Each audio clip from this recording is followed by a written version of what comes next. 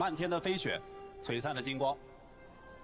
真正的英雄，就是以平凡之躯，对抗着这个岁月的麻木不仁，让自己与更好的自己一遍一遍的在未来重逢。未来还可以继续吗？未来还有属于我的机会吗？未来还可以一直赢下去吗？8年前，我没有想过能坚持到现在。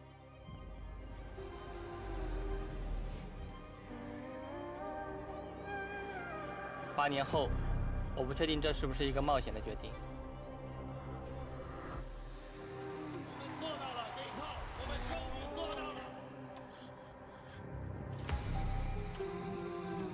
新的目标在哪？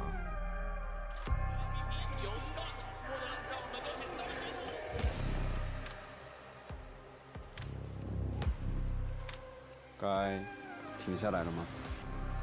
他们说我已经拿到了所有的荣誉，可我还想再拼一次，因为还想赢。我回来了。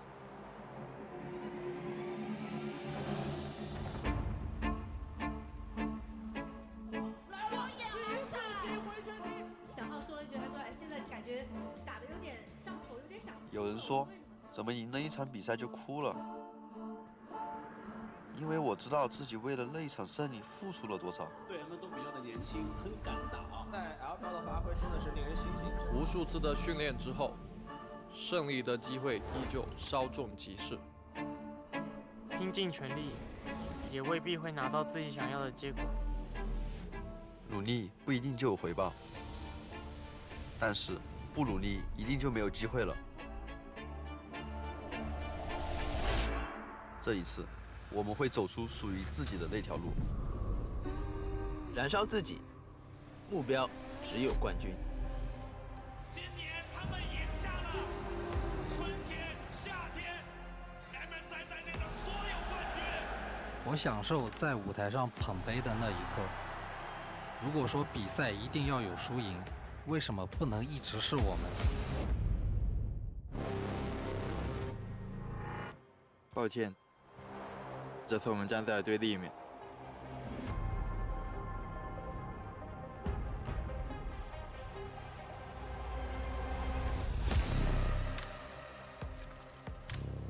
无人问津也好，技不如人也罢，不必让自己沉溺其中。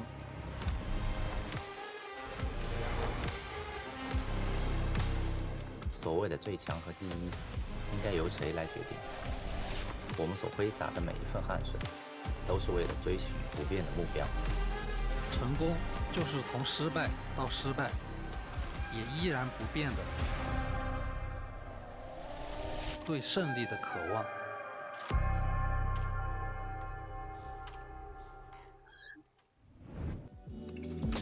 Welcome one and all to the LPL. I am Just Oshin. I am unfortunately in my room, in my bedroom, actually in my office beside my bedroom. I am joined by the notorious Nightmare. How are you doing, man? It's been a long time since we got the cast together. It has been. It's been a couple of weeks, and I'm joining you, of course, from the famed Ari Shrine, which is behind me. Of course, absolutely. You know, it's a very important spiritual location for myself.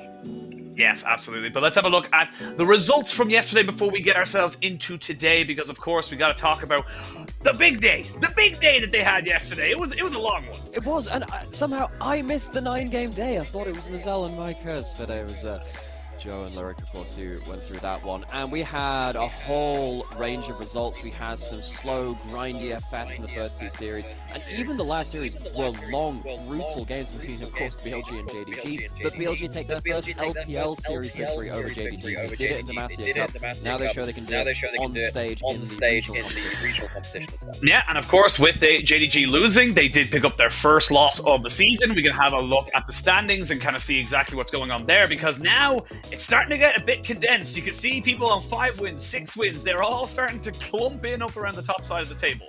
And JDG, with them losing that series, means that there are no undefeated teams worldwide in major regions now as well. Very interestingly enough, they were the last holdout for that one. BLG returned to the top of the table. They took that shock upset loss to Invictus Gaming, who are still looking pretty good, but then, of course, they have been the Giant Slayers, but also fallen to some other teams too. And then, of course, some of the teams which have fallen a little more than others are on this page, the second page. The ones which wouldn't make chaos if we did that cut off right now. And as we keep mentioning, why the heck is LNG there? Ah, that's World Never Give Up. I know that name. Of course, EDG sat at 0-7. Yeah, and well, we'll see if that goes to 0-8 today, as we do have EDG in our first game today up against AL. Then, of course, Weibo versus OMG, and then NIP versus LNG later on in the day. So we're going to see a couple of different things there. Of course, we're going to have to check out Goldberg as well, make sure he's doing all right, depending on how that result goes later. But obviously, we can move into that a little bit later on. Coming into our first series, though, EDG versus AL. I mean, like, AL high flying right now, like really feeling good about themselves. Like, it's kind of night and day comparatively to these two teams. Absolutely. This time last year, EDG were the best team in the LPL. Whereas now you look at Anyone's Legend, this is the best winning streak they have ever been on as the Anyone's Legend brand. Now, they did rebrand from Rogue Warriors way back in the day, and they had some very successful splits in years back then. But in this iteration of this organization, they've only ever been on a 4-series win streak. They're currently matching that. And with EDG in dire straits right now, they could pick up another win. Yeah, absolutely. And for EDG, it's rough. It's rough, buddy. And I don't know how else to say it. Of course, we can have a look at EDG's roster just very, very quickly and kind of say, like, this team has had so many changes. The one recently being that Monkey's coming in for JJ. Of course, JJ had a little bit of an issue health-wise. We wish him a speedy recovery. But, I mean, they're just, as we were talking a little bit earlier before we came live, they're kind of in free fall. EDG have had 16 individual games throughout their 7 series so far, and they've had 4 different rosters. Now that makes 5 with the jungle change as well, with Monkey coming in. Monkey is a very talented player. I've seen him play in the LDL and the Asia Star Challenger Invitational level, which is kind of like the conglomerate Asian Challenger leagues competing, and he won that back in 2022. Didn't see as much game time, of course, through 2023, but then he's coming in now to replace one of the very best and most storied junglers in the LPL, and he has to do it on short notice with a team that's already in freefall. Ala's come back into the roster as well, and it feels like this team, they've been through a lot of the hard series. They've faced top esports, they've faced BLG, they've had an awful lot of stuff, but this is going to be a really difficult situation for them. Yeah, absolutely. I think, unfortunately, we are having some tech issues. We are going to try and truck into a quick 10-minute break, and hopefully we'll be able to sort that out very soon. So we'll see you guys very, very shortly.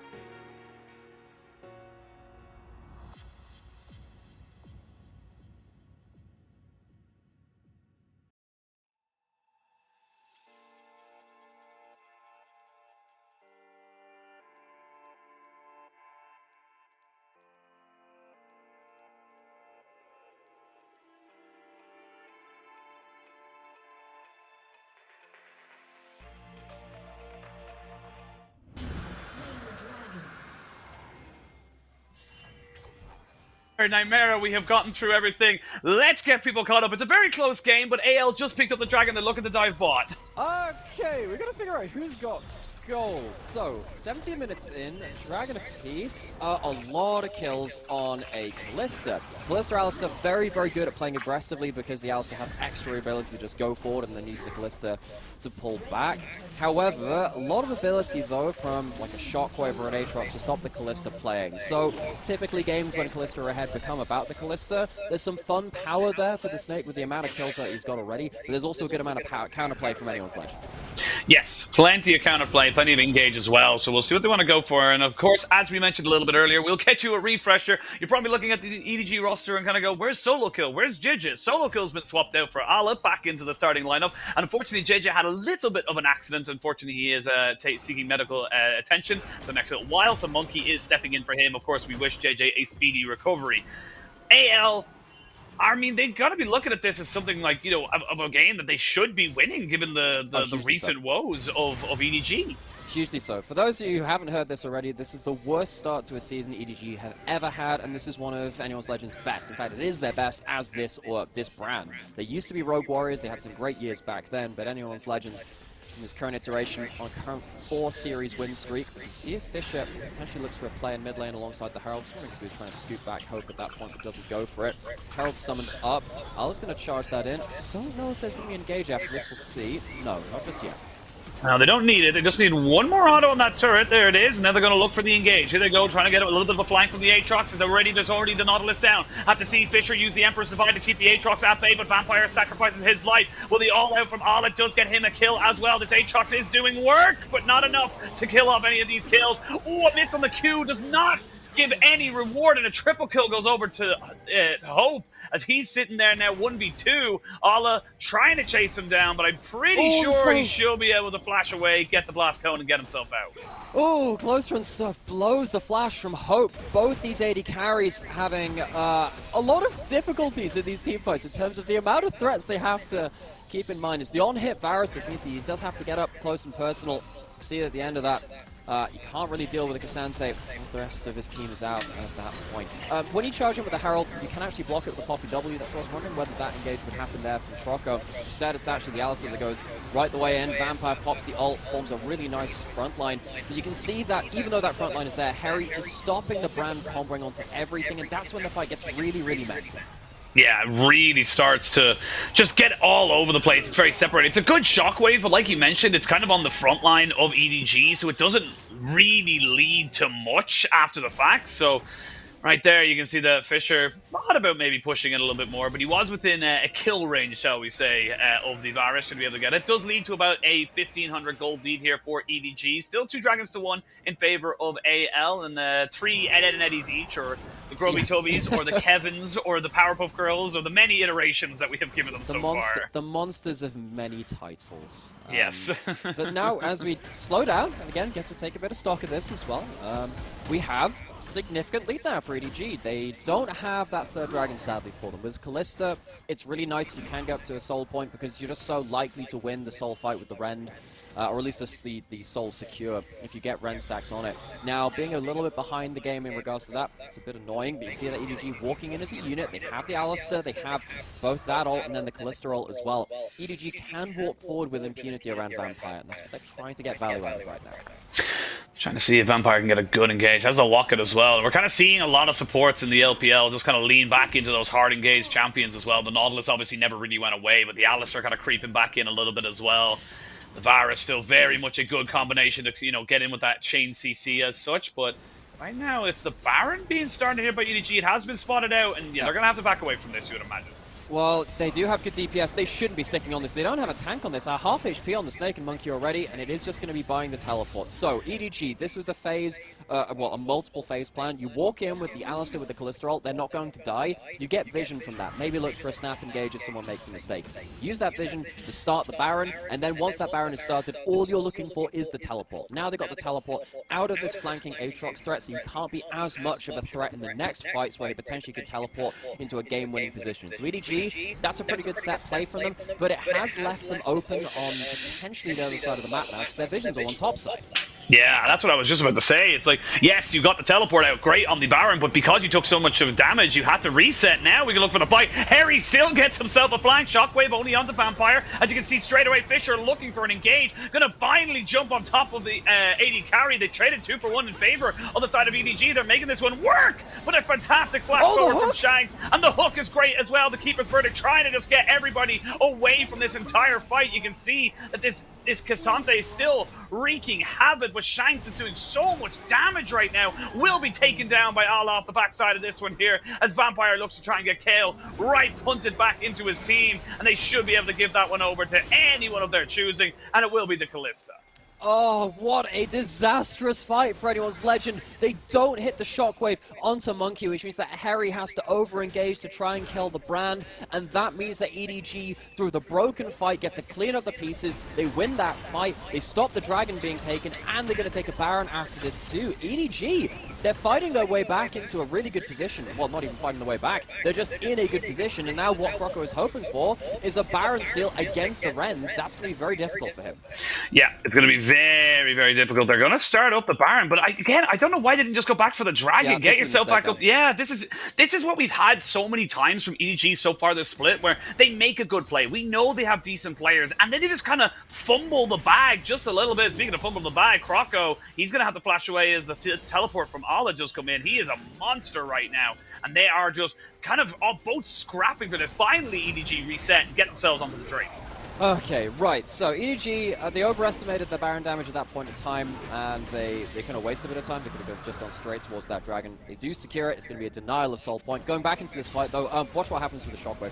That's the really big thing. Harry is in a flanking position, but then suddenly, Shockwave doesn't hit Monkey. Harry has to flash forward, can't quite finish off the kill cleanly, gets CC'd up, and that Aatrox not being able to cleanly combo onto the first target is what ends up setting up anyone's Legend for a very difficult fight after that point.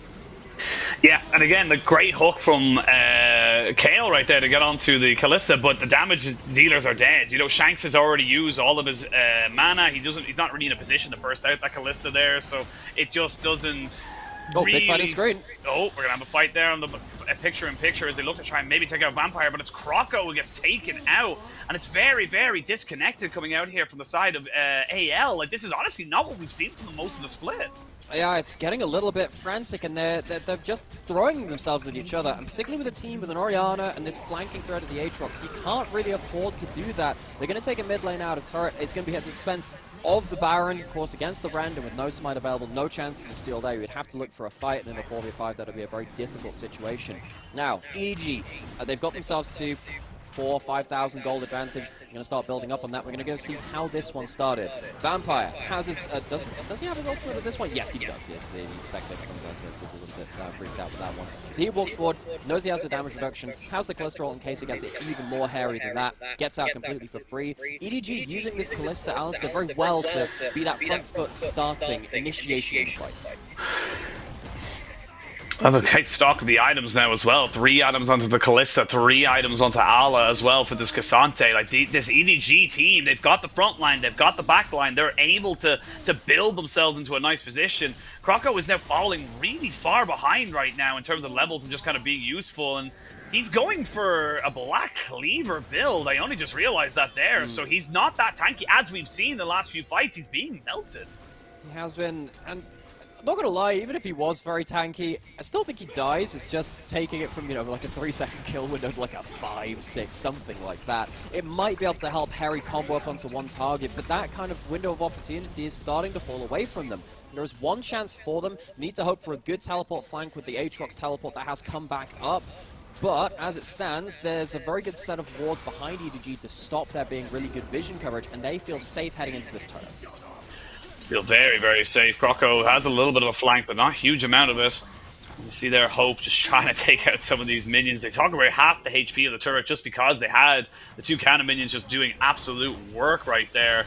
Ala single-handedly taking down this mid lane turret, and it is starting to look a little bit harder here for AL just to try and find an angle, find a flank. Because again, like, you look at their team, it's Nautilus kind of tanky, and then everyone else is pure damage almost. And when Nautilus is behind in the game as well, we talked about how Poppy just gets melted. This Nautilus ain't going to have an easier time.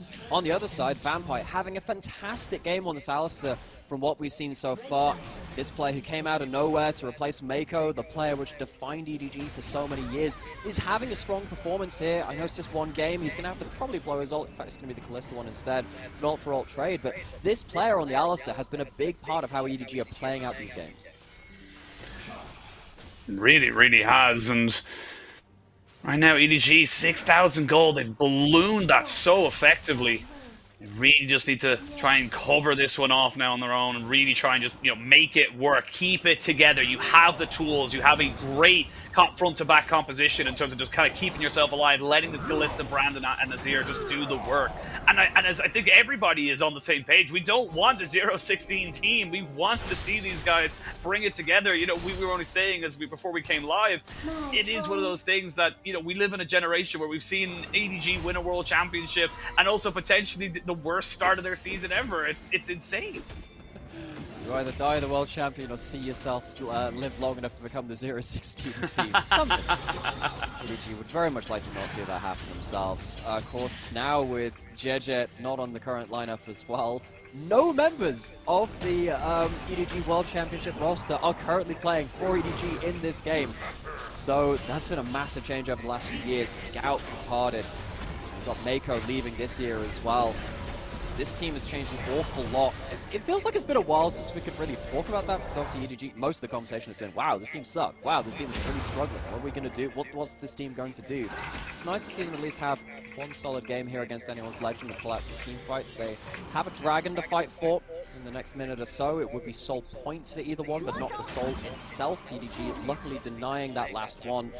Anyone's Legend, they have flashes up, they have teleports up. If they're going to take a fight, in terms of the summoner spells, it's a good place for them. Now we get to have another fight, 2 dragons apiece. This one will put you both onto soul point. Good poke coming out here from Shanks. You can see the Vampire's already half HP. Gonna pop down a hook there onto Ala. Get him with the Chain of Corruption as well. Decent poke. Shockwave only onto 1. Ala, though, is taking serious punishment right now. Had to get the heal from the snake. And now he's gonna have to reset. They're already onto the dragon. But he can reset. He has a teleport. He can use that as regen. It just stops the fight happening right now. Vampire goes in. Vampire does go in, but they still haven't gotten the K'Sante back into the fight yet. Finally, he's here. And, oh, the Keeper's Verdict completely misses. Soul point confirmed by AL. Flash for flash as they look for the Emperor's Divide. Everyone just jumping in, but you can see that Hope and Shanks just keeping themselves barely alive. Allah says, you may have nearly killed me, but the important word is nearly. But this is the problem when you're chucking everything into a top lane and they can just teleport back to the play. Anyone's Legend, a huge overestimation of what they could do once their ultimates is down. They use the Shockwave, the Varus ultimate, and so much else to just send Allah back to base. It does buy them the dragon, but it loses them the fight afterwards. 2 for 3, Fisher gets a shuffle in there too to make sure at least they clean something else up. But just watch what happens here right again. You can see that the W from the K'Sante is blown. That means that you can't go Stoppel anymore and think, okay, how much can we get done here? Well, not that much. You use a lot of your basic cooldowns and a couple of ultimates. Allah just gets to teleport back anyway. I think at this point, anyone's like to think, oh heck, we have to take the dragon now. This is our only chance to do this.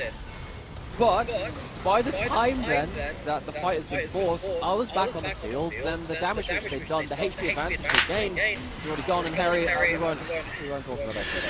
No, we won't talk about that Q3 from Harry, but, I mean, the objective secured here by the side of AL. They got themselves the soul point. They are keeping themselves relative into this game, and I mean, Allah is just insane right now. He is so big right now, and it's becoming harder and harder for him to deal with. You can see maybe why they were so tunnel vision on getting him out of the fight, because when he wasn't there, you could see EDG very hesitant to go for anything.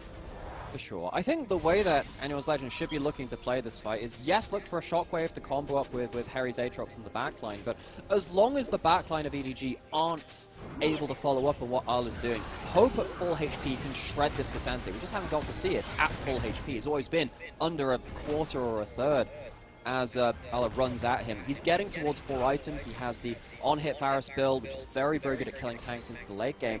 Anyone's Legend need to do their best work, though, to stop Hope just kind of having to run away on a quarter HP at the end of the fight. The Baron's up. EDG, they have their position again. They have their ultimates for the Alistar to be this unblockable frontline. Anyone's Legend, how are you going to problem solve this? Yeah, they have vision on the Baron. They know this is happening. It's a lot of damage coming off the back of this one here. Harry Looking to see if he can maybe go for a bit of a flank. Vampire looks for the fight, but gets stopped immediately. The Infernal Chains bring him back again. Another Keeper's Verdict goes wide by Brocco. Shockwave is huge, though, and that's the brand down. They can't go for the Baron, even if they get the fight afterwards, but they get the flash in right on top of Fisher, and he is dead to right. AL find themselves 3 kills. There's no answer from EDG. Oh, tragedy for EDG. This Alistar that can buy so much time in the front line is still just not in the right position compared to the carries of EDG. They start up onto the Baron, but they allow Anyone's Legend to get through the choke points. They play through the river rather than the jungle, and Anyone's Legend are going to walk away with a 1 fight and a Baron just after saying they've been messing up all of the previous fights. Vampire goes in, but Fisher's not doing damage. You can see that the Varasol is absolutely key. Monkey can't get a clean combo off. Fisher can't get a clean combo off either, and because the roots keep spreading, that Varasol, looking back at it, probably just solo won them the fight. Yeah, I mean, like, and the fact that he's even pointed out right there, the Shockwave hits on top of the Brand. He doesn't get to move. He doesn't get to do anything. Monkey was just left there, kind of sitting there going, geez, I hope I'm not CC'd in the next few seconds to do my combo. Didn't get to ult, didn't get to throw out any abilities, and now we come back in. It's a 3,000 gold lead. It's a soul point. It's a Baron. It's a lot of power just given back to AL. Do you reckon Monkey woke up this morning and went, wow, I'm sure I'm going to enjoy moving today? That's what you think as you leap out of bed. Of course, coming in for JJ in this series, unexpectedly so. It is the 5th roster which EDG have fielded this year. They've won 2 individual games so far. They won their very first game of the season and then won a little bit later on.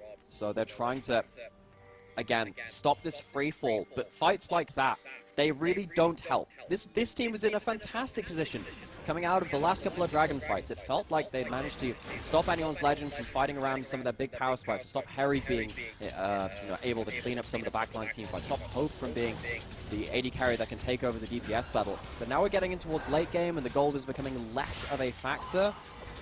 I'm interested to see now how EDG can play around this front line again. They misplayed around their front line last time.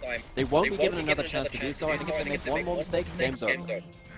I have to tend to agree with you. It just feels like EDG, and it does feel like it's momentum based so heavily. Flash forward, flash away. Monkey going to get away from that one. As we can see now, they're trying to turn their attention back onto the Snake, but now Vampire taking a hell of a lot of punishment. Has to use the Fate's Call to keep him there. Harry, though, on the back end, gets punted away from the Emperor's Divide, which keeps him alive just for a second. He trades his life, because that's all he could do. Now we're going to see what Allah can do. They're going to try and just CC him down, burn him down with this Varus, this tank killer, if you will. AL now just constantly fishing for more hooks, more engages, if they know they're in a 4v3. That was a fight of so many different repositions, and Cal just about misses out on that last hook. There is no front line left really for EDG, especially with Ala being so low HP. How much can he do with a single W left? Oh, looking for more. You can see Shanks wants Fisher, but Fisher will not give it to him.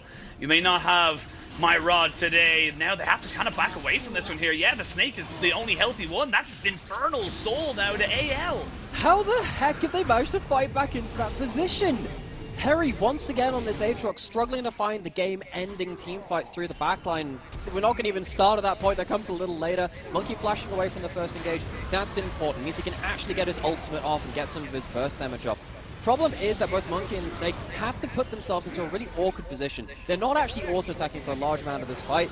The Aatrox, yeah, not the biggest value, but gets rid of the shuffle from Fisher. That gives a lot of extra safety to Shanks and Hope to say, well, okay, we can walk up now and maybe do some extra damage. Going back into live now, though. Hopefully, EDG find themselves a better fight than the next time. Feels like things are, the warning signs are happening now. Yeah, here we can again on to 6,000 to 2,000. It's really difficult, and there's so much standing gold available here for the side of AL that they're going to be able to take this tower. They're going to be able to keep pushing in all these side lanes, because unfortunately for EDG, if the K'Sante's not there, if Allah is not around, they just don't have any threat. That threat onto the backline might stop Shanks from having another great team fight. He's picked himself up a Medjai's, my favorite item in the game. He's upgraded his Darkseal library card to the full reading experience. And this Orianna is doing some massive work with not even just the shockwave, but the follow-up QWs. See what he can do once some of the threat from EDG is down. Again, a look at that shockwave!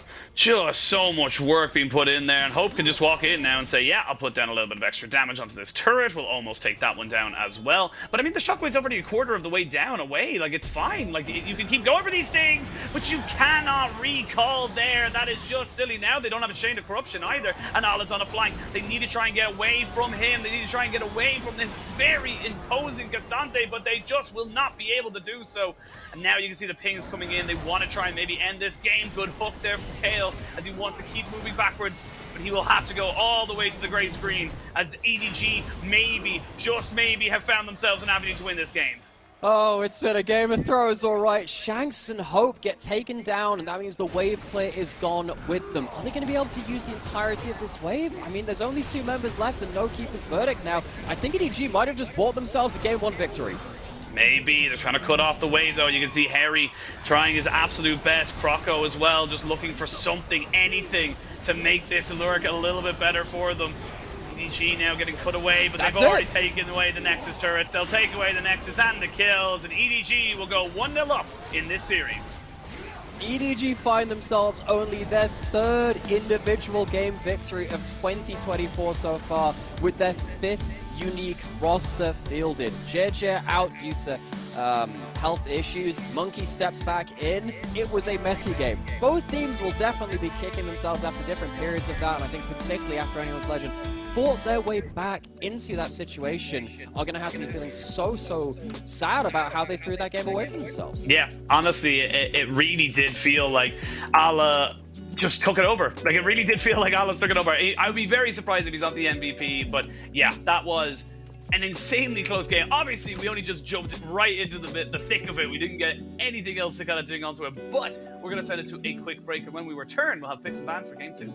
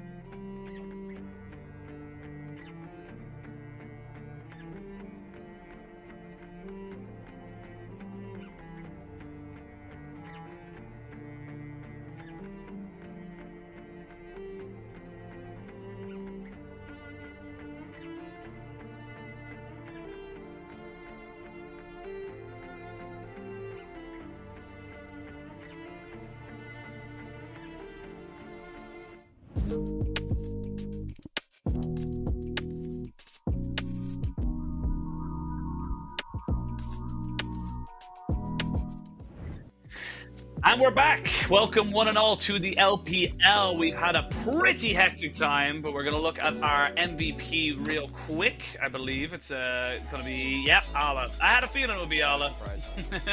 No surprise. Just Cassante, I mean, you can see the fear of God being put into anyone's Legends eyes. They look down at this Cassante and just thought, we have to blow every ultimate on this guy. We have to try and get him out of the fight.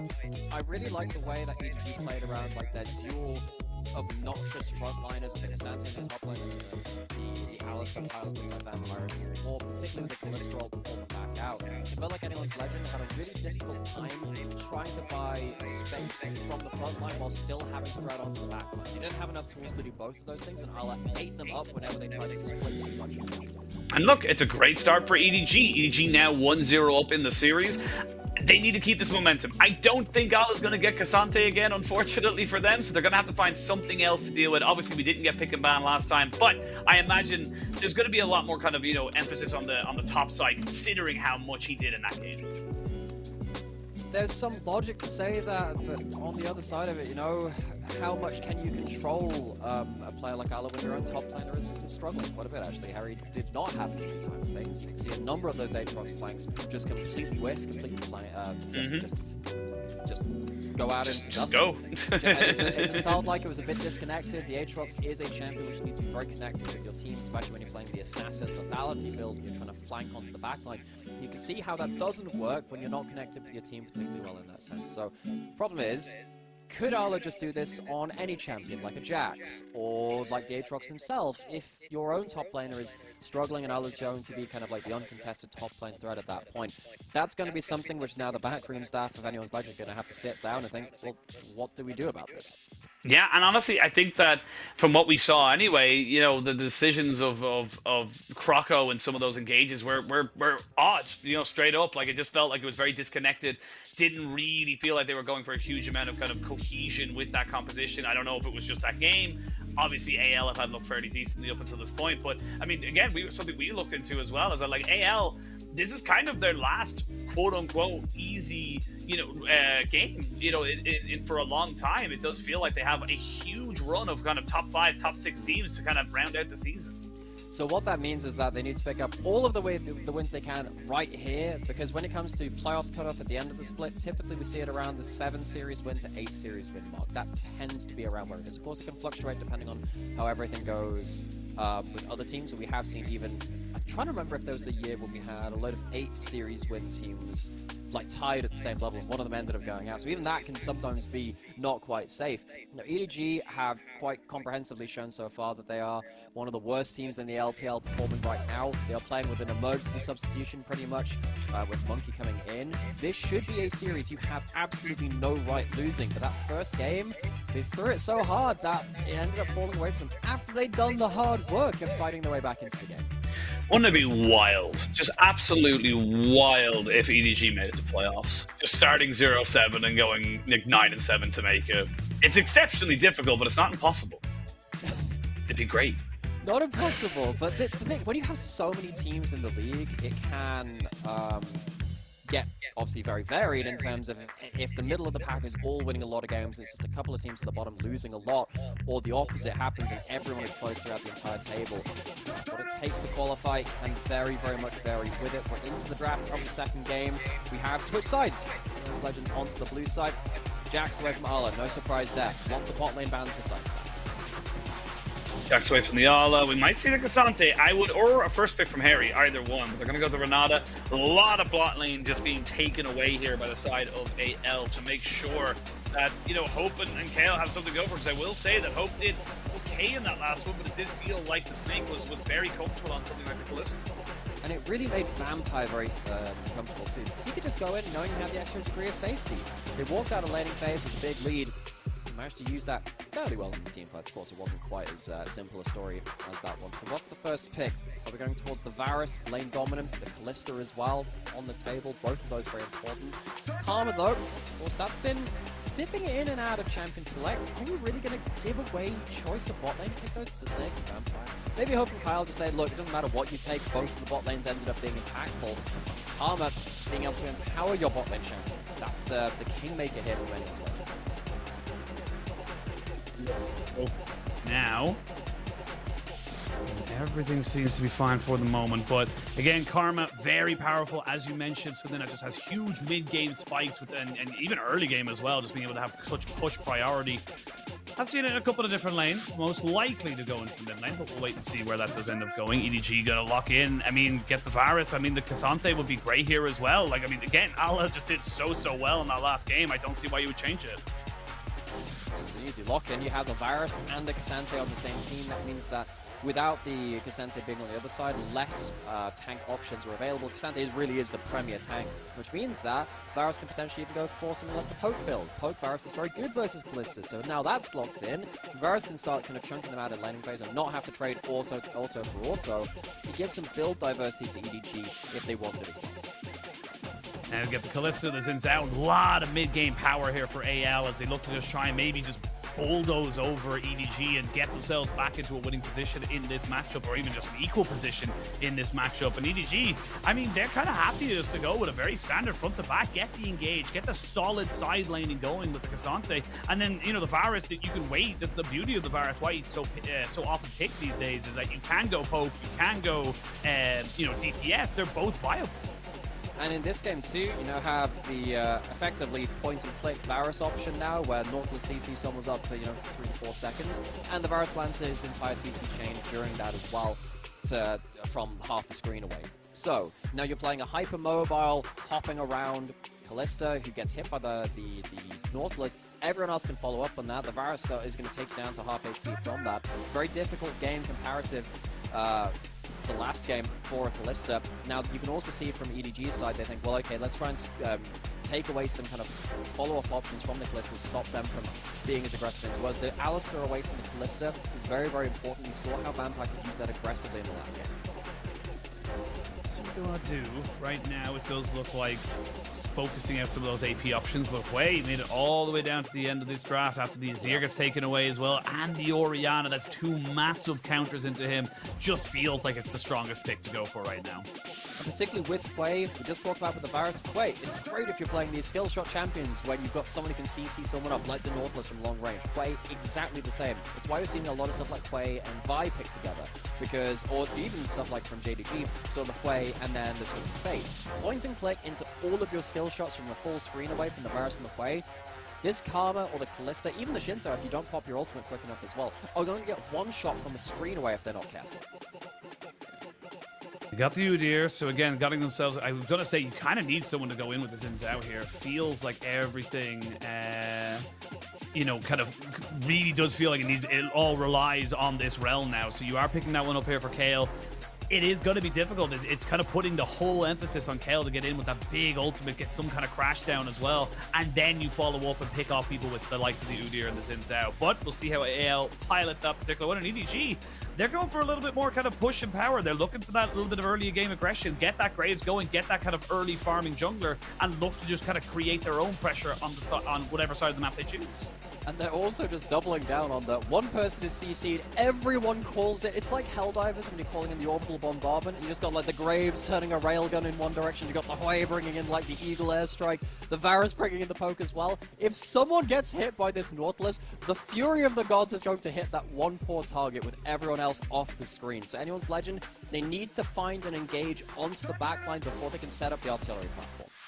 Yeah, they got to make sure they are building as much as they possibly can, as we do see coaches just getting themselves their handshakes off.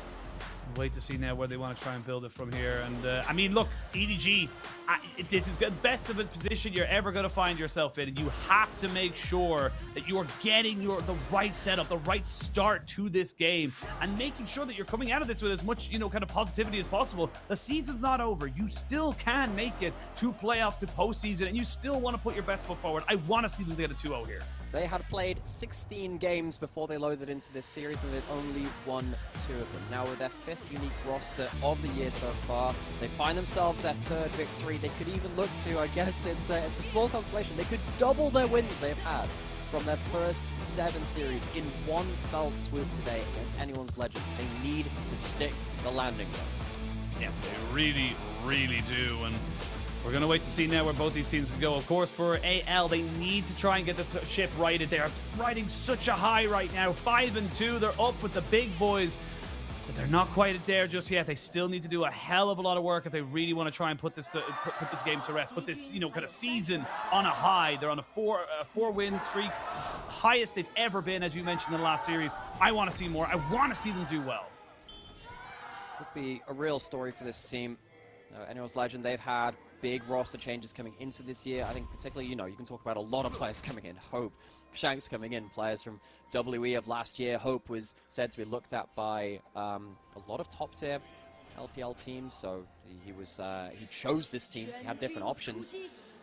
They've kind of stuck to their guns to see if they can make something special out of this roster. Now we have ourselves a very different level 1. We have a Nautilus and we have ourselves the Rel, both these very strong level 1 champions. I think both of them have sniffed each other out. EDG, how are you getting out of this one? Oh, we'll see how they go for this one. They're going to try and just fully force in. They're going to be caught around, though. They do get the first kill. Monkey will be traded back, though. And that's a 1-for-0. It's going to be 2 because the Snake has nowhere else to be. And that's over to Udyr as well. So a 2-for-1 trade in favor of AL. And I mean, it's not terrible, but it's definitely not the side they want to be. And Vampire's he's got to execute. Yeah, he had no way out. And then that's unfortunate. That means they're going to be late to lane. The whole system's been changed. It's all so weird. And now suddenly you have the Snake who's blown both summoners. Yes, the Kalista has 2, but you've blown a lot of summoners. You're going to be late to lane. You've given up the priority of the first couple of waves, which is absolutely hellish versus a Kalista who can use the XP advantage to hop forward and force fights onto you. And this starts from just the weirdest level 1. As we saw the group up from Anyone's Legend, the recalls weren't channeled, maybe not channeled in time, maybe they thought, oh, we've got to get out. But they're only here as 3 people. They don't have Fissure here. They don't have their top laner coming down as well. They've gone for a very aggressive invade, and they just don't have the numbers to back that up. No, they really don't. And again, it just really... I don't want to say desperate because it's not really a desperate play. It's more just kind of like, oh, well, if it works, it works. If it doesn't, well, it's high risk, very low reward, in my opinion. It doesn't really feel like it's kind of something that's going to change the outcome of the game. It's not really going to, you know, even if you get 2 kills there, it doesn't really change how the game is going to be played in the first few minutes. And now you're dealing with lack of summoners. You're dealing with lack of pressure now around the map. Fissure just being pushed back consistently because I think Shanks is just very confident knowing that, hey, look, the Graves is not really going to be in position to kind of go for it. Oh, they saw them. Oh, that's wow. how they got tipped off. So they were seen on the ward heading down there, but just a quick dip outside the brush. You can see that in terms of perspective vision. Gosh, EDG really going to be brewing that mistake because now they have to start from significant gold down and significant pressure. Lanes down. The Udyr always pushes in the Xanse early game if he wants to. Of course, he can just use that Phoenix stance. He's going to shove in with the Storm. Bot lane, we already talked about how Vampire getting back to lane was a problem, and of course you got the Karma with the Mantra Qs very early on. Croco has 3 winning lanes to play around, and he can walk into the enemy jungle and potentially stop the Graves from really getting a lot of value out of this early game. Now I will say Graves is one of the better junglers to play without winning lanes because you're happy to just kind of farm up, and you've got an E to keep yourself safe in your own jungle too. And you're pretty good at dueling as well. So it's not like Monkey feels like he is obligated to impact these lanes from a jungle perspective, but it's still a very powerful point from Anyone's Legend to play from. We'll see where they want to try and take it. That's the big thing, is that yes, you get this little advantage. You get yourself a very early Vamp Scepter here in the bot lane for this Kalista, which Hope is just going to feel so good about right now. But I'd like to see what he actually is able to do with that little bit of a boost, shall we say. Decent wards on the top side for AL means that Harry shouldn't be caught out by Monkey here, and Monkey goes for a full reset. So I know the last time that the Graves were seen was in that top side. Now Fissure, you have to be careful here. These tethers will start to get a bit more, you know, or these Mantra Qs with the tethers will start to hit you a lot harder as the game gets into those level 6, level 7 marks. A lot of these trades look pretty brutal early on in mid lane, but the way I've been referring to it recently is that the first couple of trades in mid lane are not really for solo kills. Occasionally they are, and sometimes if you overpush, the jungler can come in and gank. But it's really a battle of the economy. You're looking to make someone go back. So for instance, Fissure is back from 30 CS. Because Shanks has taken better trades, he gets to back a wave or 2 later, and he gets to back on 40 CS. So in terms of the next phase of lane, he's got an extra 10 CS of minions to work with, and it means that as you fight now around the map, you're going to have a stronger Karma.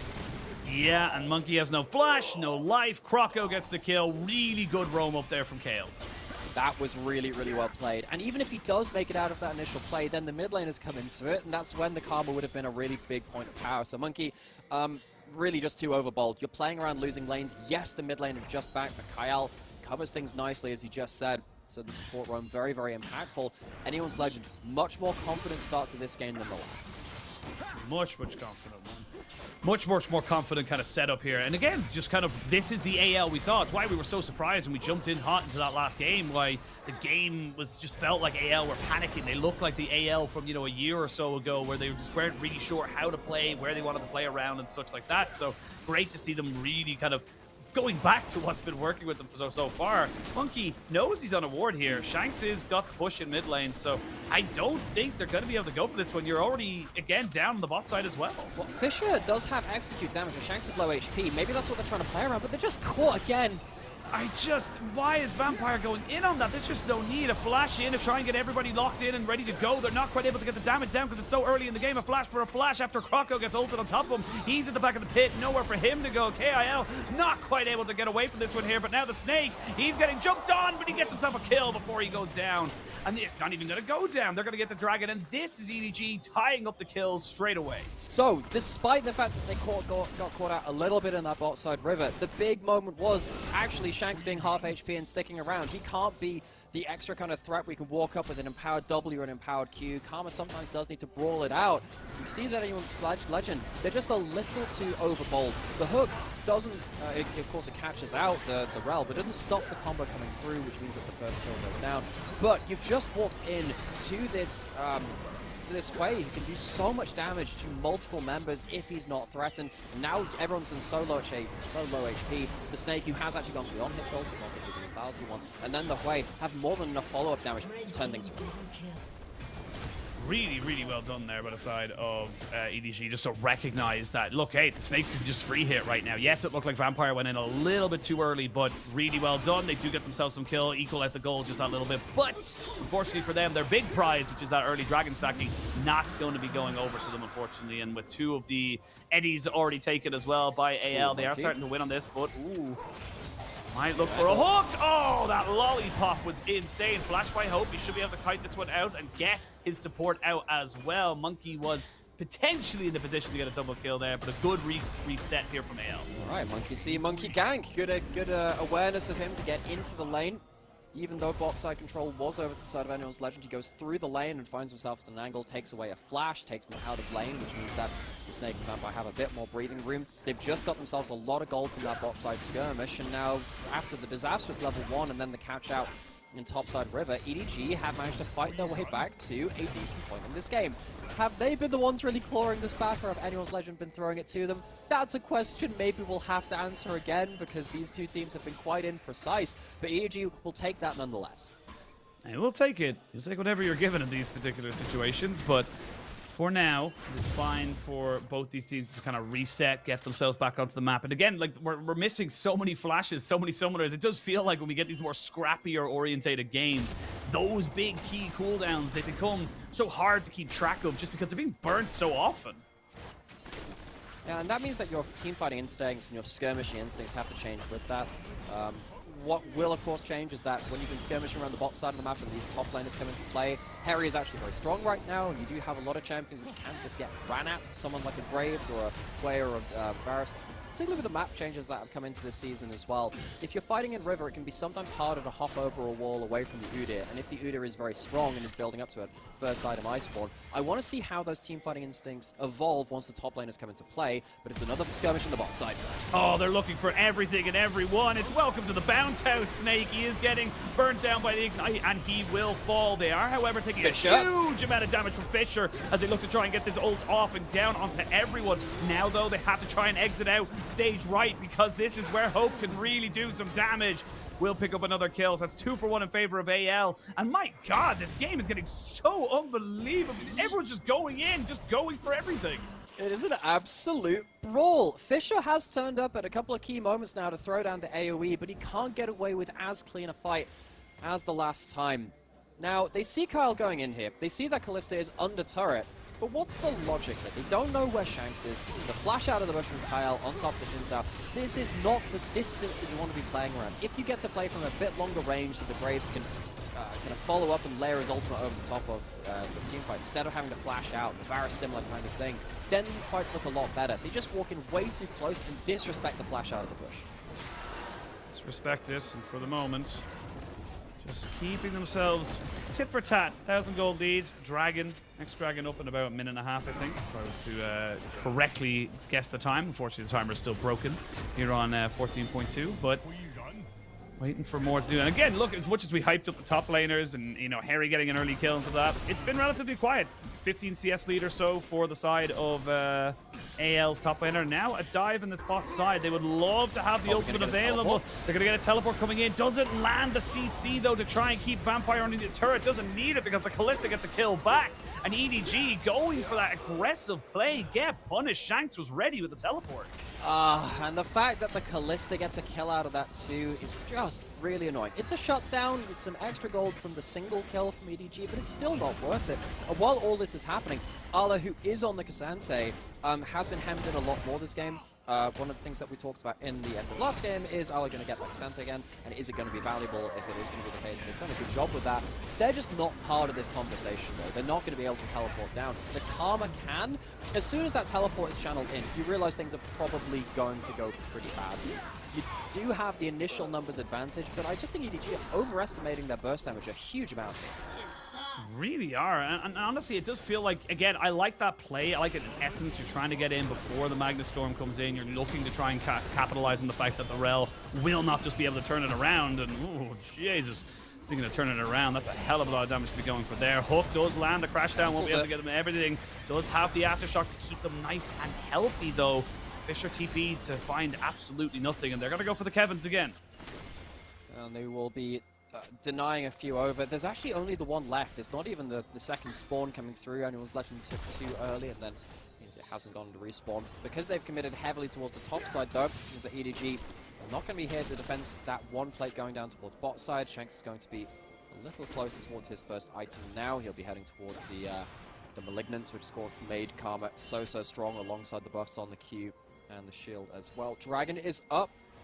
That means that with top laners coming down, we might even see Ala and Harry get involved for the first time. Oh God, it's just fight, fight, fight. Let's keep fighting. There is no respite right now. Flash away by Vampire.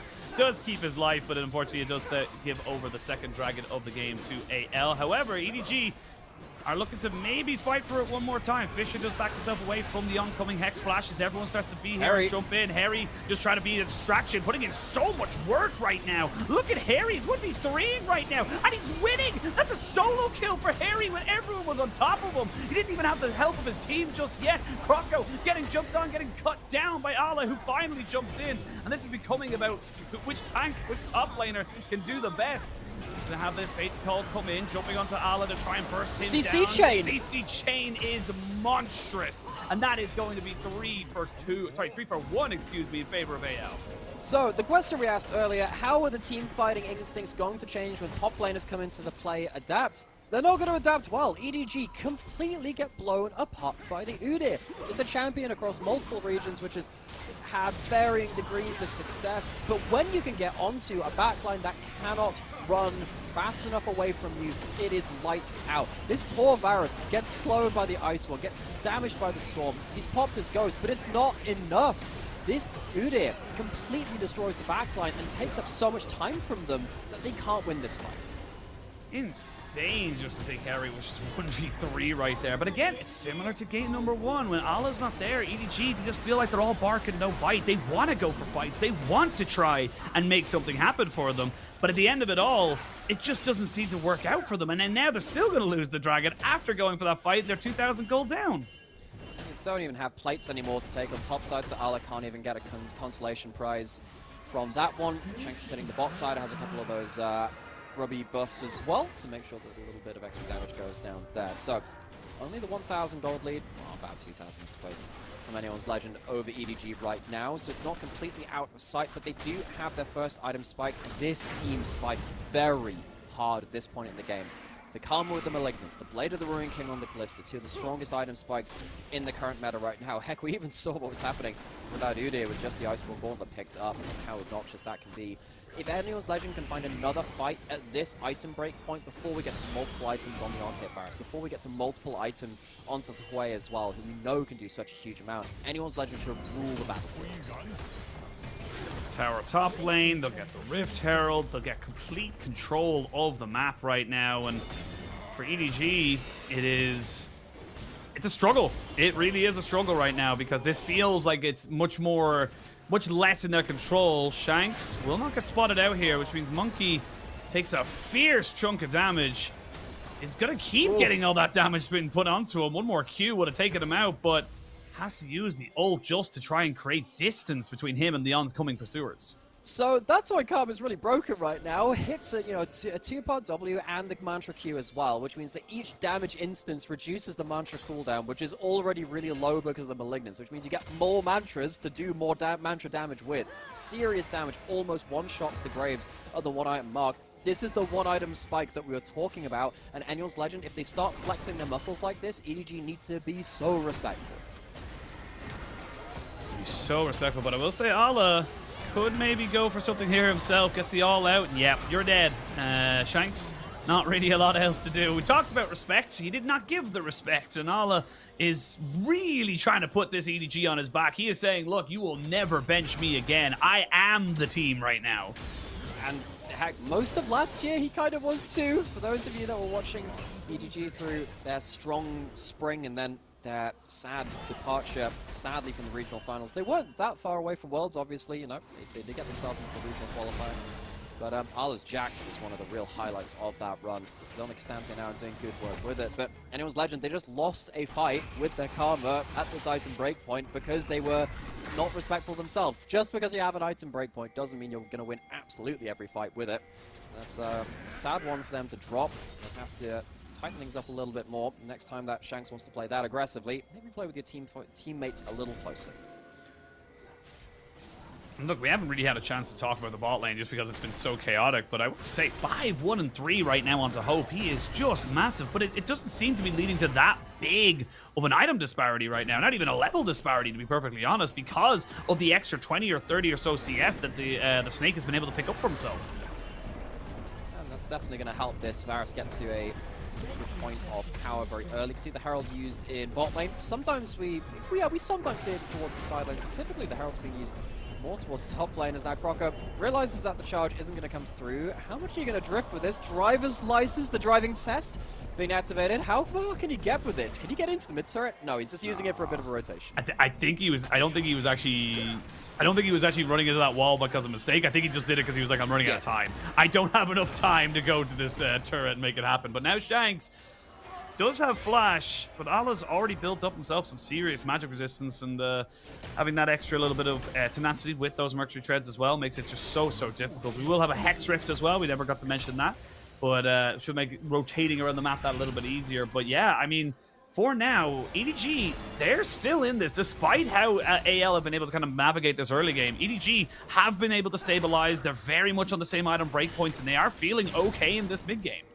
Yeah, it feels like they'll be able to get towards the 2-item mark fairly okay, unless there's like some really bad dragon fight from them, which I'm not going to say they're not going to do. We're not going to rule it out. No, that one's still on the table. But considering the awful level 1, considering how the early game was such a disaster for them, they're in a much better position than they had any right to hope towards. They're still behind. Still got some very powerful power spikes to contend against too. We talked about that, you know, and second item put out for Shanks as well, which means that the Horizon Focus is going to be a very nasty amount of damage if he hits someone from a decent amount of range. Dragon coming up soon, next minute or two. Anyone's Legend, they'd like to use that as their battleground to use these item spikes on. They want to control vision control so they can get Harry into the backline again and see how much damage he can do. And the Hex Soul is massive, just having that extra ability haste, the attack speed, and then of course the Soul itself, just giving you that little bit of extra damage and slow. It just adds so much to you. But Fisher is just throwing in some serious poke right now. If he's given one or two more abilities, I feel like he could have been able to go for something a little bit more aggressive. But for now, it is just EDG saying, yeah, we will fight you for this. The Baron slinks underneath the river, so goes off over to his pit. Monkey does not get the sweeper onto Kale. So we'll see if he goes for this. Could be huge. Good poke from the Karma. And the more that you land that poke, the more mantras you get. Look for the Varus ult too. So cleanse on Hope. That would be a huge moment. He's flashed away from. That's both AD carries now without their flashes. That's a pretty big thing to keep an eye on now. Both these top laners are going to be focusing here onto the Varus and the Kalista. But now, Ala says, I'm going to pop my ghost. Answered in kind by Harry on the backside, and these top laners are the difference makers right now. Hope's but I will here, say, yeah.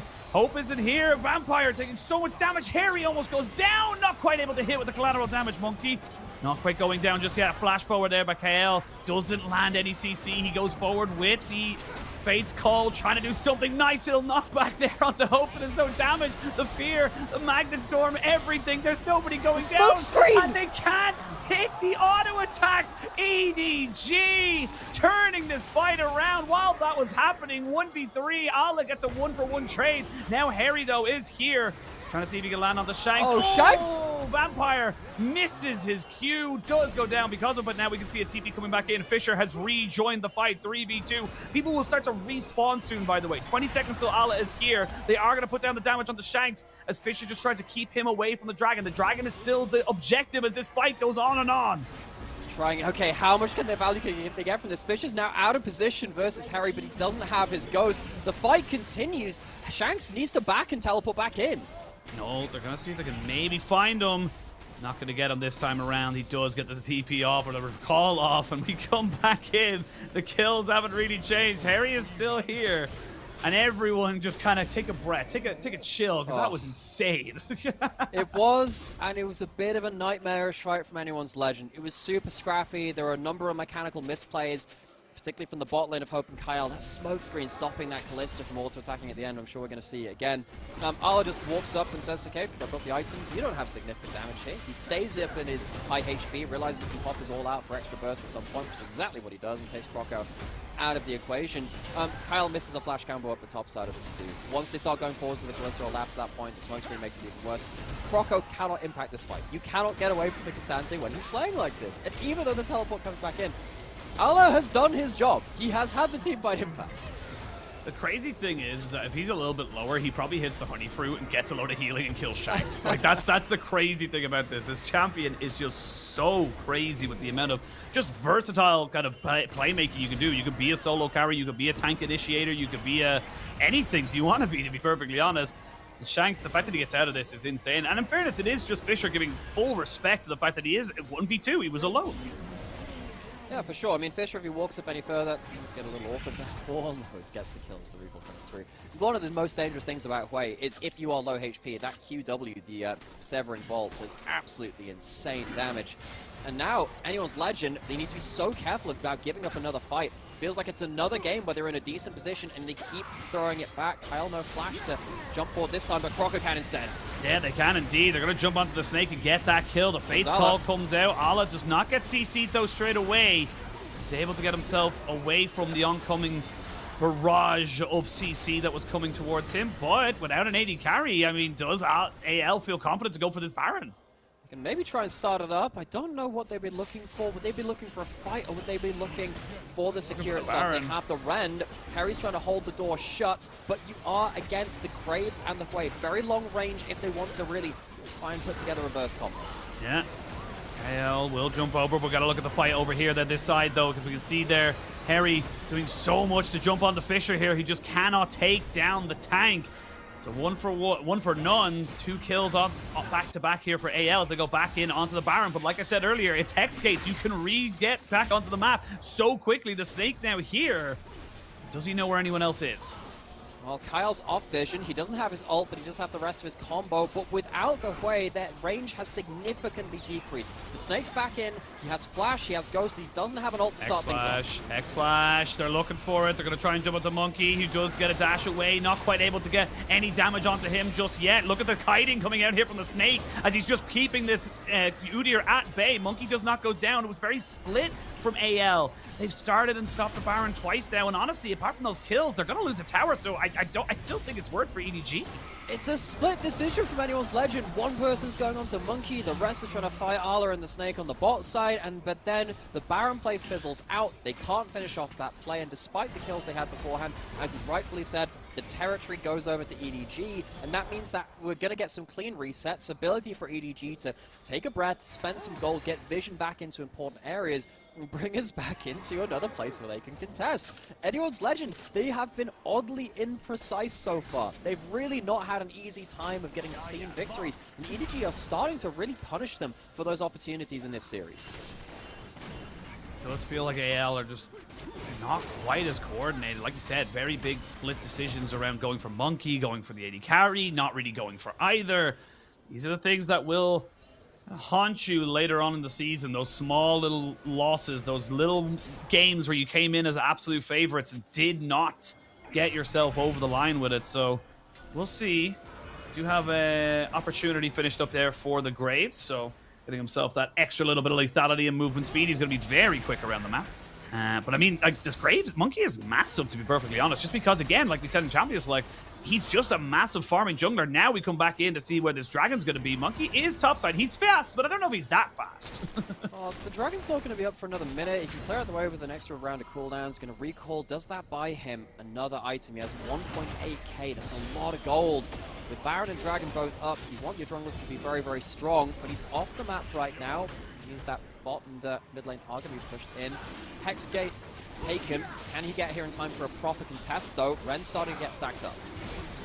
Yeah, I don't think there's going to be much of a contest. There may be a fight after the fact, though. The Dragon will be secured and confirmed by the side of AL. That's Hex sold. But do they have a fight left in them? It looks like they're going to try and jump here on top of Croco, who has to flash over the wall.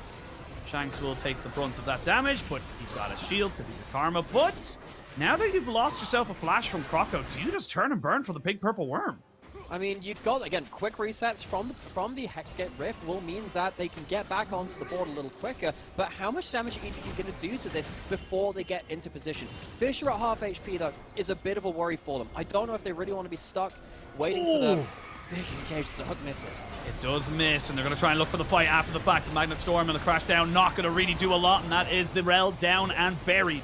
The rest of AL have to back away from this, but now you've lost a lot of your engage. AL, you don't really have a way to kind of fight this without having to just walk in and take the damage. It's another really messy engage from Kyle, and that means that maybe it's hard for anyone's legend to find themselves a fight, but Shanks is damaged! Oh my god, this Karma is disgusting. Now it's a 4v4. Shanks knows that Fissure is not feeling the best. While that's happening, Hope goes into the mid lane and goes, cool, give me that objective. But they've just leashed the Baron. They've leashed it. They can carry it on. Now they have the Ren. They have a 4v4. They can look for the fight or the Baron. They can look for everything, but we're going to have the all-out. Shanks forced to flash away. They do get the snake, but do they get Shanks out alive? The answer is no. Now Croco has to deal with Allah, who's trying to just keep everybody distracted. KL goes in, does not get the crash down. Allah will go down, but he will make a hell of a nuisance of himself, and the resets have to come out. They are going to go back onto the Baron, and this is becoming scrappier than any game I've seen so far this split. Yeah, this game is maybe the one where you're just going to close your eyes if you're one of these teams' fans and just look for the result at the end, because the roller coaster in between those 2 points is not going to be particularly fun for you. You don't have the snake to kill the tanks right now. Kyle, he's really tried to find these engages, but he's a little bit late to the plate. I mean, they're still not really committing to the Baron right now, and they're going to lose Harry, which means they might lose everybody else. Finally, they try to look to try and turn around this fight. Just finish the Baron! They haven't done either! They're finally, oh Lord, will they get anybody out? That is the question. The Fate's call is not going to be enough. The No, TP, Shanks! Shanks! How could you? You could have just walked away. He will get a kill, but he will give up his life at the end of it all. You would imagine he's not going to get out of this. He's actually getting some serious healing off of this one right now. Chain of Corruption, the fear. The Baron is killed, but now Allah can run up mid and take some turrets. I don't really know what we're watching anymore. I've kind of been used to the LPL being a little bit scrappy, but even this goes beyond our expertise here, Ashin. Anyone's legend, they don't cleanly choose for the fight or the Baron. Hope tries to stack up the Ren. He does it for a little too long. He doesn't turn onto the fight. And once again, EDG punish the indecision, the imprecision of anyone's legend, and they find themselves at a gold lead. What is this game right now? Because at the end of it all, the gold is still even. The Baron is no longer on the map. There is a soul point available to AL in about 2 minutes' time. But the map has just been split open. Where are they even putting this replay? I don't know. We're starting off with Shanks. Honestly, pour one out for Shanks. This guy is trying his darndest. Kyle before this completely flubbed another engage. The Rel did absolutely nothing in that play. It really is just a case of how much work can Shanks keep doing. He's in the wrong position at this point. Monkey catches him out. At least Hope and Harry managed to get onto the backline and stop the Varus from cleaning things up, but these fights are just so unstructured. When they get Messi's Cal, this is another complete combo. Oh, he's had a rough game. We're still going. Oh my god, it's still going. Same I wasn't replay, prepared same for the replay. whole thing to get replayed.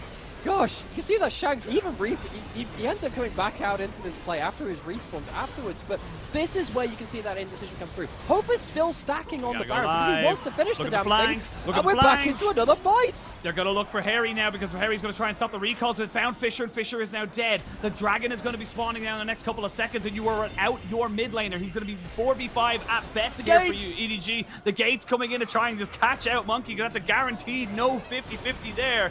They're throwing out more damage on the Vampire, and he will go down, jumping onto the Snake as best they can. It looks like AL, they don't want to be the first team to give over EDG their first win, and they are fighting tooth and nail to make sure they come out with a dub.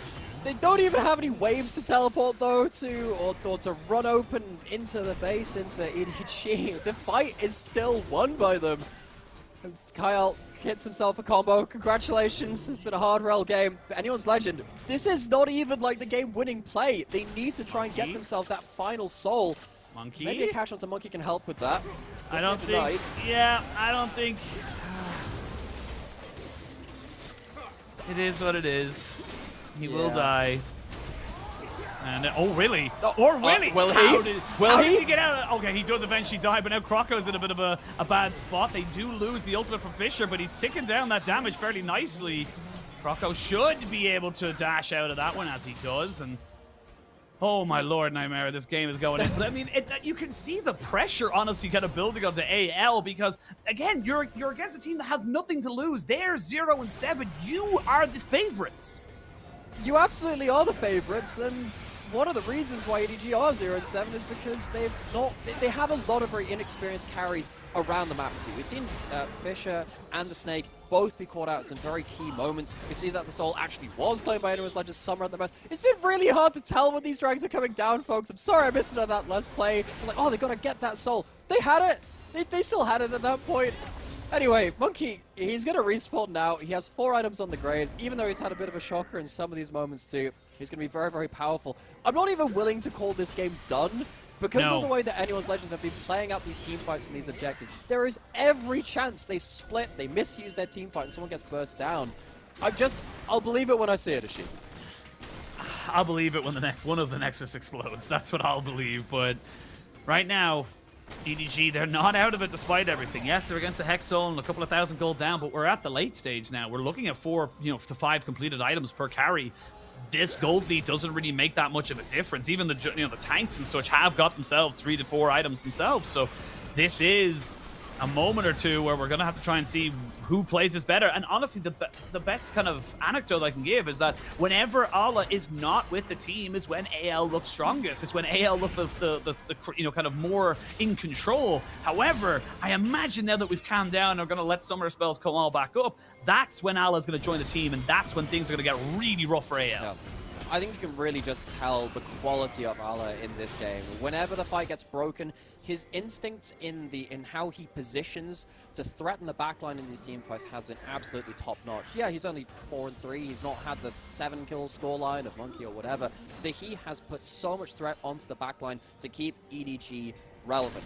Now, if that combos up well enough with Fisher on multiple items on this play, with Snake starting to gun down people in the front line as well, maybe that can be enough. The gold's not out of touch, and even with the Hex Soul down, I'm not willing to call it just yet. We're going to keep returning back to that because both of these teams have been very imprecise. They've been giving a lot of opportunities for the other team. However, what's going to make it harder for EDG is that they're losing control of both side lanes and vision control. We do not have control around the Baron Pit as of right now. You can see it's slinking its way back up towards that Baron Pit, but we've seen AL and Baron Pit so far today not have the best of luck with it. So AL just keeping control over it. They've got top lane pushing, bot lane pushing. They've dotted their I's and crossed their T's. Monkey and the rest of his team now, I'm probably glad that for EDG that hook did not hit, because the TP is coming out immediately from Harry. And that is probably the one time a Nautilus threw out a hook and went, you know what? Hindsight, glad that didn't go the way I thought it did. But the TP now down.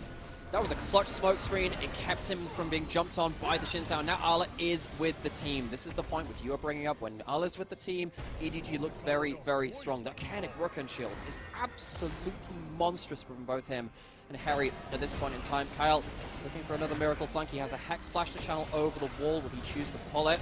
Vampire might have sniffed him out, and indeed he has. Stops out that flank from coming through. We have a TP available for Shanks and for Ala and Fisher, so for the moment. But now, the Rel's completely separated.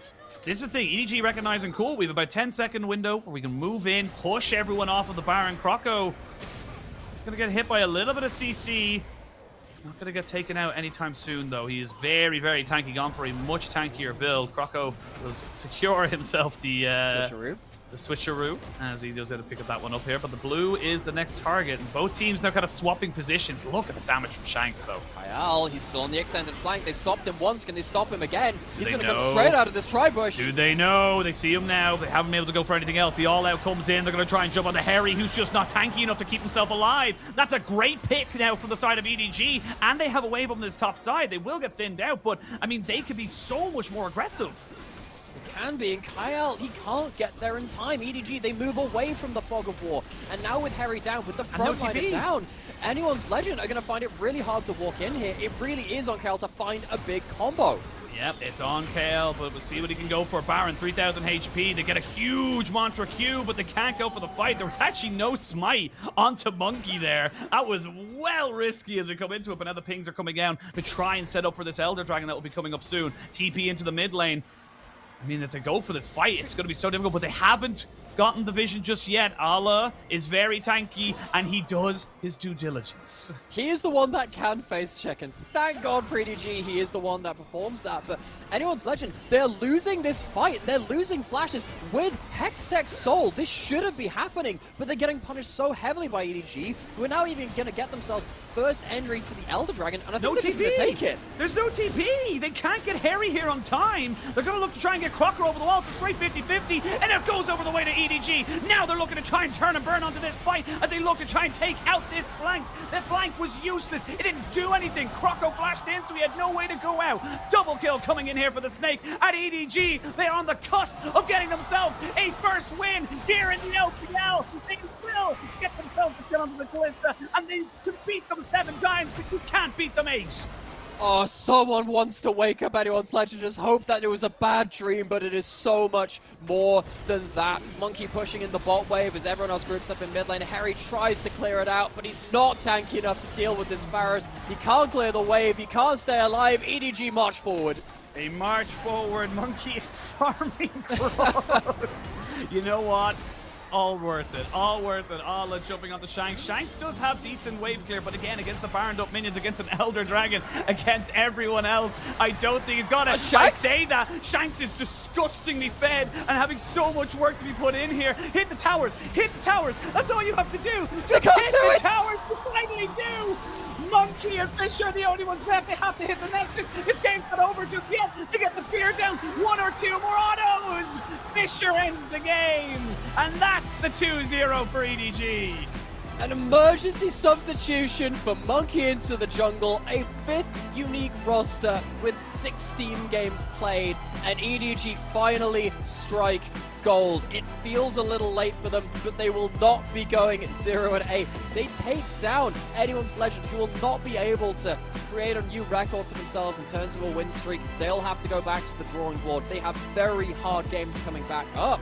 But EDG, they finally breathe a sigh of relief. This has been a long time coming.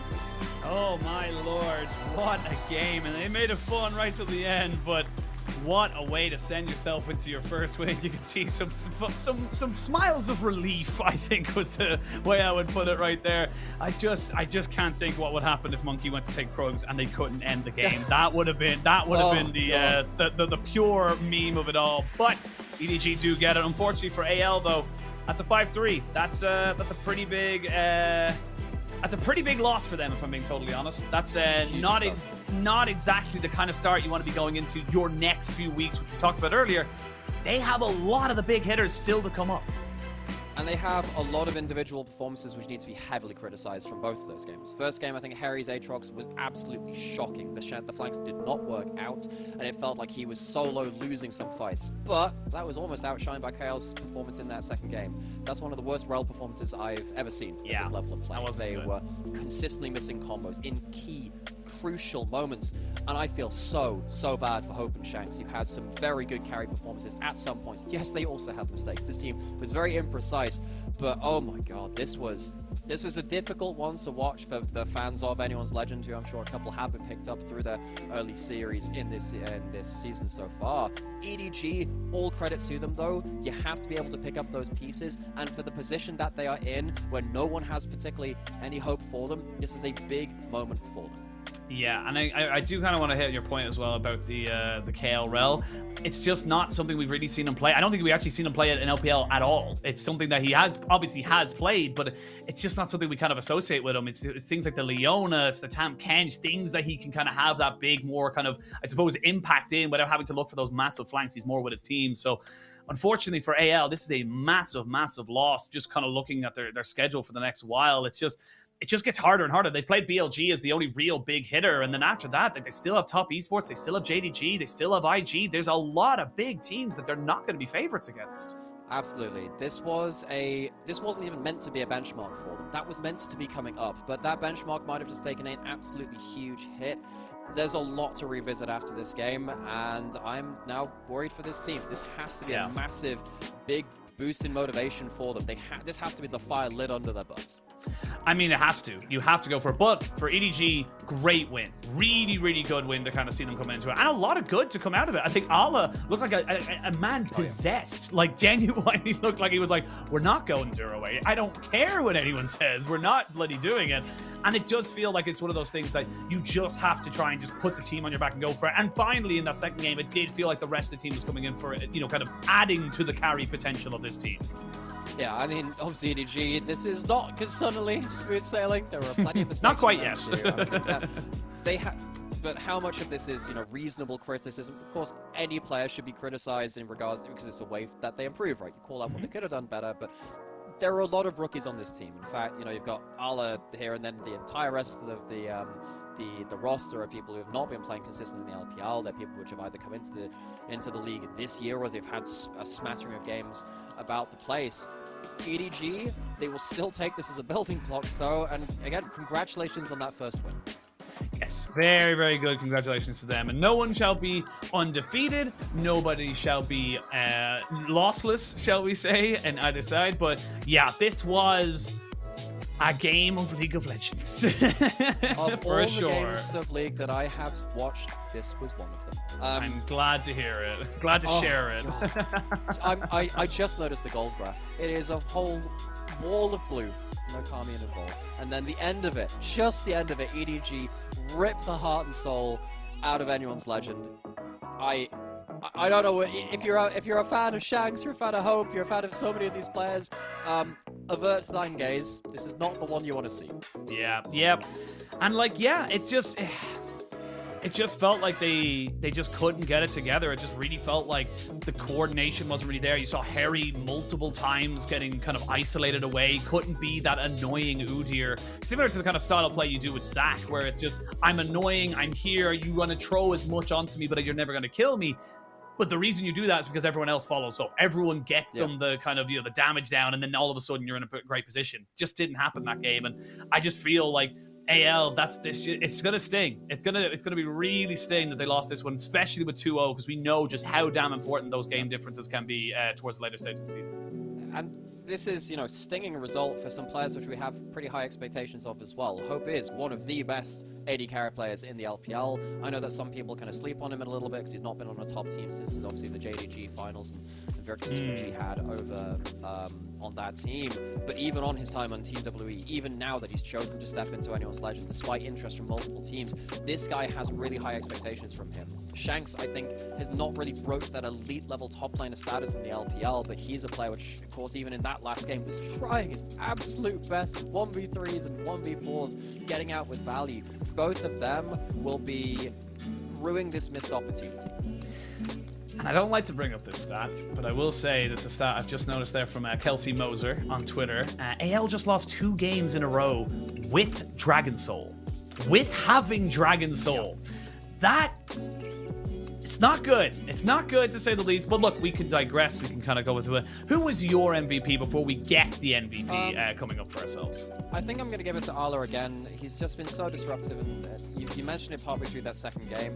Whenever Arla was on the same screen as the rest of his team, things went well for him. That's a really good sign if you're the top laner. He was disrupting the back line. He was making sure that the front line of Anyone's Legend as well couldn't get the value which they really wanted out of their engages too. This K'Sante thrived in the broken play. I think there's maybe an argument for someone like the Snake as well. I think that actually that Varus had some good moments of turnaround damage, but I think Arla's my first choice here. Okay, I'm gonna go with a random one, and I'm gonna say Monkey, just because he decided to take Krugs right at the end. Okay, no, I mean, had the iconic performance. Yes, all of the things which happened in this game, that'll be one of the top. Like, there's a lot of things in this series which we're gonna have to remember, but that Krug take, absolute class. Pretty top tier trolling right at the end there. But no, I think I do agree with you. I think the Snake would probably be my personal one. I think just the fact that he was able to keep himself alive for so long in so many of those fights. If I was to give it on the other side, I think Shanks did incredible with Shanks his karma. Actually the MVP. Yeah, Shanks or really we could be did. really BM and say it's Kyle. I'm just seeing these just nightmare flashbacks of just all of these positions where actually that flank could have worked out. It could have been the flash in, it could have been so many things. Of course, you have the Kalista there as well for the extra degree of safety and the extra ability to get into the fight. Just didn't quite work out. And yeah, Anyone's Legend, gosh, that was a game to remember as a form of motivation, to forget as a way to avoid trauma. Yes, I think that both of those are very fair statements given how that one go. And for any AL and for EDG, you're at the halfway point. You have played 8 series out of 16. You have 50% of your season done. This is where we do start to kind of, we're only in week 4, but we do have a lot of expectations, but, we give a lot of people passes as we do get our MVP. It's Arla. You are absolutely correct. 444 gets himself the thing. But yeah, I mean, great time to turn it on for EDG. Well, it had to happen at some point, and as we said, it's the worst start to a season which EDG have ever had. I'm pretty sure it's the worst series loss streak they've ever had as well. This team has had, an incredibly high track record within the LPL, and this has been a black stain on that record books. But still, better time than ever to turn it around. Yeah, really, really was. But, again, just a scrappy game. But, for EDG, they've played a lot of the heavy hitters. There's much the opposite in terms of what AL have done. So we'll keep an eye on how this all goes. But, of course, we saw right at the start, EDG, they didn't give themselves the best of beginnings, shall we say, for this series. No, they didn't. They had a terrible level 1 where they were outnumbered and spotted on a bit of a unlucky play where they were just heading into a brush. They got headed off in topside a little later. The early game was not great, and then you zoom forward way later into it.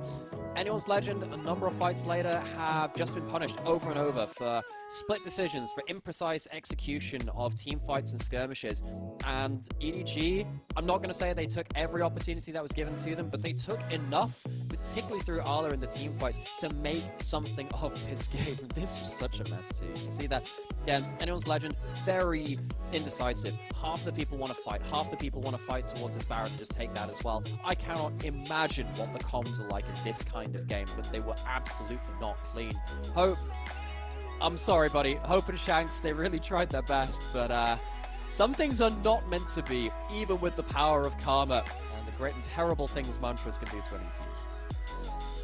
I mean, this is just such a great display of God, that healing is kind of disgusting. Yep. Like, that is a disgusting amount of healing to get back. I think it was like 1,000 or so HP back on that one, but I mean, yeah, like EDG, they kind of thrived in the chaos, to be perfectly honest. Like, as much as we meme about the LPL being fights, it did feel like EDG were the ones still maintaining control, because I always say that the best way to tell a good team in the LPL or in general is that not only do they get kills, but they get kills and then an objective. That didn't really kind of go that same way for AL. I felt like they were choosing the wrong times to fight, and when they had the ability to win those fights, they couldn't get game-winning plays. They got the soul. That was great. That was about the last bit of good news for them, and when it came around to that Elder, they'd already lost a lot of kind of presence movements in a row. They couldn't get the vision into the right place. They couldn't get themselves into the right place. Harry at the very end of the game as well was off the table. He couldn't be the front line for them. EDG clean up house, and they walk away with a very unexpected 2-0.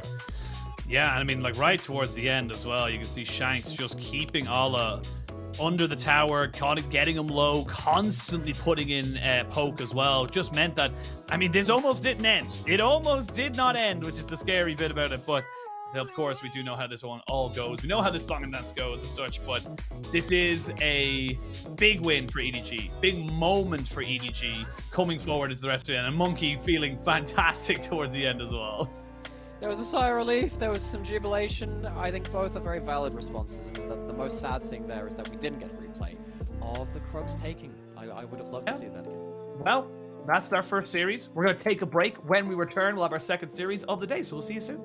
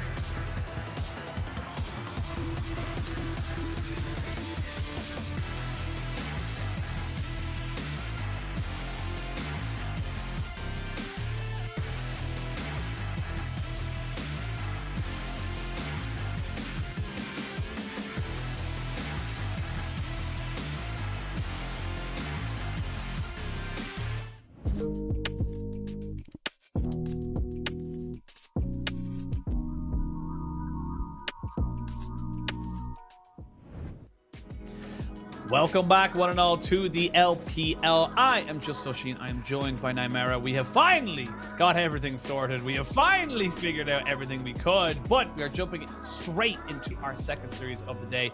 Weibo versus OMG. Gotta talk about this Weibo team because they are beautifully inconsistent.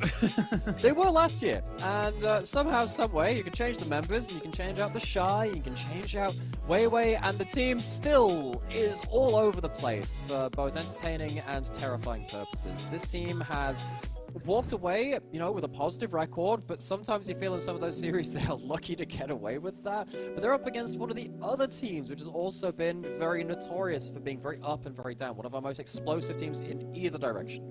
Yeah, absolutely. I think OMG, I think they're just one of those teams that are still trying to find that mojo. The beauty that was 2023 is still very much being kind of reset, and we can see, look at the roster there for OMG and see that this is a very, very different team. And now we're kind of seeing what kind of a team they are, because I mean, they're still good. There's still a lot of good to say for this team, especially the new member of Xiaofang, but it's just not 100% sticking all the time. For sure. I mean, you still have Abel and PP God from the previous roster, but this whole team hasn't found that magical synergy the last one did. Now, that old roster of OMG, there was something very special about that bottom light. Yeah. You're very unlikely to find something on that level again. But if they can find that kind of exciting, dynamic, different way of playing the game as they did before, this team is always one that's interesting to watch. Oh, absolutely. And look, we kind of had a quick look when we came back after our break and just said to it. It's like, we thought the last game was scrappy. It doesn't really change going forward. These are very much, fallible teams. These are teams that are very much kind of not the cleanest, the most perfect of guys in the world. So I am very curious to see just how well or how consistent they can be coming into this next series, because I do feel like this is a very good turning point for both these organizations. Absolutely. OMG, they're a team. I mean, there was a point earlier in the day where you were asking me who I thought would maybe make the playoffs bracket, who wouldn't. OMG, they're really hard to pin down right now. The whole league is pretty hard to pin down right now. I think something which was quite unexpected for me is how the LPL is adapting to the new meta and the new map. It has really messed with a lot of instincts, with a lot of that precision. Yes. Now, if you watch the last games we were casting, the words that we were using quite a lot were imprecise. There were holes in their gameplay and a lot of phrases like that too. That isn't just something which affects our lower table tier teams. It affects quite a lot of our teams. Heck, even if you think up to even some of the DLG, JDG top esports games, they are not infallible either. The whole region is in kind of an arms race on kind of a, if you're in Civilization, you're looking for the, actually the scientific victory, because you're just trying to like learn all the tech and zero into the way to play the new map and the new meta. These teams have still not quite found their perfect answers yet, and both of these teams are really good examples of that. I think that Weibo have had some fantastic moments. I think that when you get towards some of the mid and late game fights, if they find their stride, there are very few teams that can fight as explosively from the head like this team. But they've also had games where they've stalled out, they've been caught out. I remember the series they've lost against LNG, a team that, of course, we have high hopes for, but they've had low execution in this year so far. That was a series which really held them to account. OMG are not a team to be underestimated. If you give them early leads, they will knock you for 6. And going into the first draft between these two, you can see that Weibo once again sticking to their guns on the center ban. They haven't played a game of it so far, and bot lane is a place I really want to focus. I want to see Crisp on something which is not necessarily the engaged supports, but something a bit more ranged and a bit more flamboyant from him. It's what he succeeded on. Abel and PP God, I want to see them with something more melee and a bit more aggressive.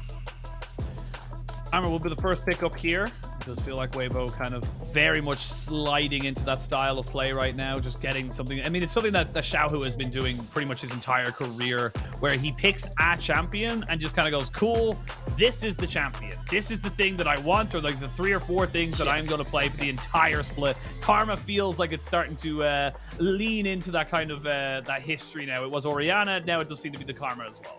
So, this Viego lock-in, I want to talk about it a quick about too, because both of these teams, but particularly Xiaohao, has been a massive supporter of the Viego pick. It's come back in real style for Weibo, and we saw versus top esports, he had some really fantastic early games, and some explosive team fights with that too. So, Xiaofang, taken that away, and yes, it has risen in popularity elsewhere in the LPL. I just think that of the players I think of, Xiaohao is the one who has really picked this one up. Top side of the map from Weibo, though, looks like it's likely to get locked in. We have the tank disruptive top laners of the Sensei and the Udyr, and we are leaving the bot lane now until last, most likely. I mean, yeah, you mentioned that the bot lane was a huge kind of point of focus. Light and Crisp versus Abel and PP God, just such kind of, you know, like staples of the LPL. If you've been watching for a while, these guys have been around for a while. So this is an interesting kind of setup here that both teams kind of opting in to say, look, we want our top side sorted. We want to make sure we get the best possible top side. And it does mean that we are going to start to see now, what, 1, 2, 3, potentially even 4, if you count the Senna, 80 carry bans just kind of going to the wayside even more. Yeah, and it gets a little bit strange, right? Because Senna is kind of in both roles. But a stat which I just want to hammer home on again. Crisp has lost every single game on engaged melee support so far. He's played Rel and Maokai and the Nautilus. He's played a couple of those games and he's lost every single one of them. I want to see Crisp on a counter-pick support if possible, but of course it's quite hard to tell what will happen now, with Abel and PP God being able to hold one of those picks until last. And we are losing so many 80 carry bans to the last kind of rotation. Ezreal's still up. We could see an Ezreal Karma actually in a flex away from that, so Crisp could lock that towards the bot lane too. That could be something that they hold over their heads. What else have we got next? Maybe Sivir is getting to be higher priority now. Kai'Sa, of course, around. Zeri's around in the meta. There are still some picks and only one ban remaining.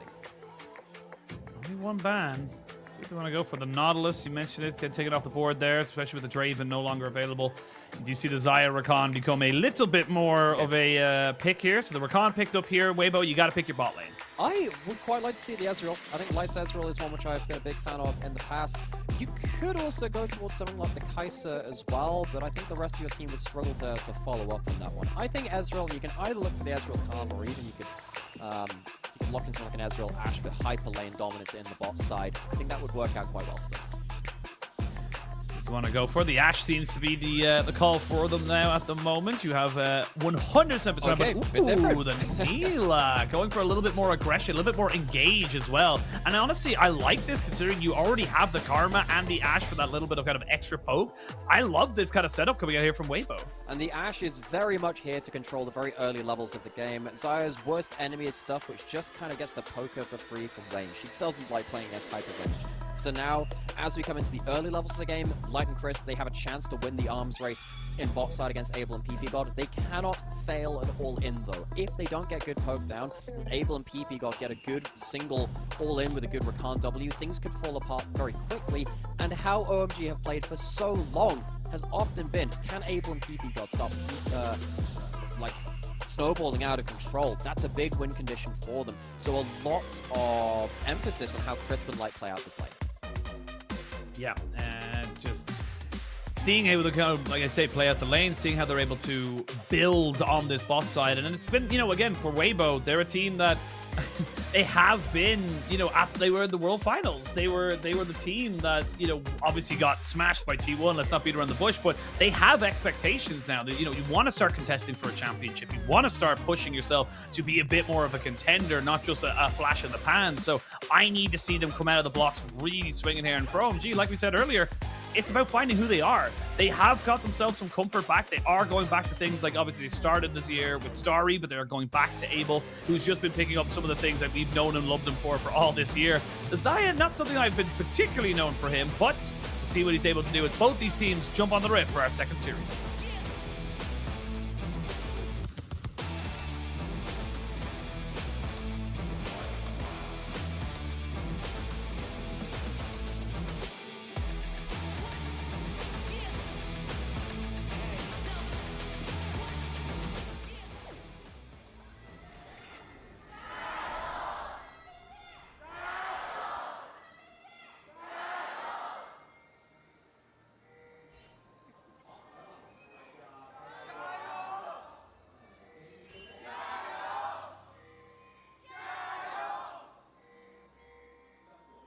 And we're back.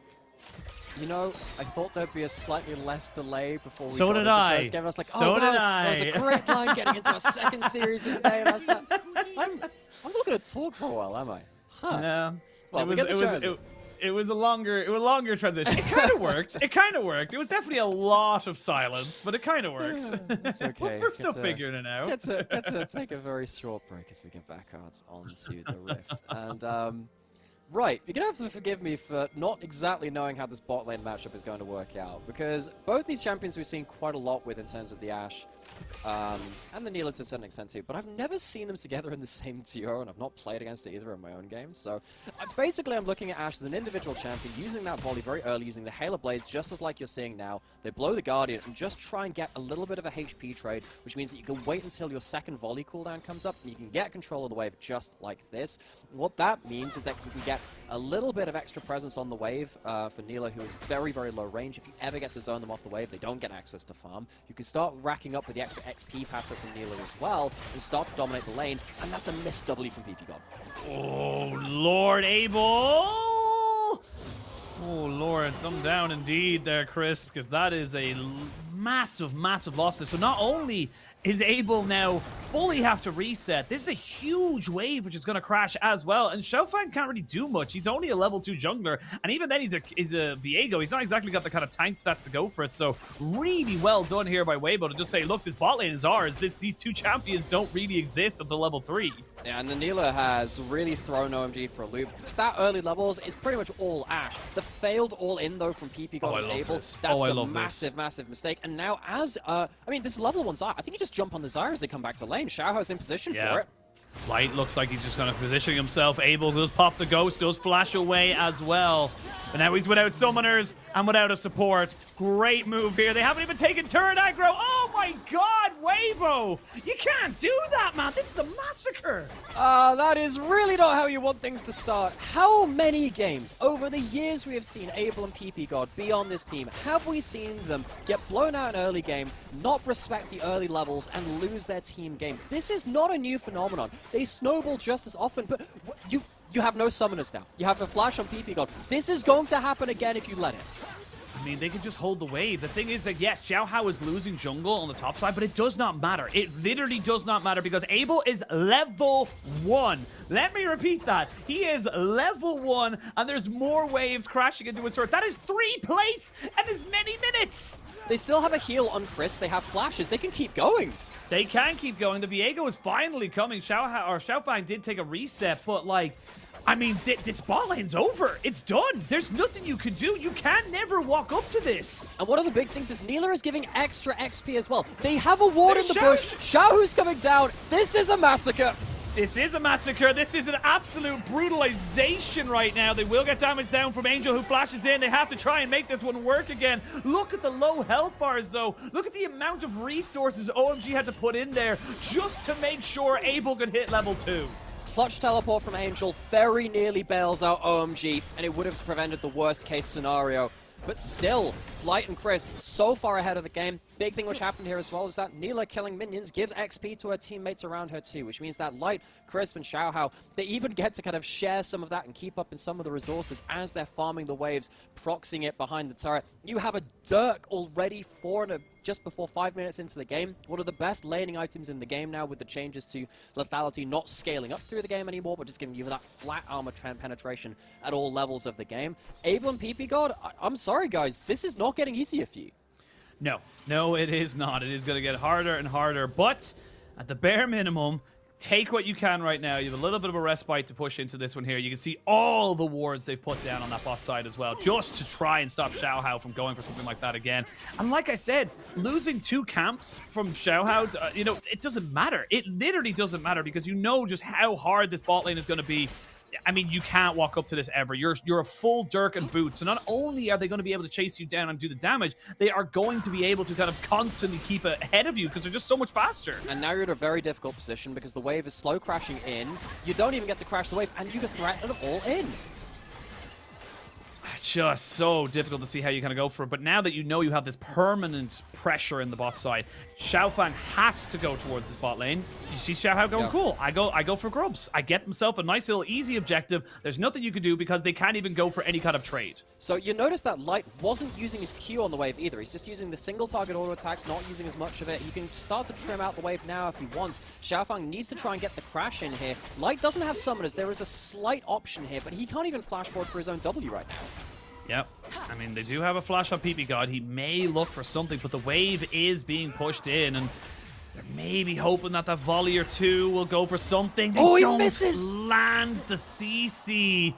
And that is kind of how this whole thing will go for the rest of the game. But all of this, by the way, the last minute or so, is Light not just spamming abilities on the wave, holding it there and realizing, look, if you walk up, you die, so we can just hold this here and get massive advantages. They're 25 to 30 CS up, 7 minutes into the game. Xiaohao can sit in the same bush he brutalized them with at the very early levels of the game. This is going to be a full turret taken, maybe even before 8 minutes in the game. I mean, there's nothing you can do. There is just nothing you can do right now. You're 30 CS down. you're constantly having to deal with Xiaohao and Xiaohu just constantly on top of your lane, like right now. And I mean, it's affecting everything. It's level 6, level 3. The Neela XP has given them a huge window here. Angel's coming down, but they have to call 4 people down to defend their flailing bot lane. This is literally like beating a dead horse here for Weibo, but they're still getting money out of it. I don't know why the horse has money in it, but it does. Infinite money glitch. Infinite money glitch coming in here for Weibo. But I mean, like, it's such a great adaptation that we see now from Weibo to kind of say, cool, you went with the Rakan. We knew you were going to go Xayah Rakan. We went for full engage, full aggression, and it's worked perfectly. Yeah, I guess Weibo are a really big fan of the Like a Dragon series. You know there's a new game they released called Infinite Wealth. They've actually just ported that in true body and spirit into League of Legends. And again, they haven't even broken this problem. They've just stopped it from getting to the worst possible scenario. There is a likelihood that the wave you're going to have like level 6 all-ins. You're level 4 still in bot side without a cleanse. The Ashe arrow is up. You could even get dives getting onto the table, despite the fact that it's quite hard to do that with the power of turrets right now. Okay, we know Weibo's doing well on bot side. We can pretty clearly see that as we go forward into this one. We could talk about how well they're doing around bot side. Have you seen that they're taking a turret at 8 minutes 30? Yeah, I was gonna say the fact that they have the grubs as well, just like they don't even have to take it, to be perfectly honest. They can let as many minions die to this as possible and let Light pick up as much gold as he can. But yeah, this is a 2,000 gold lead on the Neela compared to the Xayah. But now looking at the other side of the map, you're not out of options here for OMG. You can get back into this match, but you need to now start being creative. And I want to know, where do you want to see them maybe focus or look elsewhere? Because I think that bot lane it's gone now, so at least they have that nightmare over. Well, the next step is not allowing a vision blackout from Weibo, because you've slaughtered bot lane. Do you want me to mention that again? We can talk about I think I got it. If you lose vision around the map now, Crisp and Light, they've been unlocked from their lane. You know that it's likely that they're heading towards topside. But if Crisp starts firing arrows from out of Fog of War, this game is done. You can see that Crisp is doing exactly that. Misses it, but it doesn't matter. Cube's under turret. He's dead. I mean, this is... Now they're just transferring it. As much as I was like, how do you get back into this OMG? How do you do this? How do you do that? If Weibo's playing this clean with this kind of an advantage, I just don't know how you get back into it. But that is just so well done here by the side of Weibo to say, cool, we're going to force you to move around the map to us. You're not getting free time on a lane. Okay, so big thing here is that they have just shifted towards topside. They don't have all of the ward coverage they need right now. They have some shallow vision, but there's a chance that maybe a flash out could punish them. They don't have level 6 on the Rakan just yet, which is a bit of a pain point for them. 2 levels down. This is such an absurd lead. I remember in earlier seasons of League, you know, before we had as much catch-up XP, so back in Season 3, Season 4, like that, you could get huge level leads if you slaughtered lane hard enough. You don't see that nowadays. This means so much more in the current season of League of Legends. And you can see that. Light and Crisp, again, not spamming abilities on the wave, and they're just trying to just... Oh, that's the ult. There's the ult, there's the engage. They're still dealing without level 6s here on the OMG bot side, but they won't get the kill just yet, but they get pressure. So we have Xiaohu coming up, but he's going to be taken out potentially. He might have to flash away. He does so. Xiaohu coming up as well. This is going to be a huge, huge fracas in the top side. Yeah, more than a fracas, it's going to be more kills. As you can see there, Angel trying to jump onto Xiaohu, but Xiaohu right beside him. And look at Crisp. Crisp is like, come on then. He's the AD carry now. Yeah. And now Angel without the flash. Out of Keria. Yeah, I mean, Angel going to now have to run away. He should be fine to try and get away from this. But, I mean, if they get more damage out to here, it should be a big issue for him. Teleport in. Angel is going to try and maybe burn down Xiaohu, but he just can't do it. And that is 5-0 and 2 turrets at 11 minutes. Ladies and gents and people of all the identifications, this is... What has happened to the LPL today? What has happened? EDG walks up into the first series and slaps about anyone's legend, an absolute mess of a series. Now we're coming to our second one of the day, and look, OMG, we know that sometimes the bot lane falls apart like this, even with the counter pick, because they locked in that Rakan as the 4th pick. You kind of know that the Xayah is likely to come in on that 5th pick. I just wonder if you should have gone towards something like an Ezreal. Give up the bot lane pressure, scale up but still be able to safely farm. Xayah cannot play versus a lot of this team composition if they are behind. And that's exactly what's happened here. And Angel walks up, tries to play a little bit like how Fisher did in terms of roaming late to the play, but having so much burst damage to clean up low health targets that it makes it worthwhile. That doesn't work out. And so early into the game, that is a 6,000 near enough gold lead for the side of Weibo. This is one of the most explosive games we've seen. Abel, he has his ult now, he has level 6, but he's 3 levels behind the Neela. I love also the symmetry of 0-1-0, 0-1-0, 0-1-0. They've just moved that, you know, again, it's not just the bot lane kind of giving over kills or anything like that. a Voltron of 0 Honestly, it's just code, man. It's just code. but like, yeah, like, I mean, it's just massive advantage. First items being completed. They're going to be able to contest around this dragon as well, so that's not going to be a problem in a minute or so. But I mean, this is hard. This is just hard. And you know, like, Weibo, I mean, props to them, but they got to keep their, you know, the kind of pressure on, in my opinion. They've got to make sure that they just, you know, and this is what I wanted to see. This is exactly what I said. I wanted to see Weibo be consistent. I wanted to see them really come in and try and hit home, and that's what they're doing in the first 13 minutes of this game. And one of the really scary things is because you've had so much gold, Crisp has almost as much gold as the mid lanes. This is an Ashe that will also have gold. You can see that volley starting to chunk him out. That's another arrow. It's not going to lead to another play. They hold the discipline, which I think is right there. But this is what happens when a Neela lane gets ahead. This is what happens when an Ashe lane gets ahead. We don't see the duo ever. So seeing them both in the same lane, achieving the same identity, very important here from Weibo, and a very confident bot lane performance. This is pretty much all we have to talk about because it has taken over the identity of the game. It's just... how do you fight this? How do you come back onto this? They're able to do so much damage. Like, even there, like, normally, under any normal circumstances, at 14 minutes into the game, OMG coming in with the, you know, the Spectral Maul, or the Spectral Presence, and just kind of, or Mist, excuse me. Too many Spectrals. It's the Harrowed Pass. Harrowed Pass, sorry. I read the book recently, and that's why they actually have, like, there's like 6 different names for the Mist, because they don't know what it is yet, and then they discover it. But, I mean, under normal circumstances, you back away from that tower there. You just go, cool. Yeah. You know, can't take that, no problem at all. We walk away. But I mean, all 15 plates, 3 towers. You knew that was happening. He backstepped. He knew, but will he go down? That is the question. He is still healing. He is still shielding. He will finally go down. And that is a good start for OMG, but they need a lot more. Oh, gosh. Not gonna lie, Xiaohu's had a bit of a bad split so far. He's had a couple of moments like this where he's walked into the wrong angle. We've even seen it in this game, right? Where they went for the top lane dive, he got caught out, he had to flash backwards. This is not unknown to him either. It has Weibo occasionally been just light sighing, picking up the carry backpack, and then running all the way to the finish line. Normally happens later into the game. This happening this early is something. ZDZ is pop flash, Angel has no flash, and rather the Ghost rather, and he's probably gonna get the solo kill.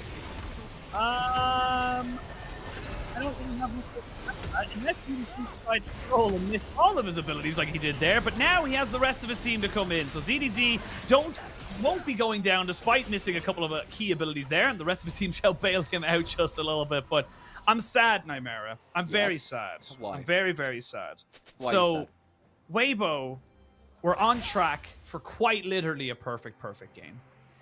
Because, and I could be wrong, but I don't believe they gave up a plate.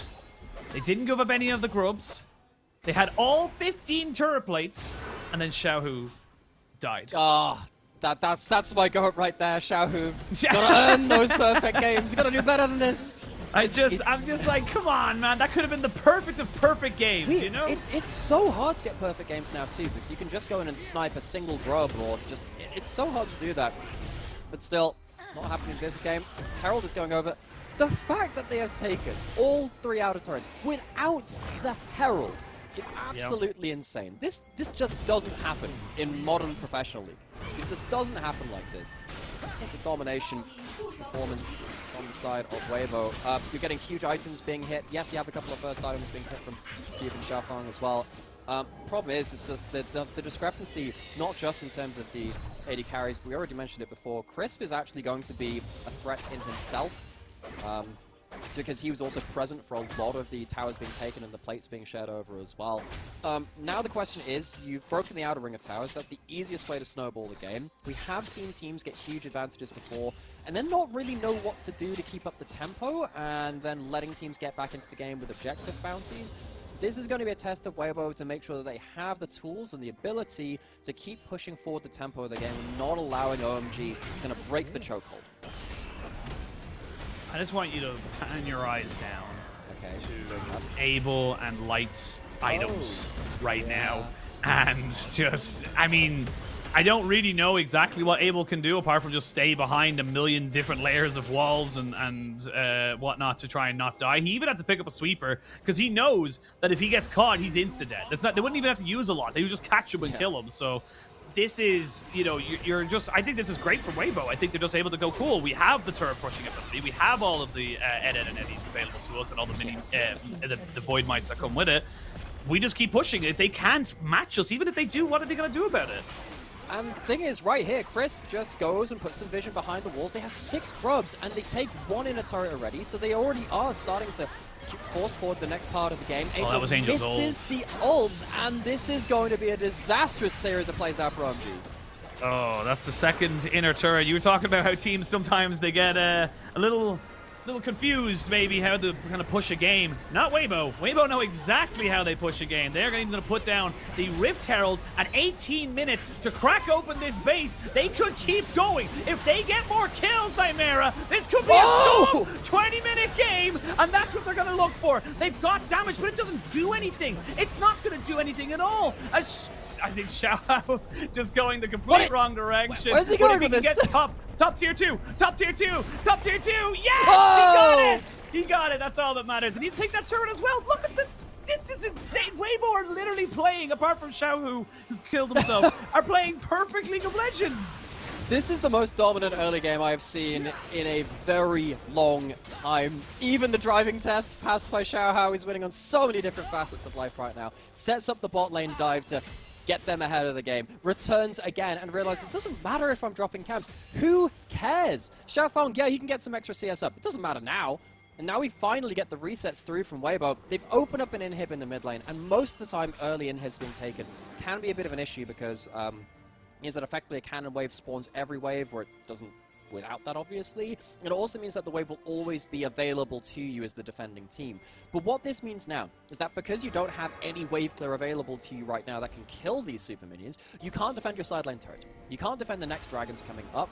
You are in such a disastrous position because Weibo can continually force plays with Ash arrows and everything else that as soon as these super minions come into mid lane, see Abel's answering that right now, you are not going to be able to defend this top lane or anywhere else on the map. Well, I can tell you what's exactly happening. Yeah. Baron will spawn in 20 seconds, and then they will take the Baron. They will take the Baron. That is how it is. But I completely agree with you. Like, look how long it's taking Abel in that mid lane on the minimap to just clear that one super minion. And he doesn't even clear it properly. Like, it's still killing the wave.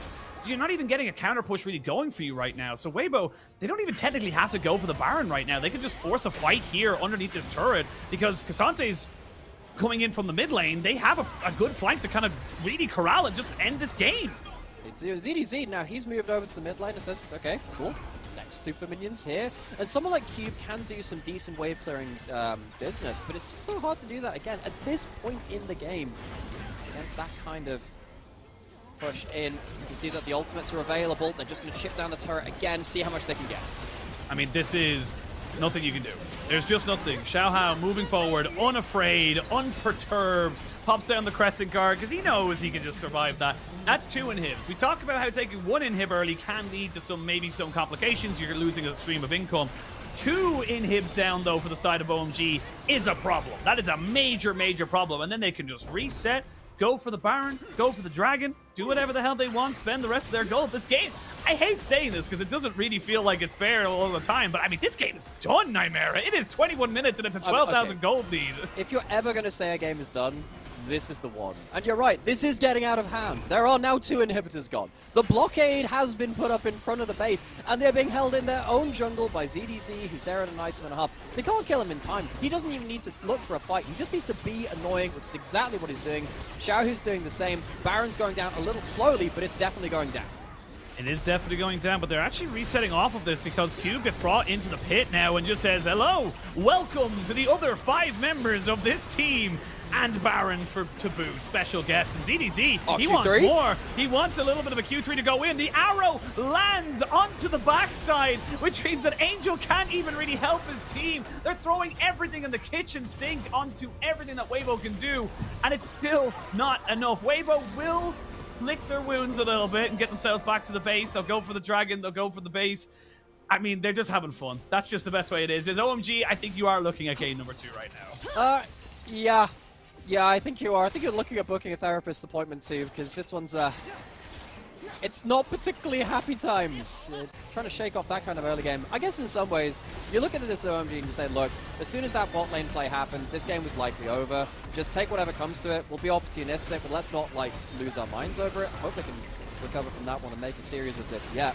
But, really good pullover from ZDZ. Of course, Muda doesn't have ability to cross walls and doesn't even take flash, so even when that's, even when all of his summons available. When he's in, he's in. When he's in, he's very much there. Now he gets us back towards the Baron. Again, things have not gotten easier for OMG. They're not on the same side of the map now. Abel is still clearing minions on the top side. You see that Angel, he's teleporting towards the Dragon because they know that they can't defend the Baron. They're trying to get the most basic of consolation prizes. It would be a single objective and an objective bounty for them. But at what cost? The cost of a Baron costs your teleport. It will take away my Xiaohu. The perfect, not Xiaohu. The perfect Xiaohu thing. They will get a dragon, of course. But I mean, this is over at the best of things. But ooh, the arrow gonna hit? It will not hit anybody. It will not hit anybody. But the base is being sieged. You have all of the void buffs you could possibly want. And this is almost certainly going to be the end of the game. We'll see what OMG can do to try and defend. Not very much. They have 6 grubs, they have infinite amounts of damage and range, and they're going in. They're going in. They want the kills. The quickness comes in for PBGod to try and do something, but that something is not a lot, if I'm being totally honest. They will just try and deal with as much as they can, but in 24 minutes, Weibo absolutely destroy OMG in game number 1. The hardest thing about this game is actually choosing an MVP now. There is an argument for, I think, Crisp in terms of winning the early levels and leveraging it so well is up there. I think I'd give it over to Xiaohao though. The fact that he went down towards bot side, knew that he needed to be there to close out the game and then continually was on the front foot after that point. I was really impressed by how he ended up playing out. Not just the first clear of that game, but just beyond that too. It was absolutely insane. And OMG, you just gotta hope the mental's not rocked from that. In fact, it's so dominant, you might even think it's easier to write that one off and just say, look, it was over from the first few minutes, and hope they can bounce back. Honestly. Well, we're going to send to a quick break. As much as we're in, we're out, and we're going to come back with game number 2 very soon.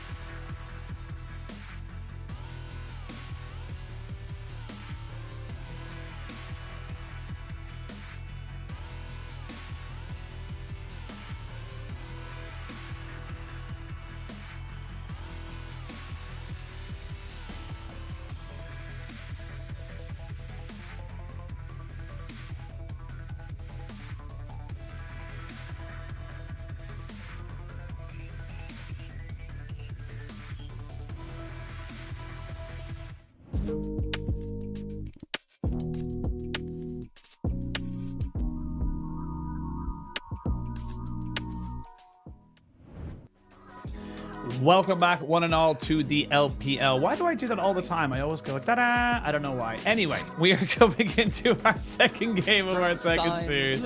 Yeah, just like, wow, what's going on? Jazz hands. But yes, welcome to our second series. Our second game will be going up soon. We do have our post-game graph of our first game to go before we, of course, we jump into our second series, our second game. But I mean, there's not much really to talk about in this one. It was an absolute, utter they completely destroyed them. That's it. For sure. We're running out of words. Effectively, this is a known quantity of Abel and PP Goddess. Crisp out damages his AD carry, by the way. Wait, he out damaged. Almost double. Wait, Crisp did more damage than anyone on OMG. Yes, the support is out damaged every member on the other side. That is absolutely insane. Chris, take a bow. But yeah, this is a known quantity. Abel and PP God, they sometimes do just get absolutely stomped after failing some early levels and then kind of falling behind the state of the game. They got, you know, 1 kill as an entire team, which should tell you more than enough, really. But honestly, Weibo... still mad about it. Yeah. There was a dragon and there was a kill. It was not a deathless game. It was not a perfect game. It was so close to both of those things, but Weibo will have to settle with just, you know, a sub 24-minute victory in a meta where games normally go to 32 minutes. Chris gets the MVP. I think that's more than deserved. This guy was an absolute beast from laning phase to the later skirmishes.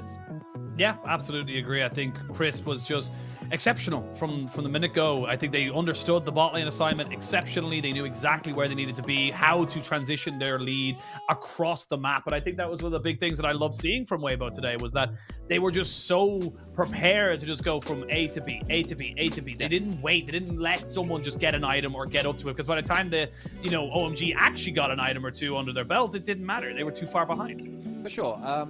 There was that one worry saying, okay, you've broken the outer ring of turrets, what do you do next? They absolutely did away with that kind of worry. They broke up in the inner turrets, they broke up in inhibs, they broke up in the entire game. On to stage for game 2. I would like to see Abel and PP God in a lane they can actually fight in and not just have to hinge on a single all-in going well to bail them out of a rough matchup. I think it was a testament to the champion pools of Light and Crisp that they made that bot lane work. I really like that kind of bot lane from them. If they establish control with a ranged, aggressive support for Crisp, it has typically worked out very, very well for the side of Weibo. They've lost all their games on melee engaged support. That style which we saw from game 1 is much more their flavor, and if they continue that again, Abel and PP God, I have a great amount of faith in these two from their previous years on OMG, but this one's going to be tough. They need to fight back there. Yeah, they need something. And look, like we said coming into the break, or before going into the break, for OMG, you got to write that one off. You just got to not think about it. Go into this next one and just try and re-establish yourself. You'll be on the blue side. Maybe don't let your bot lane go to the last 2 picks of the draft, because that really did hinder you. And now we're seeing 3 AD carry bans coming out. Actually, technically 4 as well if you look at the Ashe. But yeah, but now Weibo, they have an opportunity here to really put down the hurt, because they could go for a duo bot lane straight off the bat. I want to see whether we start leveraging bot lane like champion pools again, though. I think probably OMG will be looking to, I mean, you can lock in something like a Varus if you want. There's the Renata as well, because left through Crisp is a very good Renata player. You might have given over a Renata lane, actually. I was thinking about maybe whether they would work on the champion pools yet again, but the first pick Udyr, I just don't see that being valuable here. I think that there are so many more priority picks to lock in for the bot lane or deny away from Light and Crisp that could have changed the face of this draft. Yeah, and I mean, look, Xiaohu was just saying, yeah, I'm going back to what I do, which is I pick a champion, I learn that champion, and I become known for that champion. Time in the game for your team. He's my GOAT, man. Like, I actually think he's the LPL GOAT. No cap, no word of an exaggeration. When it comes to LPL, I actually think Xiaohu is the greatest to play in the LPL. Just but not in game 1. Not in game 1. But we are going to see a deviation on the draft here. OMG saying, look, mid lane, Angel, we're sorry. You're going to have to take some bans the next one. We cannot let Abel get too far behind. And he's on something that had a little bit more safety in the early game. I have no idea why they didn't lock in this Ezreal in the last game. Abel's played a game or 2 of it. He's looked very good on it. It's something which works very well in the current meta right now. This also denies a potential flex of the Ezreal counter to bot lane, even though the combo is better in solo lanes. this is already a better situation. Just because when Ezreal is behind, at least he can safely farm. This is already going better for them. It's good. Maybe. Maybe. We have to wait. We have to wait to see how good or bad it will be. But, I mean, don't fix what's not broken. You know what I mean? It's for Weibo. You get the same top side, and you can actually start taking away some of those harder to deal with, mid lane picks. The Karma is going to have such an easy time here if you take away things like the Wei. I wouldn't even be surprised to see the Orianna maybe taken off the board as well. Just things that can deal. Actually, maybe even the Akali, just to kind of take Angel off on something he would be known and comfortable off. So we'll see what they want to go for. Weibo very comfortable with the way game 1 went. I can't blame them. We will see how game 2 goes and how much they change. Once again, we are delving into the champion picks of the bot lane of Light and Crisp. They're going to go through 5 bot lane bans most likely. Coming in from the side of OMG, they really want to secure themselves a bot lane that can actually survive, and with the Rakan gone as well, Crisp doesn't have 2 of his premier range supports to go towards 3, even if you count the Ashe as well.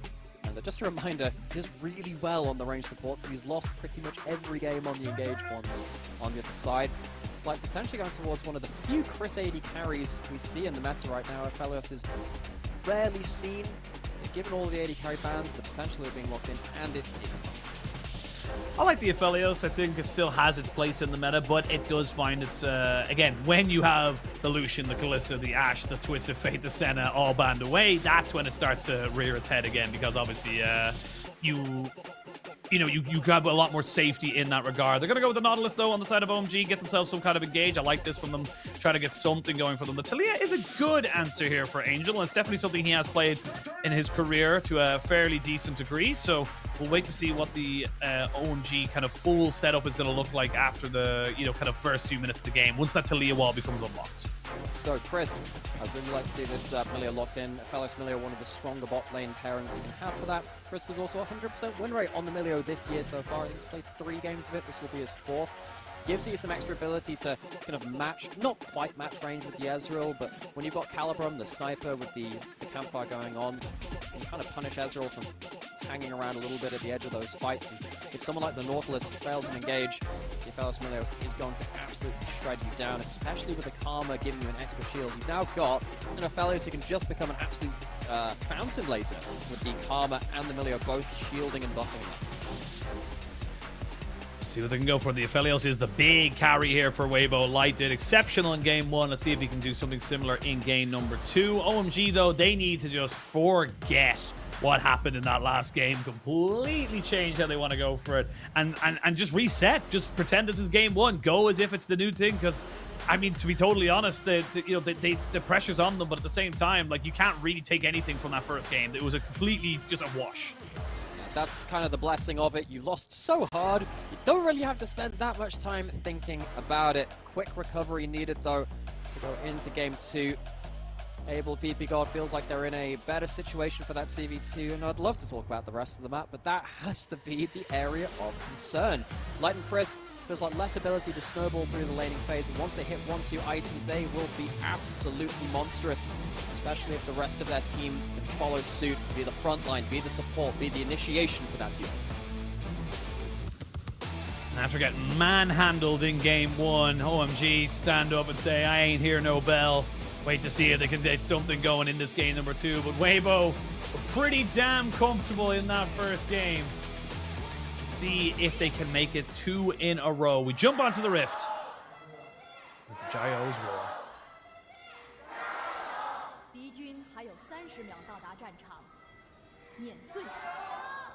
Potential level 1, PP God, Nautilus. Not going to flash over the wall or do anything quite as bold as that point, though. Though Xiaohu, oh come on. The only death of last game, threatened in game 1. He won't die this time, and it's pretty much before anything has spawned or started moving. But OMG, I like this from them. I like the fact that they're going a little bit more aggressive to say, look, we know that the last one was very momentum-based. Maybe we're just a momentum-based team.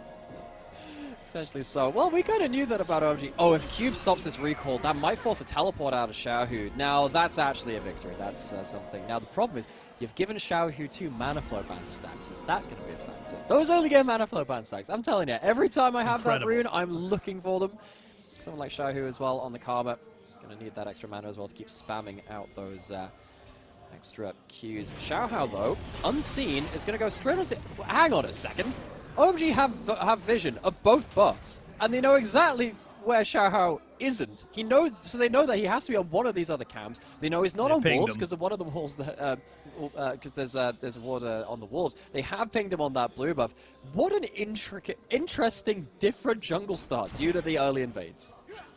Yeah, I mean, there's an interesting setup. Interesting being the key word there, but you can see a little bit of an engage here. Of course, the Aphelios not really a champion until level 2, realistically. He just kind of gets his swaps between his guns, so this is par for the course as such. And we're going to have some vertical jungling right now. We're going to have the Viego kind of owning that bot side, and I will say for Weibo, this is a very big shift of what they're doing and how they're kind of working around this, because they know they have to just concede the bot side. So, she's on the other foot. Red side bot lane, it is quite easy to dive them due to the map changes, and this will be a level 3 Viego. But without red buff, and also without Lightning Crisp giving up a very heavy trade in lane before a dive potential, they're much higher HP than Abel and PP God in the last game. Now, if they can chunk down some minions and get level 2, this dive becomes very, very hard. And they're looking for Angels. See if they can get anything bot side, though, as we quickly shift down there. Level 2 does get hit by the Aphelios, who's exhausted. He flashes away. They flash back on top of him. He will not survive. OMG get themselves first blood and a much better start to this game. Chris couldn't get himself level 2. Light managed to get an extra minion of XP from somewhere, and it meant that he didn't have the extra enchanting ability to allow Light to make it out of that alive. So slim margins of error, this time going the way of OMG, and they start their own bot lane shutdown program. Seems to be the new meta for these two teams, making sure you can get all the advantages you could possibly hope for. So we can see there Angel and Xiaohu just trading a couple of blows. Realistically, Xiaohu will always come out on top of those trades, just being a Karma and has low mana costs in the early stages of the game.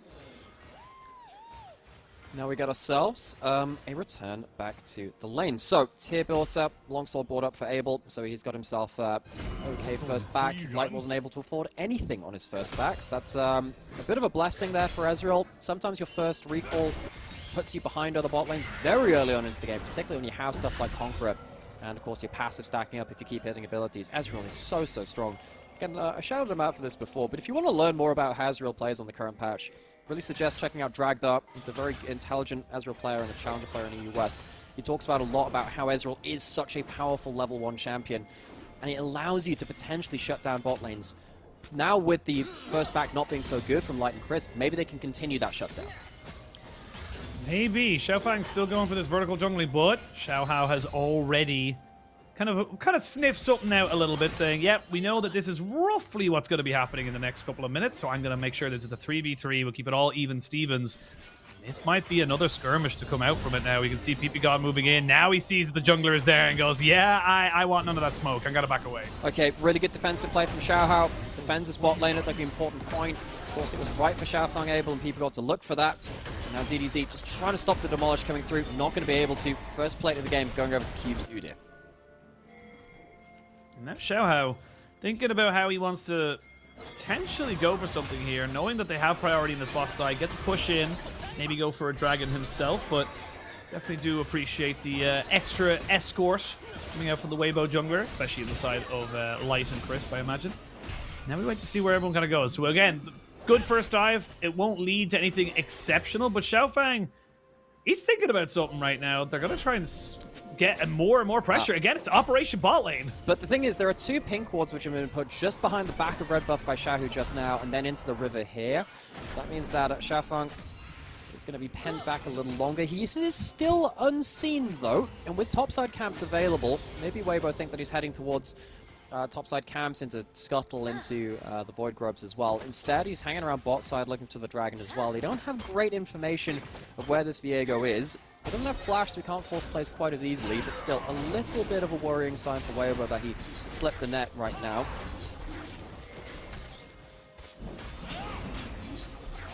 Xiaohao may be looking for something here with Xiaohu. They look for some serious damage, jumping straight in on top of the Viego. No flash. Flash gets burnt by PP God. Ignite is good. Try and tick down Xiaohao, and he goes down as Angel joins into the fray. They're going to get the flash out of Xiaohu as well, who jumps back on by Xiaofang, who takes over the effigy of his dead jungler.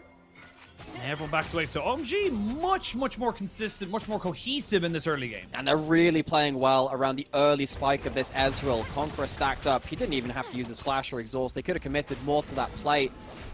Start of this is Xiaofang coming in from off of vision. You know, he was helped by his team to stay off of vision. Even with the extended auto range and the flash available from Xiaohao, he can't quite get a CC chain to get himself into the right point, and it means that the play doesn't fizzle out before Angel can get into the fray, because Ezreal can start cleaning up some damage too. Alright, this is good from the side of OMG. You're looking at a 2,000 gold lead. You're slowly but surely just kind of getting incremental advantages towards that bot side. Didn't get a dragon just yet, so you won't be able to get early stacking on that particular one. But they're calling Weibo around the map. They're saying, cool, we know where you're going to be. We know where you're going to try and match us. Now, ZDZ, oh, he gets a perfect combination there onto Cube. Cube is running for his life. I don't know if he's going to be able to get out of this one. Should be pretty easily dispatched. They should be able to donate that one over to ZDZ. Takes a little while to die, but he dies nonetheless. However, won't stop Xiaofang being able to get himself some of these grubs. He's going to be able to get all three. I imagine so. ZDZ, 7 mana, and of course no ult. Won't be able to contest for that one. Weibo letting that one go. And already, such a more interesting game in an analytical way than game 1, of course, which is pretty hard to get that much out of. Dragon's still up, though. OMG didn't manage to finish that one off. And now we have, you know, bot lane's coming back into the fray.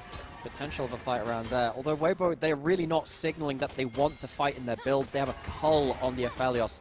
And particularly now Ezreal has the Sheen in as well. The difference between the AD carries is so large. Going to be waiting a little while now for Weibo to really come online. Waiting a fair bit for Weibo to kind of get this Aphelios rolling. Like you said, got the coal, just happy to keep farming up. So they're going to accept that they're not going to probably get any of the grubs. They're not going to get the dragon. But I suppose the longer they let the dragon just kind of sit there without anyone taking it, the less of a threat that soul becomes on its into this game. It takes a long time when you don't take it early for those stacks to start stacking up. But for now, both teams, I think, are happy. Both teams are happy with the way the game is going. Obviously, I imagine OMG much happier with the bot lane, but for now, OMG it's okay. are happy with it. Weibo, well, if not they can upset. if they can walk through to 2 items, they're happy. But surviving through to that point is going to be really rough. And Abel, that's another thing too. So the big thing about Ezreal is that when his ult, when he's using his ult like that, the animation is really long and it cues you into when he's firing it. So you want to fire it out of vision if it's all possible. Poke in Ezreal lanes really tends to stick because he can stop you from recalling quite easily too. So Light and Crisp, they're now, I mean, look at that. Light just took, I think, probably another W trade under turret with the Sheen on top of it. He's really not enjoying life down there. Xiaohao doesn't really have the luxury right now to go and answer them. They're just going to have to suck it up really and try and get as much farm as they can. Finally get started up here, but Xiaohao and Crisp are in the vicinity. Do you want to contest this as Weibo? That is the big question. They know that PP God clearing off the ward towards the bot side. Potentially. There is a Weaver's Wall again, though. If Xiaohao goes in, likely going to die for the attempt. So he's backing off now. Yeah. Just going to see if everyone was... You're looking to see if someone makes a mistake, effectively. Angel taking a decent amount of damage from the Mantra Q. Both parts of that because of the root which came through as well. Xiaohao, really much less ability to control the game. Especially with the way that Angel can now respond to his plays across the map. Knight really is just kind of surviving at this stage of the game. And you can even see Weibo have said to Crisp, look, you got to just go, buddy. You got to just get onto the map, help everybody else around the place, because that Aphelios ain't going anywhere for the next few minutes. For now, just going to keep stacking up, get as much as he possibly can, get the cannon. Good job. Our observers love to zoom in on that particular one. But now, Cube is probably dead here. Doesn't really have many places to go. Will pop his ghost and stop the CC from going down, but there's not really a lot else he can do. He's just going to have to accept that he's not giving over a assist over to Xiaohao. Yes, if he can. He doesn't have the ghost activate anyway. ZDZ, importantly for him, doesn't have to use the all out. He gets to hold that one. He can recall, spend the gold if he wants, teleport back out onto the map. But problem is, if you're stood up here doing something on top side, you're not able to defend Light on bot side. He sees the members of OMG walking around that romp and he realizes, it's another wave I'm going to lose. I'm going to be down even more than 30 CS now. What joy.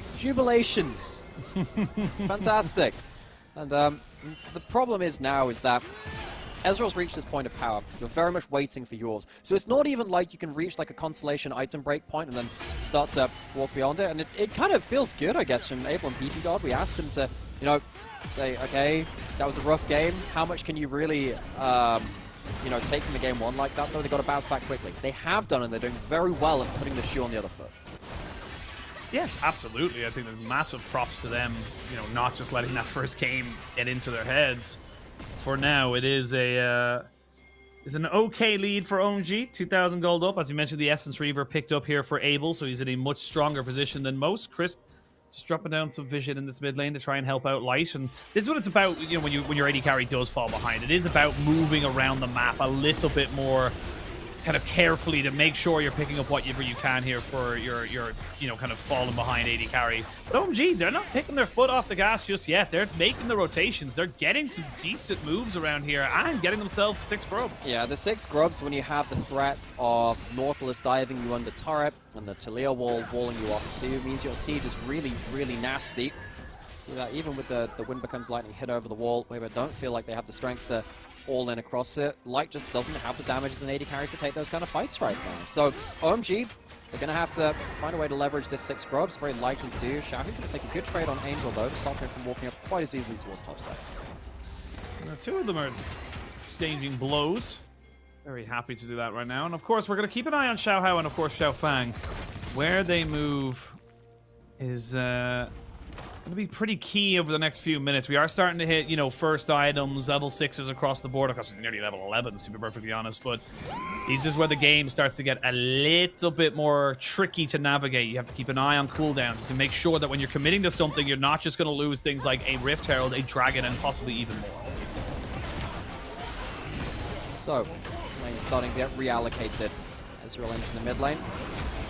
It's, of course, to be able to respond a little bit towards the sides of the map as well. You're expecting him to get control of the waves, have his ultimate to fire into the fray as well, turn to fights first. And it's a whole mess of things. So Weibo, they're really just looking to batten down the hatches as best they can. Ghost not popped in this bot side yet, so you know they're not serious. Unless they pop the Ghost and they're not really serious at that point. But, as it happens, it's just delaying, keeping people locked in lane. If these champions are locked in lane, it feels like OMG are just getting so much more value out of this current game state. Oh, for sure. It feels like OMG are just able to transition over, get chip damage down with the Ezreal. Xiaohao and Xiaohu walking over a ward. Xiaofang putting down his mist to make sure they know that he is in the vicinity. Now we got maybe a potential skirmish around this Rift Herald. This will be the first real objective that Weibo have gone to try and get. Karma already at the first item. It does feel like it's chunk of damage onto him. Great ultimate from Xiaohao to try and make sure he doesn't go down, and they do get the kill down onto the Nautilus. They get Xiaohao out as well. This is a great fight start for Weibo as the both top laners are still exchanging blows around the middle of the river on the bot side. Crescent Guard, really MVP in that fight. Xiaohao blocks out probably, you know, like another 1,000 damage onto him and stops this Ezreal from being able to DPS him down. So Weibo, they finally managed to get themselves a fight in a short enough window of time before Ezreal can really start to take over the fight. It's a breath of fresh air for them. It's a bit of a breather. They get themselves the ability now to just kind of like get a little bit of defensive vision, sit back a little bit more. We get to see how that happens. So Xiaohu walking up. Big moment for Xiaohao to just say, look, I can pop the ultimate. Doesn't matter that I've been bursted out so hard. Most of the damage is going to be denied by that ultimate. Xiaofang can't get the reset either. It was a real risk there, but they managed to walk away with it. Walk away, but they don't get an objective, and they will lose priority on this Dragon. Xiaofang will get spotted out here, so maybe Xiaohao might go for a little bit of a cheeky steal. It's going to be a straight-up smite fight between the two junglers, and it will be won out here by OMG. Xiaofang might have to use his Heartbreaker. No, he doesn't have a Heartbreaker or a Flash, so he can't get out. So, Weibo starting to pick up the pace a little bit here, saying, look, we're happy with the way things are right now. Flash forward with the hook. Not going to land onto the priority target. Light with his first item, seeing if he can do something, but Xiaohu gets taken out immediately. Abel flashing away from the Q3. PP God gets jumped on and taken out, but is that really the primary target? I don't think so. Xiaohao will go down. Triple kill for Cube, and OMG strike right back. Weibo blasted into pixels as they take a fight they can't disengage from. Good first pick onto Xiaofeng, stops the resets coming through, but after that, losing so many members, they're going to get pushed in on side lanes, they lose the dragon already. They're going to go from what was a brief moment of respite into now a very dangerous snowball potential. Good to stop the resets coming through, as we said, but they're locked into the fight by the Weaver's Wall. Great angle from Angel to deny a lot of that exit, and as soon as that worked ground is down, or rather the Unraveled Earth, it is so hard for Light and Xiaohu to walk up and do enough to carry the rest of the fight. They didn't even have the Aphelios ult to really look for a bursty turnaround. This is the power of this OMG kind of mid-game right now coming to fruition. They got the dragon, they got the fight. Weibo falling bit by bit behind. Another 4,000 gold now is the distance, and I really do feel like it's just these little mistakes that are plaguing Weibo. We've seen it so often already this season where they're just not quite linking the dots together. You can see it there for the player gold. Like, all three of the people you want to have the gold have it right now from the side of OMG. And on the other side, you know, Light's very, very anemic on this. Aphelios hasn't even popped his cull just yet. At least has a Kraken Slayer now. But the thing with someone like an Aphelios when you're outranged in a composition like this is that you need to play a little bit like, for those of you that remember back to Season 5 and Season 6, and you remember, you know, the Karma compositions we used to have then, Karma Sivir, and stuff even like the Juggermore. You just have to use your fights, you need to use your power to just walk forward with a load of move speed and just try and outplay. It's very hard to do that when you don't have the stats. They're looking for a fight without 80 carries, though. They are looking for a 3v3 here. Double knockback is fantastic, though. Crisp is the target. He won't get hit by the True Shot Barrage, but Xiaohu will. Crisp has to get out of here as quick as he can. Xiaohu just tells ADZ, leave. There's no point. We're not going to be able to fight this, and they do have to back themselves away. Abel will get a little bit of damage off the backside of it. They might want a little bit more. They are seeing if they can get more and more of this kind of damage down onto this onto this Cassante. The Aphelios nowhere to be seen, but this is still a Cassante. You have to be so careful of diving him. They will trade it back though, 1-for-1. I don't know if that's 100% worth there for OMG, but they will still get their man and their turrets. Is it worth it? Maybe not. It is very funny though, and they do end up getting themselves an extended tower push in this top side. Light completely checks out and says, look folks, I'm gonna go cash in my cull. There's no point me turning up to that fight. I can't turn it anyway. Just gotta wish that the rest of Weibo had realized that. So often we've had the rest of Weibo kind of go off and have you know, one of their happy gaming experiences and leave Light to pick up the pieces later into the game. This game, he can't even turn up to these fights because he doesn't have the items just yet. Weibo massively overestimating himself. They do not have the priority in lanes. They do not have the globals. This is a very, very over-adventurous decision from them, and they're lucky to get one back. Yeah, very, very lucky to get one back on the board here from the side of Weibo. But OMG building from confidence to confidence, looking stronger as they move forward into this game. Another kind of fight to add to their tally, and they're getting more of these structures down. Makes it harder for Weibo to get this Aphelios online. He's nearly getting there. He's almost got himself up to a second item, but nearly didn't pay a bill. Nearly, but he's got himself now up to at least the cull cash in. It helps a little bit getting that in, but he's now, you know, he's still down a lot of CS. Down against Nezreal, who's been demolitionist of many of the towers across the Rift and got a lot of gold from that one. The one-item spike from Weibo this game, normally it would be so strong, you'd be able to fight around it, but it's at the Ezreal 2-item spike already. They get to force in with the Herald to break open this ring of inner turrets, and they'll manage to do just that. The gold lead increases even more so, and I don't think they have the tools to really stop OMG from continuing their siege. No, they really don't, and Weibo, they're just trying to move away from the Aphelios. Give the Aphelios time to get up to that second item, become some kind of a threat. It's just not being allowed, to be perfectly honest. It's just really, really good play from OMG just to keep moving around the map, constantly be causing the, you know, Weibo problems. And I'll be totally honest and say that, like, you know, the rest of Weibo, like, yes, game one was immaculate and fantastic, but you kind of, in this one, you kind of needed the rest of your team to step up, and they just really haven't so far. I mean, game one was kind of easy blueprint, right? You get ahead through bot lane very early on, and then you snowball through that with constant playmaking and pressure. OMG, it's not been quite the same in terms of the early game. Yes, they did get ahead very early on through bot side, but it feels like Weibo have thrown them a number of fights they kind of to the advantage of OMG. I think there were a couple of times where you sit there thinking, well, why are you really committing so hard to this? And now Weibo, a couple of fights later, they sat there with a bloody lip and a black eye. And they don't really have the same margin of error to get towards the late game where they might be able to fight back. Second item just hit from Light, though. We will need to see if he can once again recreate those moments of magic where doesn't matter how the early game's gone, Light just sighs, puts on the carry backpack, and sees if he can get to work. All right, with that backpack, he's got himself a crossbow, I believe the Kraken Slayer is. Some kind of crossbow. I think it's a harpoon gun. Yeah, harpoon gun. They must have some kind of official name for that. It's not just a harpoon gun. Ah, it's pretty descriptive nonetheless, though. I don't know. It is. Particular understanding of what that would have been called. But either way, but yeah, we get ourselves towards the next fight. See if we can use the harpoon gun. Spear gun. That's what it is. It's called a spear gun. I knew we were missing a trick on that particular one, and speaking of missing a trick, it is Weibo kind of find themselves a little bit floundering. Not really finding any purchase with any of these movements, and it does feel like OMG from bot to top, more camps, more engages, more things they can use, but that's a big old teleport. They don't know that ZDZ is here. They might just try and turn and burn onto Cube, but Xiaohu almost going down. He's ticking to the Neandries, and he will drop. But Cube has now been caught out, and he is the next target. But again, this is the perfect Udyr situation. He is the tank. He wants to be soaking up all this damage, but if they turn around, Light is just burning through everybody. They have to back away. They have to reset just a little bit to try and make sure he can survive. That was a little bit dodgy there. It's still a one fight from OMG, but ooh, Lord, that Aphelios was getting big. Oh gosh, he was like 100 units short of getting a 3-person Duskwave from the flamethrower and cleaning up kills, but it's not enough. OMG clean them back in return. It's as Baron is alive, obviously has been there for a few minutes. It feels like Weibo, that was their shot. They've missed it. OMG, they load another one into the chamber and they come right back into the fight.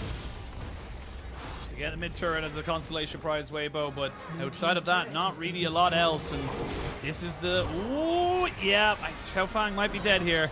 He's gonna have to try and run away from this as quick as he can. He does have flash, and he will have the miss back in a second, but getting that extra little summoner, you know, the little things that work out for Weibo, but OMG in control. The fact that he survives there is quite important though, because if you kill off the jungler like that, you're stuck in a an uneven numbered situation while you're trying to use your Baron buff. Xiaohu walks up and he's just not able to get away from the multiple red buffs ticking from Angel and Abel. Of course, that's a big thing, of course, in the new season. Everyone gets red buffs if your team takes it. Look how close this turnaround comes through. Light buffers out of the CC, casts his ultimate there, so and then look how close this is right now. So he walks up, gets a couple more autos. Just as he goes up here, flashes forwards, and just misses out on the group's up targets. If that had come through with a follow-up auto attack, something really magical could have happened. And Xiaohu, goodbye.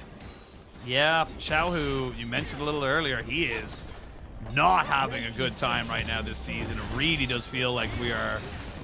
It's a couple of the guys we have in the league that have been around for a while. Xiaohu, Scout, not necessarily the reason their teams are losing games, but definitely not playing to the level that we have seen them play before. And that means that we're going to have top lane and bot lane tier 2s taken. The Baron doing work now onto this tier 3.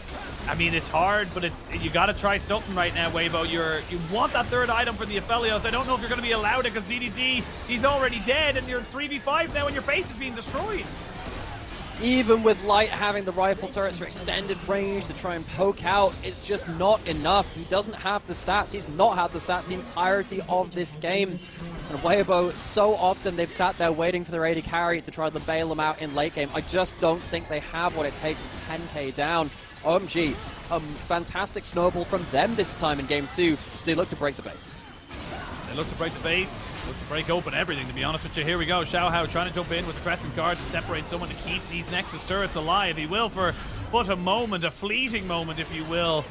This Light just can't get the range right now. Purple and green, not really great to be seen.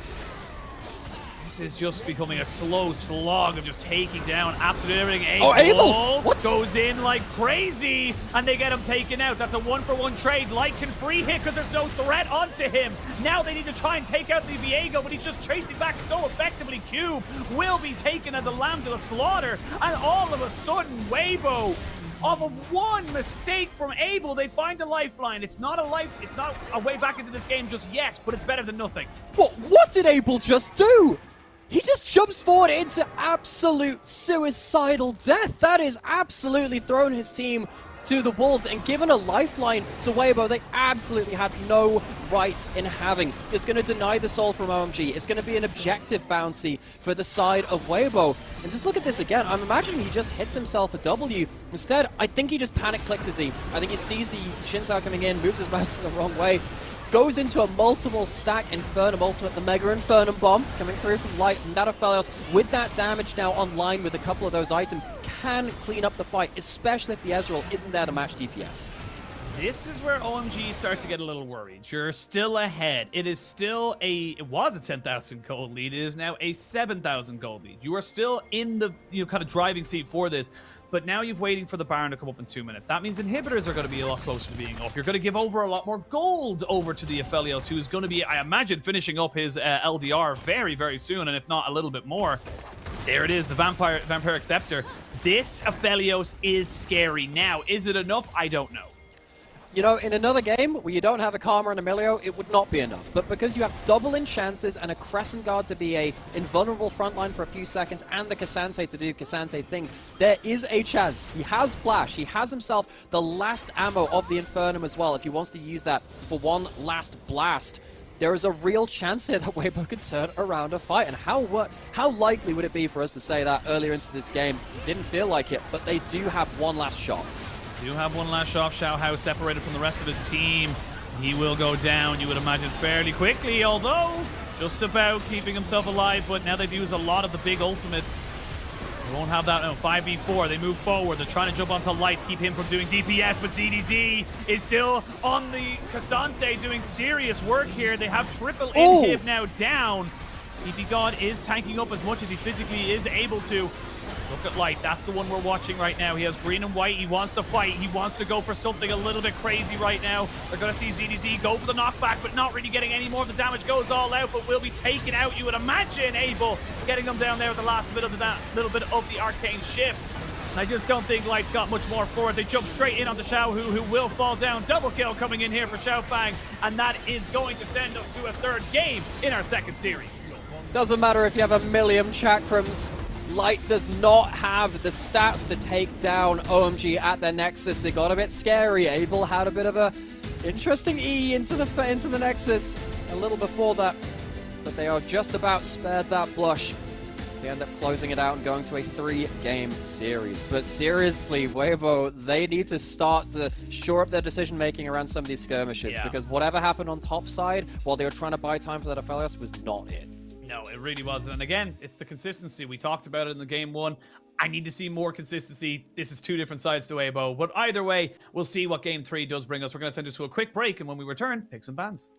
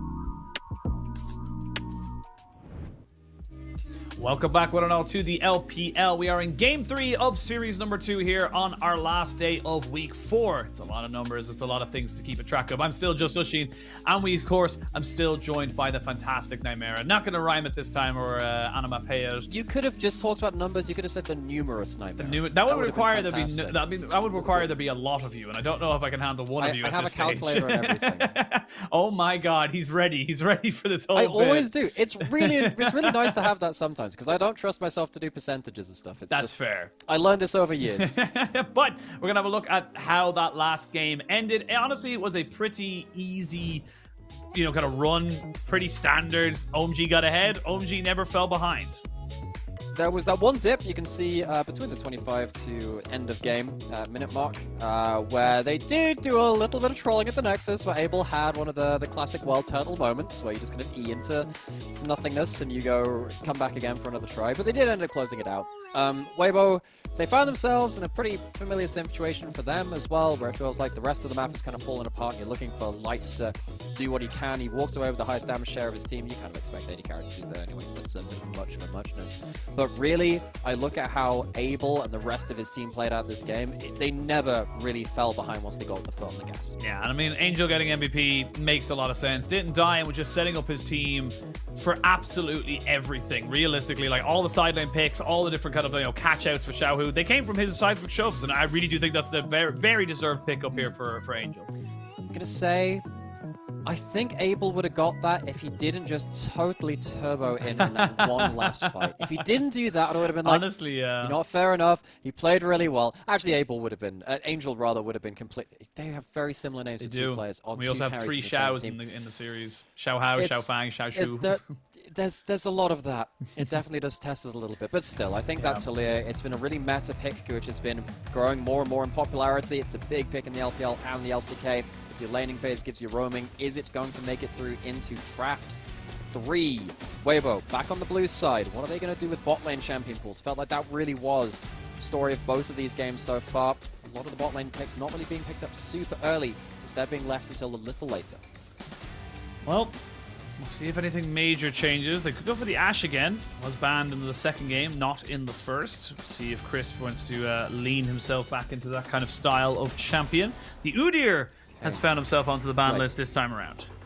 So, Weibo don't play Senna. They haven't played it this year, and they ban it in about 80 to 90% of the games. Almost every opportunity where it is available, and I'd imagine the games where they don't ban it, the ones where it's banned against them. So that's made its way through. You can see that Crisp is not going to have his Renata, who's one of the very best players of that one. With the Udyr gone, potentially opens up a more uncontested matchup for something like the K'Sante, which we've seen in a lot of games recently. It just has become the staple of the top lane. But this is the pick which Weibo always ban out. They don't like playing against the Senna. They don't play it themselves. Abel and PP Gold, they might just be able to snap this one up for free. See, they have to drop away the Senna ban for a Udyr ban. They will pick that one up there. Xiao Fang feeling confident and feeling good on the Viego. We're going to go for that for a third time. Now Weibo, you had the K'Sante, and CDC didn't do poorly on it, but I do feel like you need to lock in your bot lane here now. You need to get yourself set up onto that bot lane. It looks like, Xiaohu can play the Tristana mid, so we might see that either side, but we'll see. Speaking of the Tristana, it's actually an OMG special between Abel and PP God to do the Tristana Milio. It's a very strong bot lane, and if you lock in something tanky now alongside the Senna, and that Tristana does go bot lane, there's a real risk there. Of course, Chris picked up his first loss on the Milio in that last game, but that would have been absolutely fine here. The Rakani's only played a single game off, but he's 1-0 on that one. Flex pick at the Tristana. I think in this game, I think it's completely fine to consider a flex pick between mid and bot. Absolutely. Now we'll see what they want to go for from OMG. The Maokai Senna has been a combination we've seen quite a bit around the different leagues. We'll wait to see where they want to try and go with this one here. But the Rakan, good engage here for Weibo. So I quite like the Maokai, to be perfectly honest. I like the idea of, throwing out the ultimate, making sure that no one can really follow in if the Rakan goes in solo. It's a much more proactive pick than the Tahm Kench, because the Tahm Kench, while he does get very tanky when he's alongside the Senna, just doesn't have the same reliable go button that the Maokai does in the same way. Also has very strong laning presence, even right away from level 1, because you can get brush saplings and you can just fight towards them as the Santa Maokai. It means that you're less likely to lose control of the wave very early on. So now, Light and Crisp, what are they going to lock in alongside that Rakan? Are you really going to put the Tristana in bot lane? I don't think you really want to into the Maokai now. I think that's a risky lane to go towards.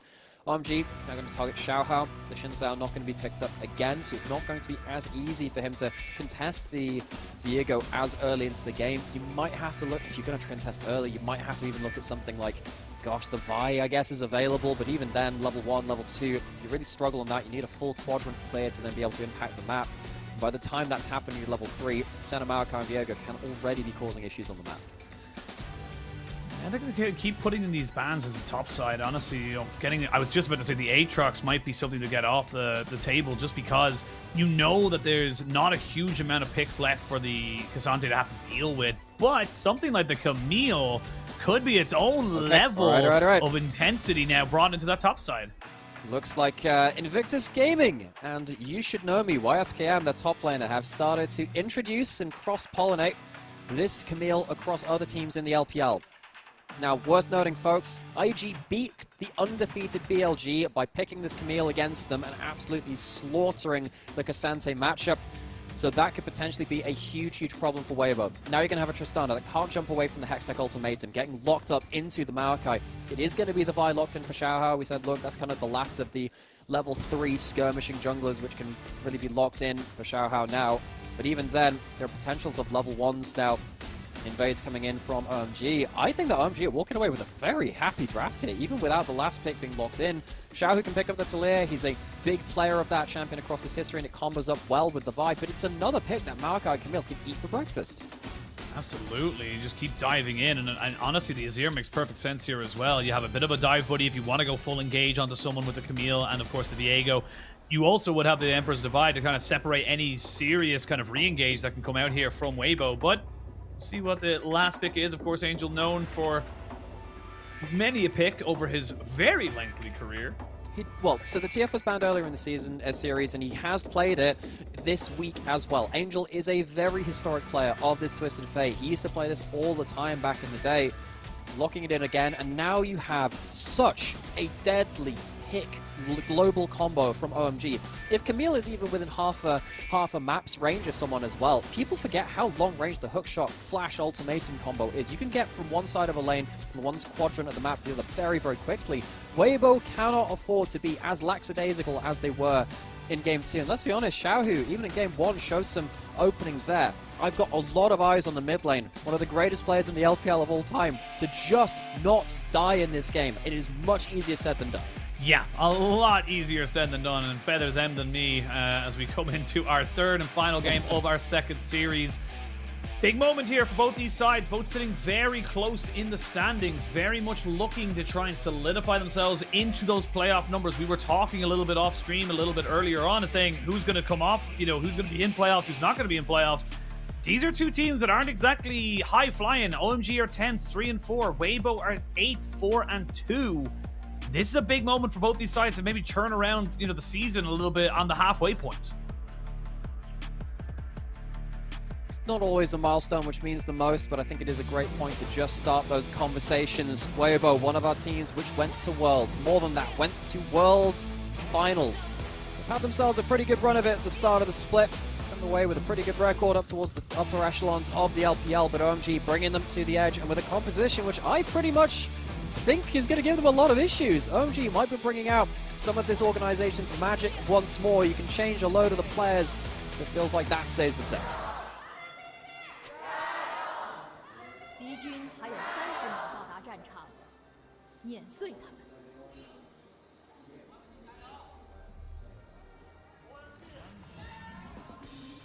Ooh. Ooh. There was HIO there from about 3 people in the crowd. Didn't even finish off the whole bunch of them. But they came out for look, if I was in that crowd, I'd be screaming that. Because they had a fantastic game too. They snowballed away with it. And this kind of competition, this makes me happy, Ashin, because the way that I described OMG last year was OMG were your favorite coach's favorite team because they did things differently. Were they perfect at playing that style? Absolutely not. There's a reason that they didn't end up going towards Worlds or MSI or into, the upper echelons of the LPL beyond potentially what they could have done. But they showed the rest of the league how to play different styles. Last year, it was about playing around the Sejuani with double melee solo laners, with the Rumble and the Maokai on the top side as well, the Yone. And when they pull out stuff like this and they bring out the TF and the Senna Maokai being able to follow up on top of the Camille as well, this is what I know this team for, and it's good return to that kind of magic and that innovation, which I love to see this team pick out. It's what a lot of people fell in love with last year. It's the willingness to try something different, the willingness to go for bigger plays. And look, you could say that they were, as you say, lightning in a bottle to have the players they had at the time. You think of Cream, who's now over on Top Esports. You think of Shanji over in NIP. These are, fantastic players in their own right, and it does feel like this is an OMG that is still looking to figure out who they are as the new iteration, but still trying to keep that old flair, that old fire burning for them. Now back into this bot lane. So the Tristana was picked up for the 2v2. It's not going to be the E-start for the Maokai, looking to try and play towards the bushes and maybe try and burst out or poke out. Crispin like see that actually PP got started with the Q to try and stop a W engage coming through. They also didn't go towards the double Dorans, they went towards the support item right off the bat for Abel, so they're not really looking to fight, they're looking to be defensive. And that means that maybe they're looking to do something towards topside. Doesn't particularly help when Cube takes turret shots like that. It doesn't matter, he's going to get the crash either way.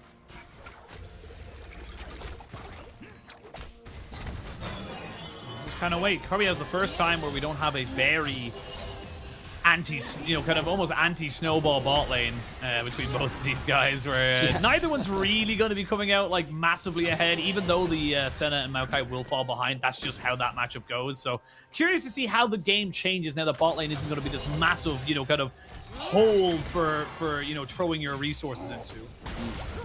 Yeah, I mean, there is great reward if these lanes do get ahead, particularly because the Senna, once she starts getting ahead of the game, adds on, the way it's described is an extra 0.5 to every play, right? Because of the global, the shield and the heal, the shield and the damage rather. If someone like Cube goes in, it can be very, very big. Xiaohao is the first person towards bot side, has survived the early levels of Vi, is going to be seen heading towards bot lane though.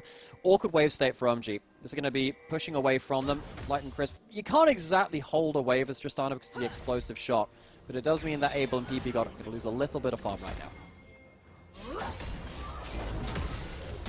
I want to see what Cube can do on this pick. You can see right now, already building up a little bit of a mana and health advantage. Of course, it is a Cassante. We're not going to assume anything until he gets caught out, but right now, still doing pretty decently into this lane is Cube, and honestly, I would love to see the return of those kind of top laners to the LPL. Like you said, YSKM kind of proving that these champs can be extremely effective, even against some of the best top laners in the world. Someone like Bane up against BLG. And, for the moment, they're happy to let things kind of pay their course, see if they are truly the new standard, or if people will still be sticking with the tanks, because I'll be honest, the tanks are boring. There's very boring picks. Nothing happens for 10, 20 minutes. Don't get me started. Don't get me started. I said this as soon as we saw the preseason, that if you're going to go towards the tank meta, you're going to see the game slow down. Look, I went back over off-season. I watched through a load of previous Worlds on stream. I thought, you know what, I'm going to sit down. I'm going to do something different. I watched through season 3 and season 5, and then when I got to season 6, I thought,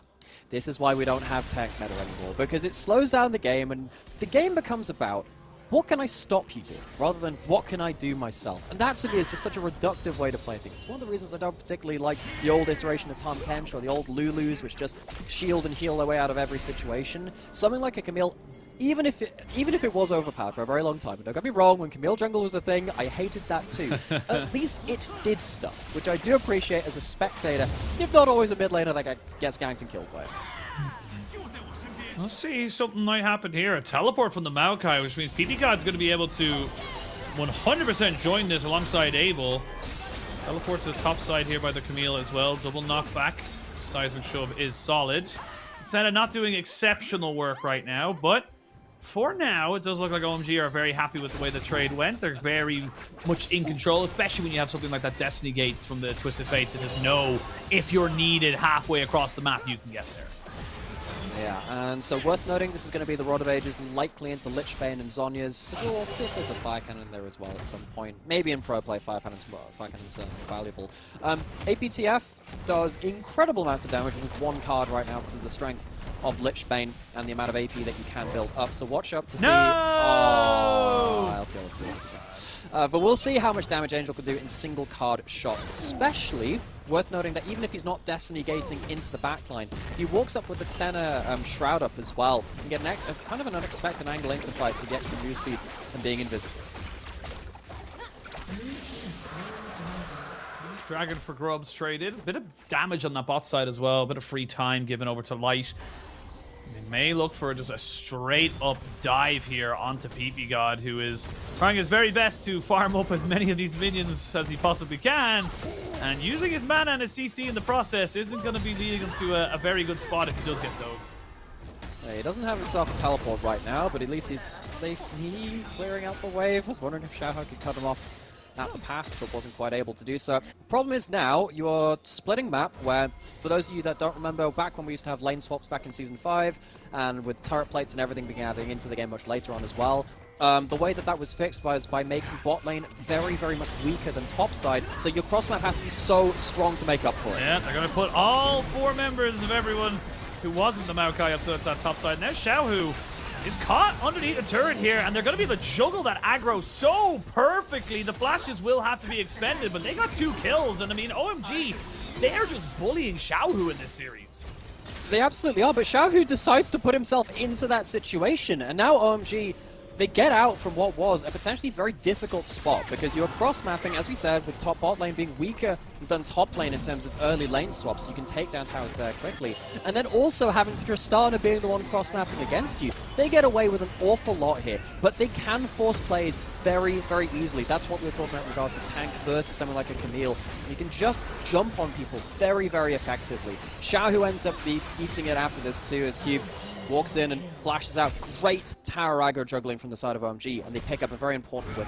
I was just wondering who had the Ghost, because I heard he got up in that last replay. It's actually Abel with the Ghost on Senna there, so a little bit of extra mobility. Yeah. Normally we see something like the Cleanse, or even sometimes the Barrier, depending on what your bot lane is, just so you know, because you're so squishy. But having the Ghost, extra chase down ability, curious to see what they do. Half of me wondered whether it was the spellbook from Angel, and then I was like, oh yeah, Senna's got that one. Yeah.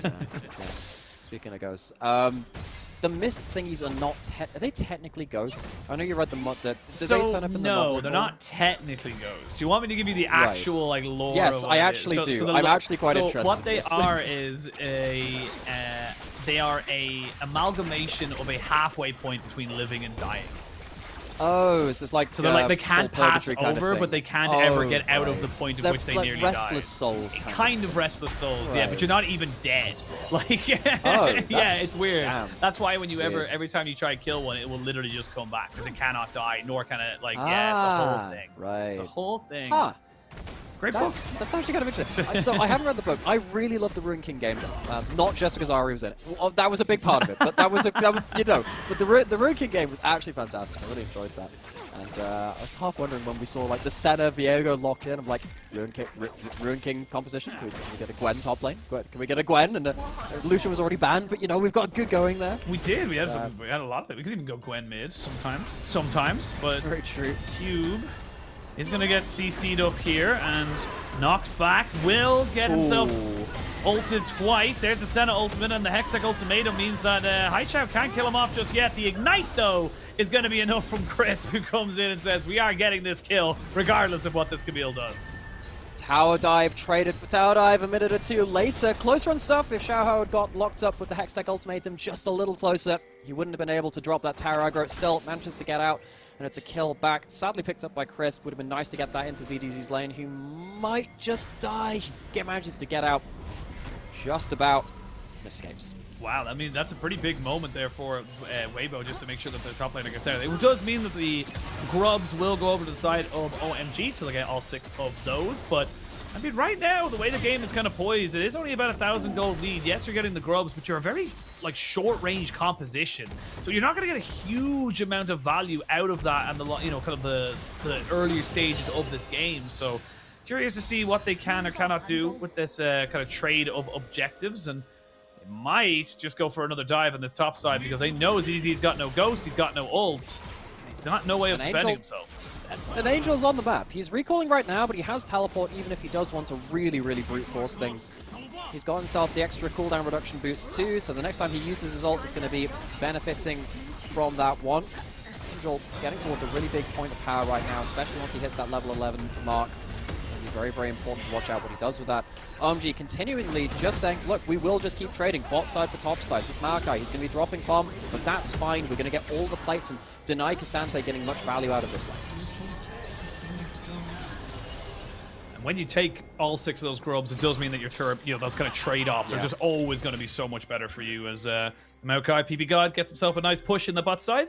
Going to be able to reset and move in around this dragon potentially. And look, OMG immediately saying, look, we're not going to let those dragons stack just yet. We're going to make sure we're in position to go for this fight potentially around this objective. And Abel actually looking to just get another tap on that tower, get the DOT coming in, but instead pushing top side, pushing mid lane. Angel's just spellbooked over to Ignite, so he's ready for a fight if it does come to it. Cube would have to get himself a teleport, and there's a great teleport ward just in that red buff. We'll see if that becomes relevant. ZDZ has a teleport Great himself. one by the red buff. See what they're doing. That red buff ward, let's see if that comes into play. Yeah, there's a great one just off to the left there. Actually, not sure if it's a ward or if it's a trinket. We'll see whether or not he goes for the TP on this, but for the moment, OMG happy with just forcing Weibo to answer their pressure. Not really going for anything too extraordinary right now, with ZDZ moving back in towards this top side to catch that wave that's been pushed up by Q's on vision, and this is going to be a pick. It's going to be a pick, and he's going to have to use his ult as flash to get out. It's very difficult to really get on top of the Viego. TF ult. TF ult does come in here. Crisp is a little bit away from his team, and they actually jumped straight onto Angel as they knew exactly where he was. Flash has to be burnt here by Light as he was ignited down.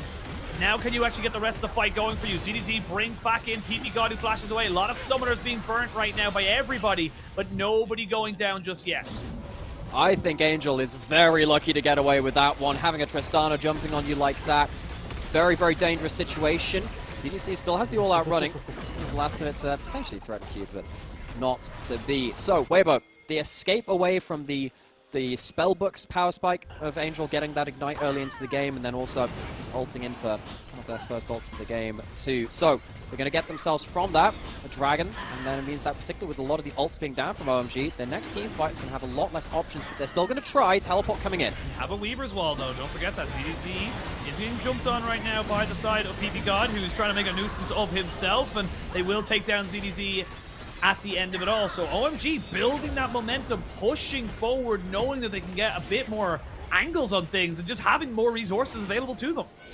Yeah, even without their ultimates, they still had Cube's follow-up, they still had the point-and-click CC of both Angel and PP God. That ends up being very important. Now, can Light get an inroad to take down this bottom turret? It would be nice to get a little bit of that gold, but you gotta be careful against something like the Camille. They can follow up on this. I think Light's overstayed now. Yep, I think he has. Flash is going to be burned down by Q, but he won't land the CC just yet. They're trying to still burn down on top of Light, but he's got no way out. He pops the explosive ult, but that's about it. I mean, this is just Weibo making mistake after mistake, and it's all individual.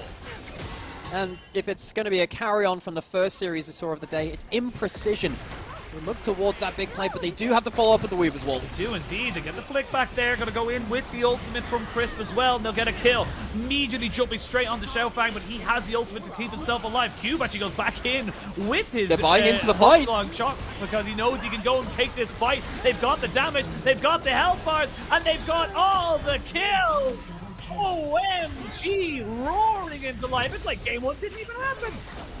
They've just completely shaken off the dust after game one, left in the ruined wake of their own base so early into that game. But OMG, they pull out a different composition. They pull out something which we haven't seen too much.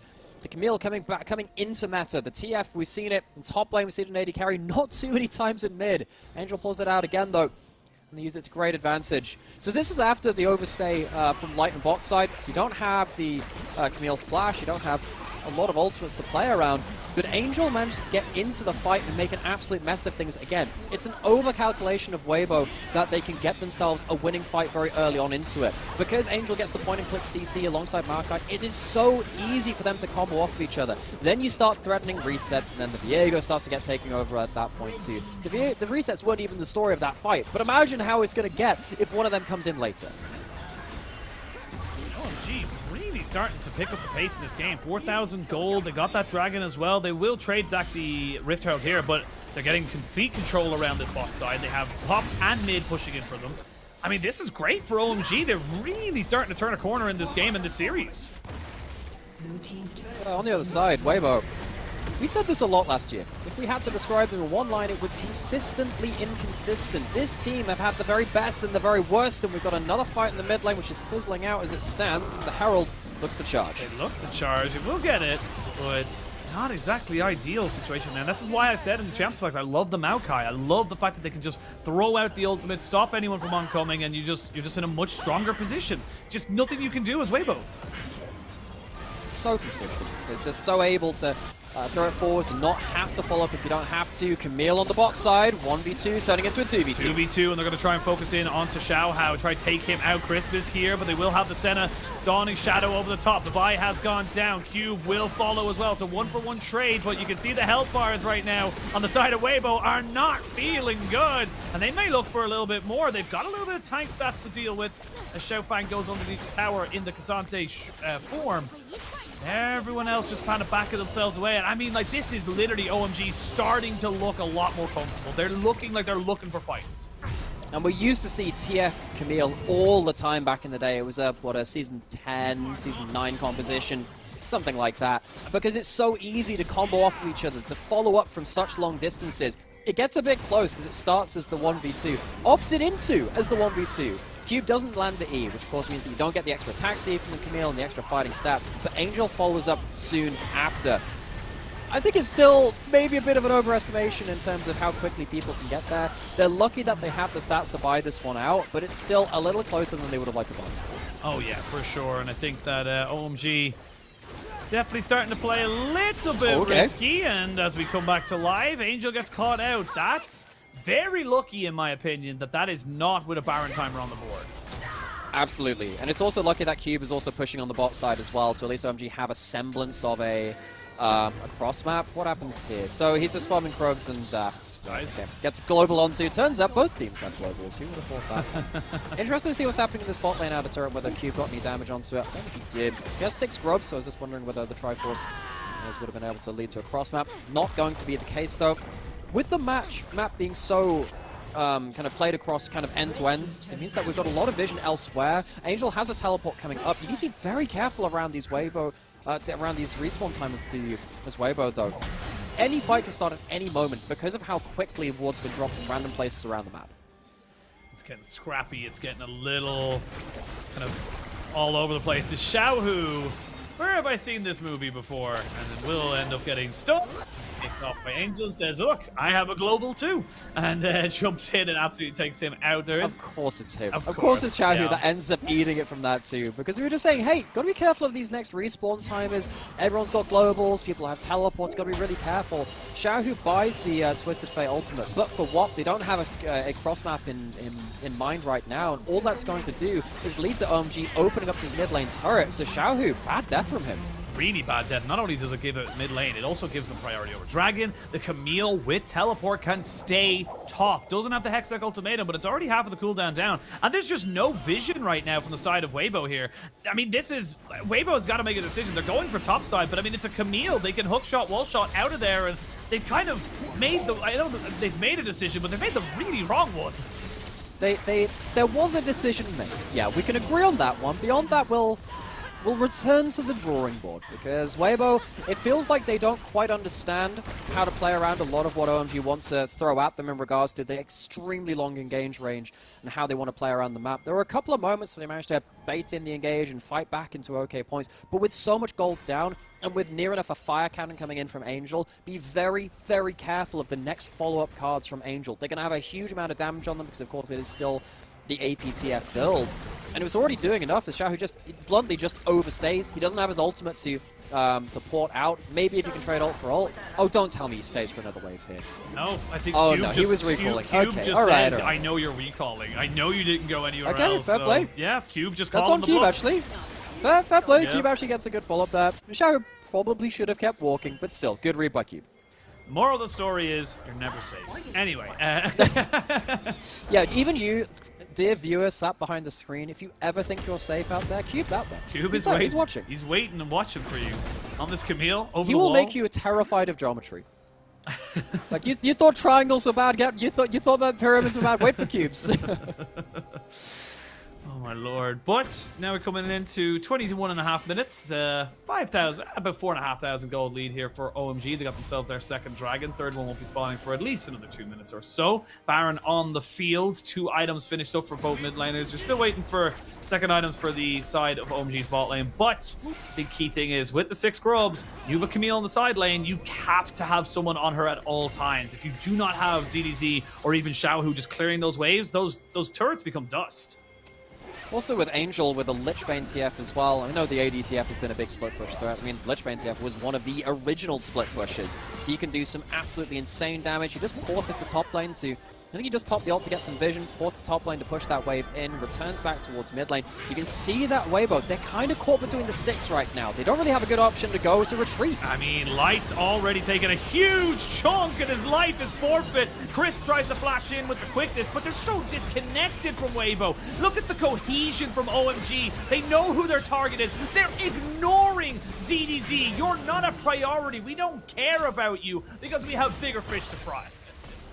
Weibo just don't have a safe place to stand. OMG's composition, when they're ahead, when they get vision control and wave control, there is nowhere that they can't hunt you down. Another gold card comes through, it's into a W, but all Angel is doing is just threatening the turret and allowing his team to go towards the Baron. That will be the real death blow in this game. And in this series, Weibo, a team at the top of our standings in a lot of ways. You know, they're not up there at the 6-1 teams, but they're one of our top teams all the same. They're going to get felled by OMG if this carries on. Yeah, I mean, OMG, we're sitting at 3-4. They will end the first half of the split at 4-4 if they can.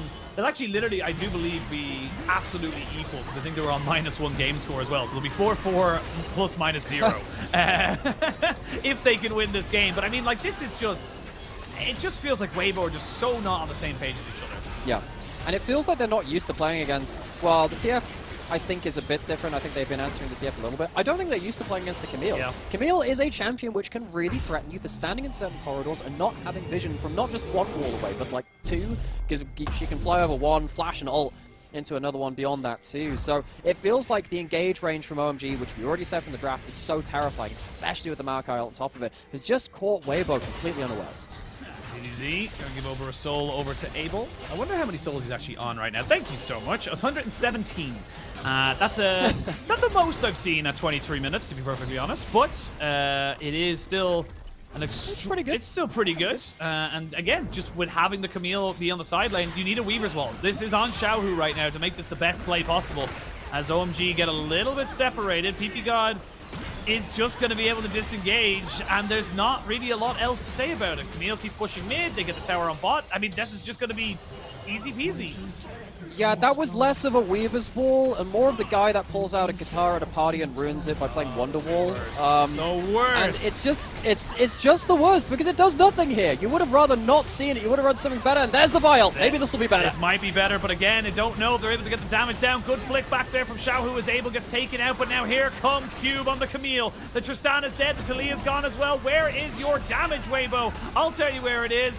Dead in the gray screen with nothing left to say about it. Crisp getting run down here by Angel, who's going the long way around the Nexus to make sure he can't go back and heal. Camille's ending the game. OMG's PP God and Shoutbanger trying to take a little bit of a 2v2 right now. Honor rule, lads, honor rule. Only 2v2s allowed. ZDZ will fall down. The Rakan goes down as well. Shoutbang, or Xiaohu, getting chased down by Shoutbang and will be killed off. That's OMG with the 2-1, and that's going to be a 4-4 scoreline.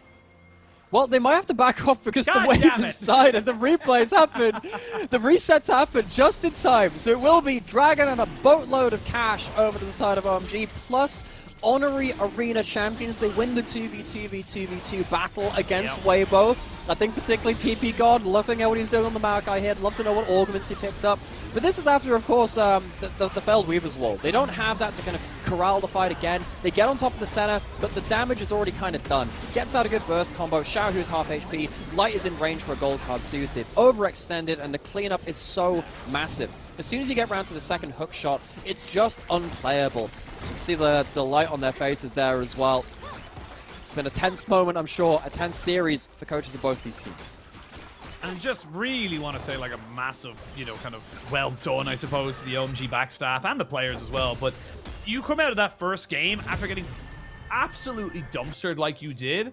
And yes, you could blame draft. Yes, you could blame all these different factors that kind of came into it. But at the end of the day, you were able to reset your team, reset their expectations. And honestly, Game 2 and Game 3 have been all OMG. Weibo really haven't had a look in either of these two games. They have been known as best of 3 merchants in the past. Lose Game 1, come back in Game 2 and 3. We haven't seen so much of that in this season so far, and we might need to see them overcome a jungle death. Yeah, well, they're jumping on the Xiaofang, and Xiaofang is still running away from this one here. Gets an extra little bit of shielding, and now you've blown everything. Everything is gone, and now you have nothing left. Even putting Xiaohao right up on top of Xiaofang, and they still can't kill him. This is going to be an easy cleanup, you would imagine, for Cube, Abel, and Angel to just make sure they get absolutely everything. The CC down on the ZDZ. You're not going anywhere, son. We'll go all Angel's out chasing on the still. Xiaofang. Still trying to look for a little bit more, but I mean, Angel's still pushing on the backside of this. OMG really just hitting home that, look, you can use absolutely everything in a perfect engage, and it still doesn't matter. Clean ace, triple kill for Abel, and OMG 2-1, 4-4, 0 plus-minus game score. And I have missed this team. Who else out there has missed some of the innovation? Yeah, we've seen the Camille before, we've seen the TF, we've seen the Senna Maokai, but the composition altogether seems like it is one which OMG have really come in with an understanding of. And Weibo came in without an understanding of. There was a bit of an issue there from Weibo in terms of just understanding where they could get engaged on. I think particularly in Game 3, I really look at Light as well as a player who's done so much great work for this team. I had some worries about that Tristana into that composition from the bot lane. I think from mid lane, where you get the extra gold, you can push through some side lanes. It's a little bit different. Through that bot lane, it felt like it was really exposed and never got as much work done as they would have liked. Yeah, I mean, it's tough for Weibo right now because they just don't really feel like the team that's going to be contesting top 4 like they were last year. They don't really look like a team that's able to kind of make things happen out of bad situations like they were last year, why they had such an amazing Worlds run. OMG, on the other hand, what a turnaround in terms of the actual expectations of these guys. They're still looking at playoffs. They're not looking in terms of being a massive championship killer as such, but that is such a huge, huge momentum boost for them just to say, look, we not only did, you know, poorly in Game 1, we turned it around completely and look confident in Game 2 and 3. For sure. And the way that they did it in different styles as well, very, very important. It's not like they're all one-trick team playing around a certain set of champions. And I think even last year, there were some points where you'd think, okay, OMG, they're just going to play the all-in composition with hopefully a Marco Sejuani in the jungle, and we'll see them combo on top of it. Yeah. Doesn't feel like that is the same kind of style here. They had a really good snowball through bot lane in Game 2, which of course really shocked off a lot of the difficulties of Game 1, but showing so many different ways to play the game in just one series, that can be really important. Hopefully they can continue that on. Yeah, absolutely. And I think that for me, OMG, now at 4-4 in the season, literally dead even. I mean, I don't think you're unhappy with that. Like, I'm just kind of a quick look at their, you know, kind of their run as such like that. Like, you've already gotten kind of semi-decent big games out of the way. You got Weibo gone and NIP, but now you got, next week, you've got EDG and JDG kind of, you know, two halves of the table in terms of that. You still have IG, you still have BLG, and you still have Top. So still not 100% sure where they fall in terms of the playoff standing, but 4-4, considering how they started, definitely a much better place for them at the halfway point. Yeah. Considering the expectations just coming into this year as well, I mean, they lost their legendary top side. This is a team which, you know, despite never making an international event as that roster, were so beloved and so well known, and even internationally, because of how much they taught the rest of the world how to play around certain parts of the game. In a meta where you had to snowball through bot side, they learned how to snowball through top side. In metas where no one else was playing these melee solo lanes and some of these random picks bot lane, they managed to make them work as well. So to see them again, just flexing that kind of experimental muscle again, that means a lot to me as a fan of the team and a fan of the players. And of course, we get to catch up with some of the old OMG members as well in our next series of the day. We've got Shanji and Aki playing in NIP versus LNG, and I think if they could also put up some good performances as well, it'd be nice to see like all parts of that of the old OMG roster, especially with Cream on top esports, who are also doing very well. Be good to see those split stars reunite sometime in playoffs. Yeah, the OG OMG team as such, kind of coming in together. Oh, I don't know about that. I remember going, and I remember Cool, hey, and man, I remember Icon. I was a Go-Going stan right back in 2013. That's how I kind of got introduced to the region as such. But yeah, I mean, like for me, it's just definitely a good turning point for them. For Weibo, I'm worried. I am genuinely worried for this team because it does feel like they're a little lost. They're a little labored around the place. They're not really sticking to what you would expect them to stick to. 4-3 now isn't bad, but you know, AL isn't a foregone conclusion. Yes, AL lost today against EDG, but I still think AL are the kind of team that can take you down. FBX, another team that I wouldn't be saying, yes, Weibo should be winning that 100%. Milky Way's on a roll. I mean, absolutely. And then it's NIP, then it's WE. These are all hard games to come up to as you start to hit the business end of the season. It is worth noting, this time last year, so spring 23, back when you had Casa in the lineup for Weibo, and of course you still had the Cheyenne top lane as well, they were also at a 4-2 scoreline, and we had, they had the expectations last year of being a huge super team. They were one of our top teams, and they struggled to get off to that kind of ground as well. They somehow ended up making Worlds Finals, so I'm not going to throw this team to the wind just yet, but it's also not a foregone conclusion that they're going to follow that same path. Xiaohu did a lot of damage. He died an awful lot at the same time, though. And yeah, that's a big thing. Light was not really a factor in this game. So often, Weibo have drafted and put resources into Light's pockets to help him carry games. This was not a game for Light. This Tristana was shut down very easily. Yeah, I mean, it just felt like as soon as the early game went the way of OMG, when you have got this scaling Senna and Maokai just kind of constantly looking up, you're not getting the same amount of trade backs. And honestly, I do think I want to give major props to OMG. With the Camille, they put major emphasis onto that, the Void Grubs. They made sure that they had exactly what they wanted for that, because they said, cool, now that you have 6 Void Grubs, towers are a massive threat to us. So this split push has become a massive win condition for us in this team. And in the end, they didn't even really need it. They had the pressure, but then they just were so far ahead, the team fights were exceptional.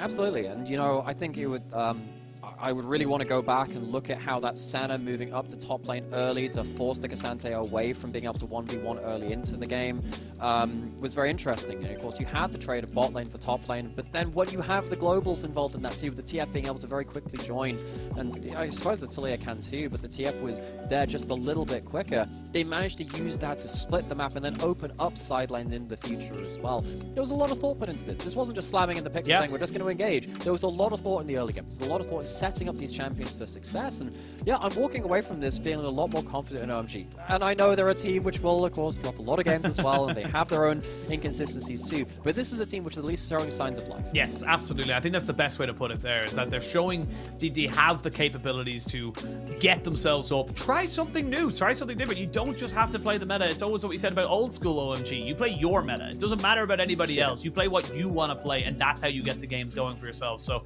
we'll see what the future does hold. Of course, for OMG, their next game, I believe, is up against, I have to hear, rather than just guessing. Yes, they have EDG next week, week 5. I believe that's on a Wednesday, or maybe even, yes, it's next Thursday, OMG versus EDG. And then next Sunday, they play JDG. So, I mean, you got to warm up, and you got to take that win. EDG are riding that high right now. The JDG one, though, that's rough, because one of the things that we knew about the old OMG roster, and it's continued into this one, is that Abel and PP God, if they have a bad early game, this team is toast. Yeah. They're not a team which gracefully loses through bot lane. It's why I was surprised that the Zyra Khan kind of just trying to fist fight very early on against one of the strongest 2v2 lanes I can think of very early on if you lose control of that first wave. So JDG, that is going to be a great whetstone for them to kind of sharpen the edge of their blade and just say, okay, can we deal with a stylistic mismatch for us where they have the strongest bot lane in terms of laning phase in the entire league, it feels like. They gave Elkin on a real run for their money in the BLG Series 2. Heck, Game 3 with that 13-kill Kai'Sa, that really should have been something more for them. But we're getting through to the MVP now as well, hopefully, too. Yeah. And I'm actually interested to see who picked us up for OMG. Maybe Cube? I think it could be Cube. No, Angel. Alright, okay, that's fair, that's fair. It's going to be one of the two. It's going to be one of the two. I think that this Twist of Fate, which is again like a historical pick for Angel, came out trumps as well. Had a really good job of snowballing through topside. Yes, did very, very well. Just creating picks, 4-1 and 10. Only died that one time where they got caught out up on top side, and then immediately responded with it. I really love the AP build. I know everyone's kind of high on the AD one right now, especially Flandre over on JDG with that AD top lane TF. But I just think that you saw how much damage it was doing. Just that single blue cards, just constantly chucking out like 500-600 HP off of very, very big kind of chunky targets. It's just good to see. But again, great for the Z from Angel and great for OMG. I do want to see this roster do well. For Weibo, they gotta figure some stuff out. They're not feeling good right now, and they're gonna have some pretty big conversations in the back rooms, I imagine, today. Absolutely. It's been a little while since we talked about it, but Weibo always were the consistently inconsistent team. I think I heard in our ear that we are ready to go towards a break, and after that break we will have our third and final series of the day, the final one of this week as well, NIP versus LNG. It's going to be a hot one. See you in a bit.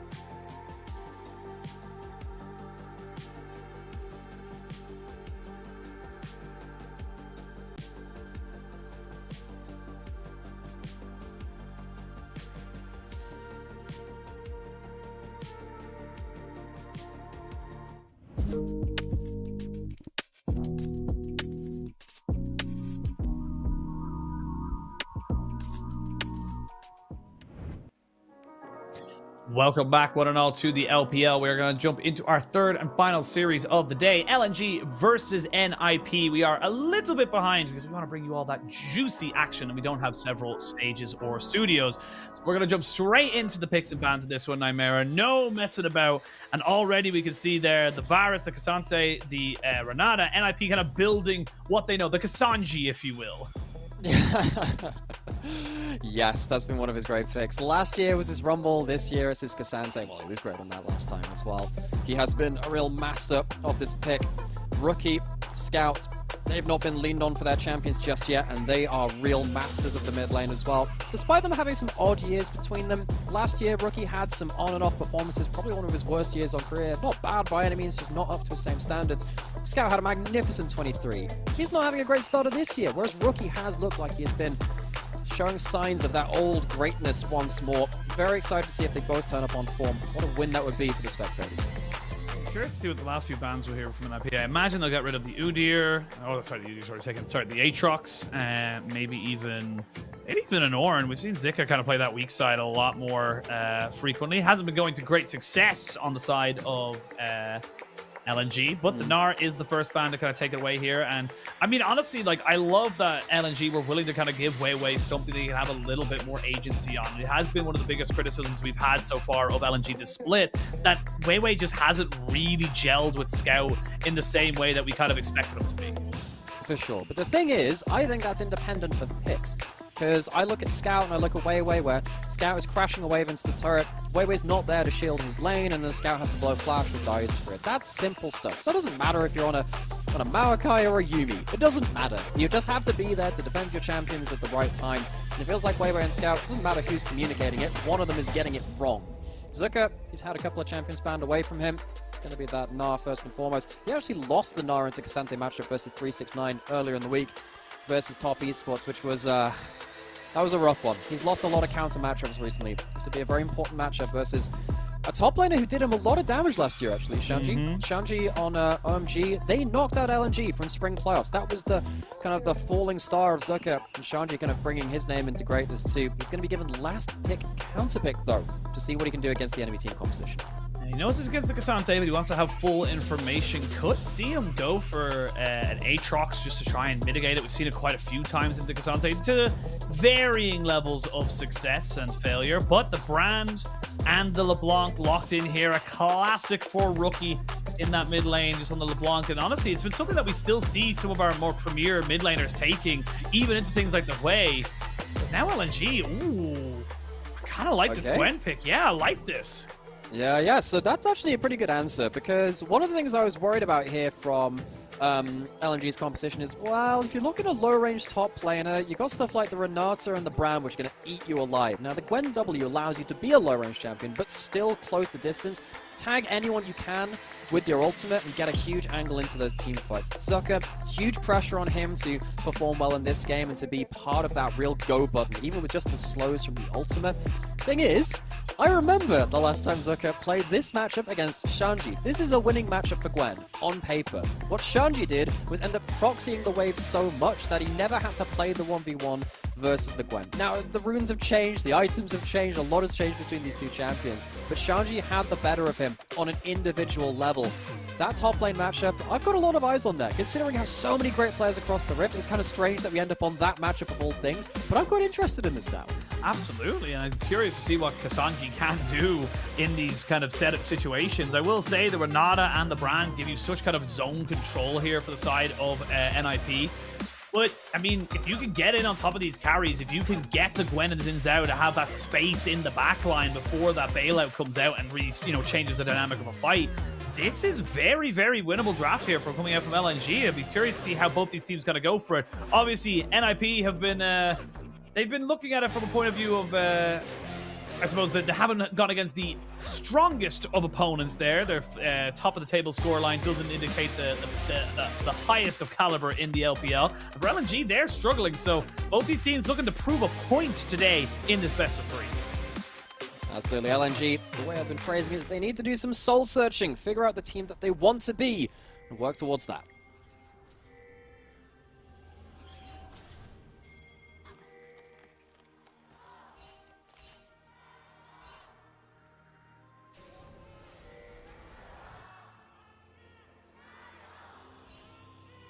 Gotta love the Gyos ringing true here. We are, I believe, in Suzhou. Yes, we're in LNG's arena. Because I saw that. I saw these both teams at the last fit. And obviously, you know, we're playing catch-up. We know it's in a different venue. I just didn't know whether it was going to be in Shenzhen or whether it was going to be in Suzhou. It is in LNG's home arena. So NIP playing an away game. Now, we have a couple of teams with our home arenas. We have these two. JDG have one in Beijing. And you have Team WE in Xi'an as well. Of course, we went to Xi'an for our finals last year as well. I think that's all the ones that we have right now. There might be one which I'm missing. One of them taking teams all the way across China. Home and away jersey. Well. They do, yeah. Did you see BLG's pink jersey? The away one? It's actually really good. I don't like all of them, but that one looks really cool. I will say, I like, because like I think it was Weibo versus Top Esports. They were both wearing their white home jerseys, and I'm like, come on, lads, come on, lads. Like, you gotta wear something, you know. It's a little bit different if you're like playing rugby or football. You kind of need to tell the difference on the pitch in terms of who's wearing what. Because if you're gonna like tackle someone in rugby, you best not hope it's your mate. Yeah. Also, commiserations to you. Don't you mention it. Don't you mention that. It's the one time I care about rugby, the one sport I grew up with. And, yeah, the Wales Island match was less than good. It wasn't exceptional from a Wales point of view, as we see Gala and Hong getting themselves level 2. But good respect from Photo Control puts them right back under the tower. But yeah, I was having a great day until you mentioned that. I'm sorry. I mean, like it's like the one time Ireland is like the one time, literally the best in the world at something. So apart from like writing limericks, like. I'm sure you can think of a couple of things. I'm sure. But it's it's a major sporting thing, and I'm very happy. It's good to be an Irish rugby fan at this moment in time. Maybe we can catch up on that next week as well when the next matchup starts getting through as well. Early game, of course, we saw a little bit of action towards the bot lane. You kind of expect that with Lucian, Milio, Varus, Renata, all very lane dominant champions, which can have some windows if you misuse some skill cooldowns, or whether you misuse your positioning as well. Top lane pushing. Zika on the Gwen. Interested to see how Arky and Weiwei first respond to the map, though. He's walking down towards bot side. Will be level 4. Scout a little bit slower clear in the Shin South, so we won't get level 4 until he finishes off this Gromp, which means Arky gets first roam into the river. He doesn't have a ward to put down just yet, though, so he can't really boldly walk up into the river. Trade here for Sanji into Zika. Should be fine, though. The Gwen with the Conqueror should be someone you actively go to take on in these situations. But for now, everyone's just happy to keep farming it up, keep going for it. And NIP are an interesting one as well, just as a team, if you will. They're up at top of the table, 6-1, tied with Bilibili, up right up there. But the way that these two teams got there hasn't been, one does not equal the other. Bilibili have already played the likes of IG, JDG, LNG as well, which we would have had up there, AL. There's a lot of bigger teams here for BLG in the grand scheme of kind of how they've gone. Even Top Esports right at the start of the season. Whereas I look at NIP and I go, okay, it's LGD. They actually beat IG, funny enough, 2-0, but then it's RA, WE. These are Ultra Prime. These aren't of the same caliber as the Bilibili. So some people are trying to figure out whether or not the scoreline is justified or not. Yeah, there's a lot to be said about strength of schedule, particularly in the LPL, where you only play each team once. Arky, Weiwei, they both finished their first clears. They both started their recalls after their first clears in the enemy jungle, though, and this is quite a common thing where you recall, put a ward down at the last bit. Weiwei spotted where Arky's ward would be, and also Weiwei spotted out Arky on that ward just onto that Gromp as well. So actually, jungle knowledge and the information battle is going to the favor of LNG right now. I don't know whether they can really do much with it, but it's just worth knowing that it feels like Arky has been spotted out a lot in this early game. We'll see whether that continues as Arky walks up towards these grubs. We're stuck in the pit right now. I mean, all Weiwei wants to do here, I think, is just take away the one. He's taking a fierce amount of damage on the backside of this. Hong, though, providing some support. Shanji did TP in here. Rookie makes his presence known, but Weiwei really doesn't want to give up his flash. And yeah, I was going to say, I don't think you had a choice in this matter. LNG. It was coming. It was coming. It was coming. So that's going to be one takeaway of the grubs from NIP. Of course, we talked about this actually right away in week 1. This is from when we were on the first games of the split. We talk about this as Brand was like this newfound thing. You press all your skills on the first grub, it procs the passive, and then the passive goes on to the other two. So he absolutely destroys those grubs in a way that nothing else really does. So the Grubby Tubbies will be put on a bit of a commercial break. We'll come come back a little bit later into the game. Luckily for LNG, not all three of them going over, and they can still test this dragon as well. Still contest the dragon potentially. Don't know if LNG are really going to give them an opportunity to. Again, very difficult not knowing exactly where the Lucian is. This time NIP happy to move forward. Happy to say, yeah, we'll get you off that objective. We're not worried about you bursting that one out just yet because Gala had a massive wave to catch at this bot side.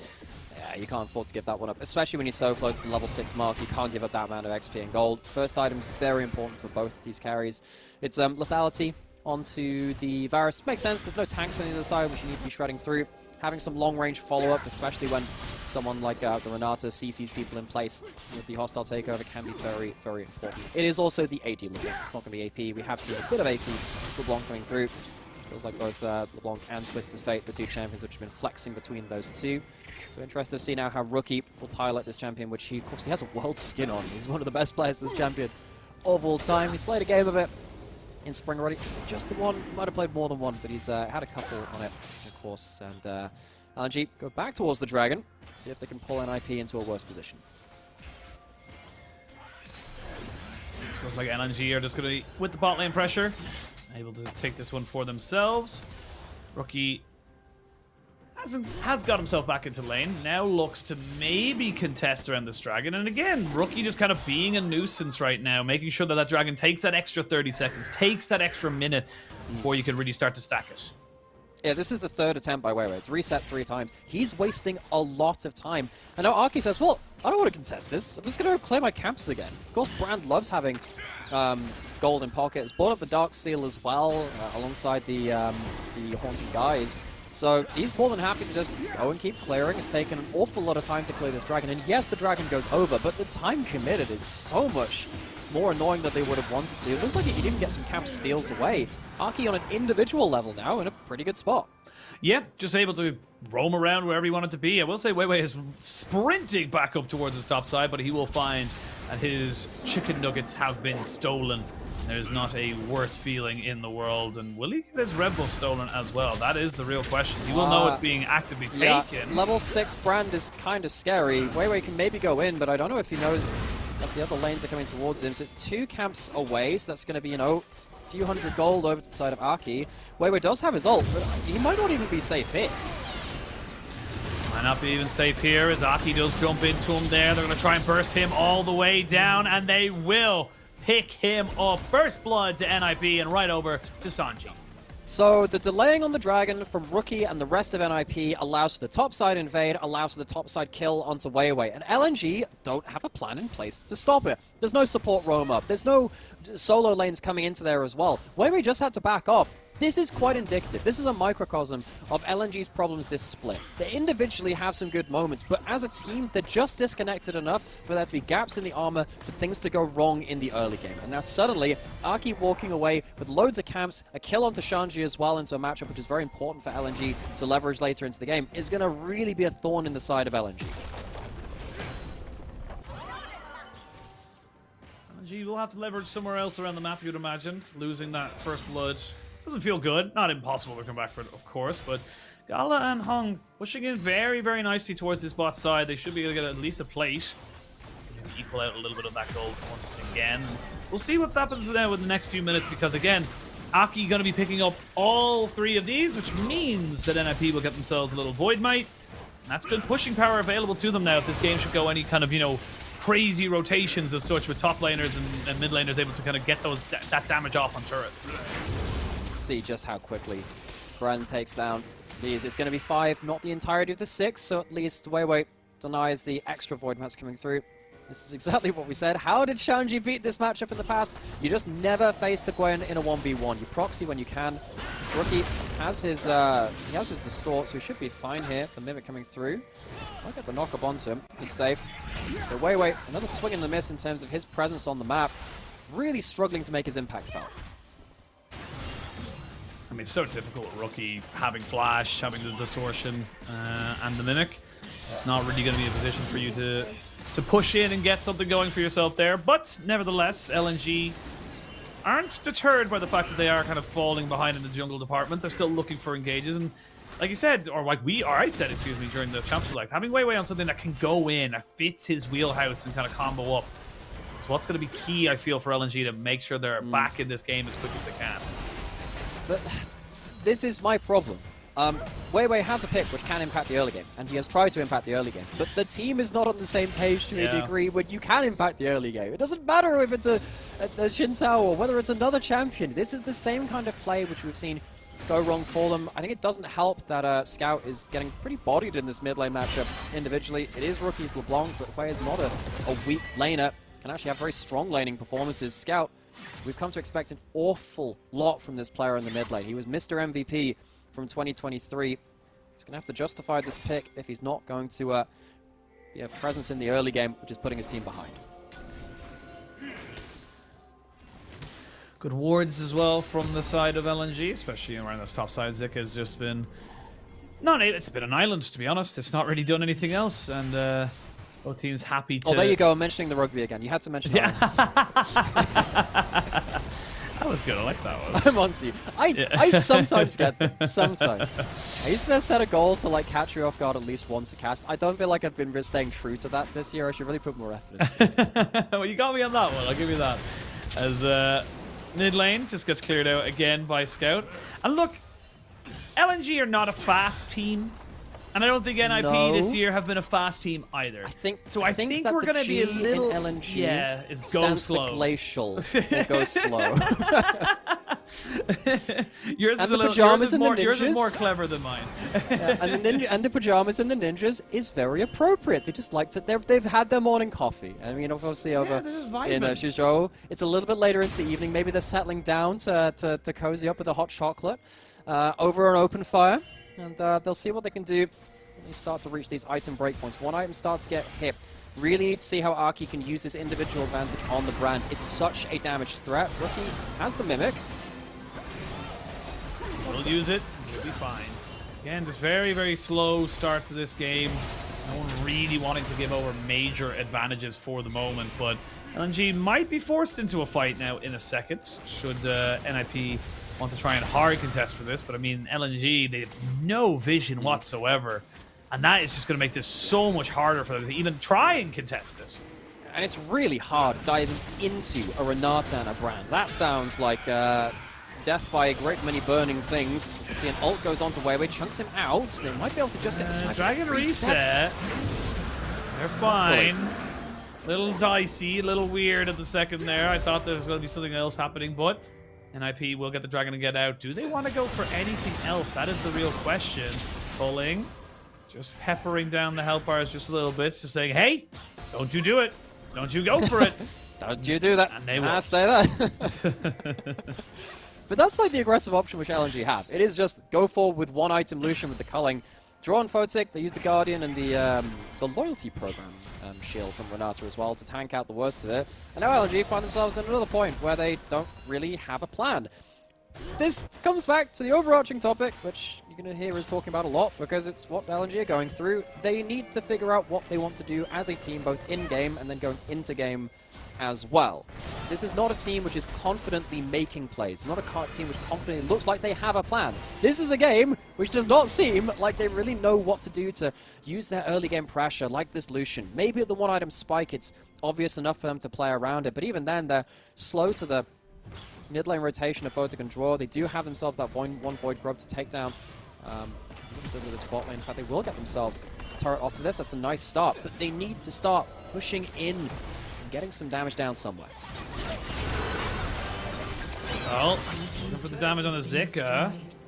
Just pop the Ghost, it should be fine. This is kind of just par for the course, to be honest with you. There isn't really much else to say. The Gwen without the Ghost isn't as threatening, but it's also, you know, you're not really, without the Ghost and the Cassante, you're not really going to get anything else out of that. So NIP to continue with their Rift Herald and Baron Pit objective dominance, I should say, and continue to keep stacking those up.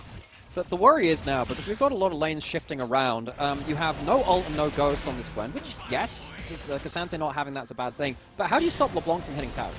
Because normally what you could do is hope that she misuses her ability, so she jumps forward, doesn't have the Mimic Distort as well, and you can stop her from hitting towers. Now you have to move Gala and Hung up towards this top side. Of course, worth noting there as well, Mark has been playing this week, rather hasn't been playing this week in favor of Hung. But Rookie uses this one moment to just push in this top side. The Lucian and the Milio, of course, just aiming to respond there. But it feels like NIP, after taking away something from Zucker, force away a couple of the lane allocations they would have loved to be going towards, and they get some advantage in side lanes because of it. Now, Mara, it has been 16 minutes, and we have had 1 kill. Yes.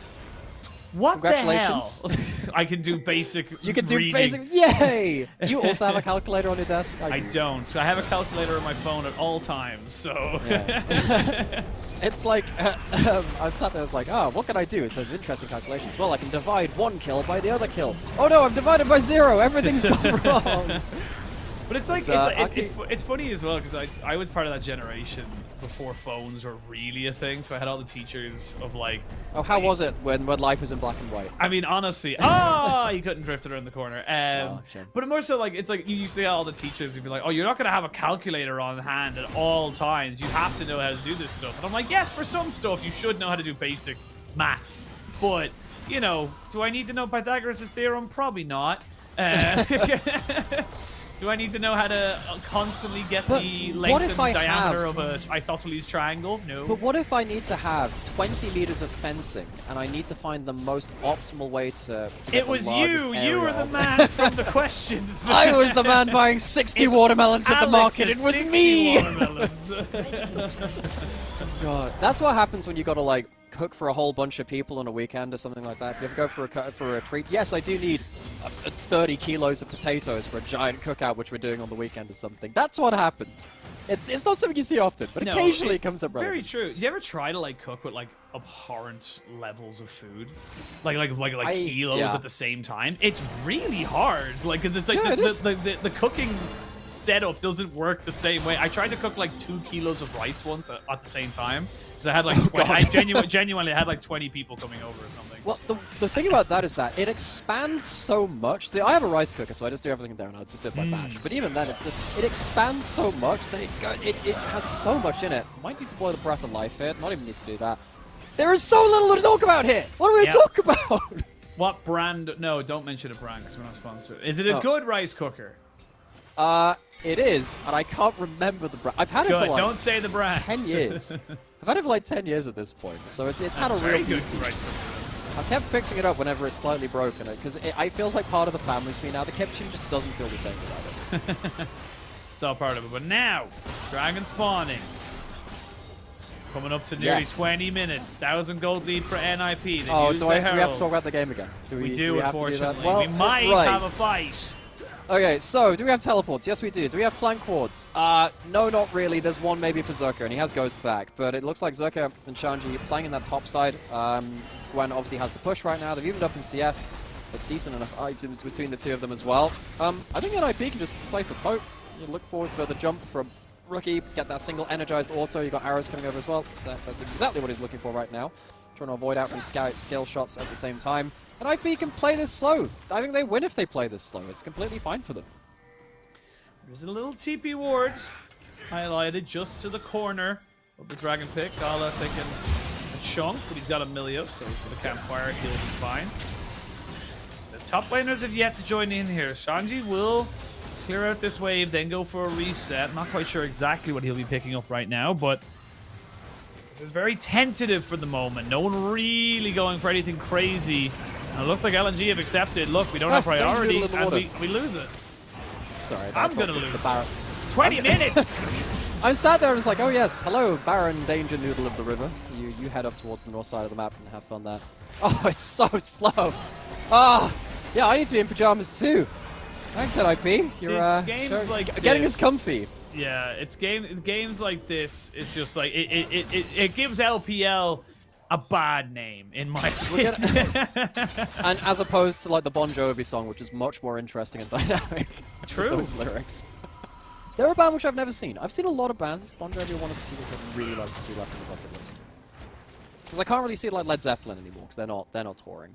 I would love to see Nirvana, but you know, sadly that's not. There is an unfortunate blocker on that. Yes, there are problems with that. Yeah. I was very happy to see Linkin Park 3 times while I never got to see them. They got booed off special, stage, actually. unfortunately, in Ireland. What? So they were the warm-up band for a metal band. I think it was Metallica.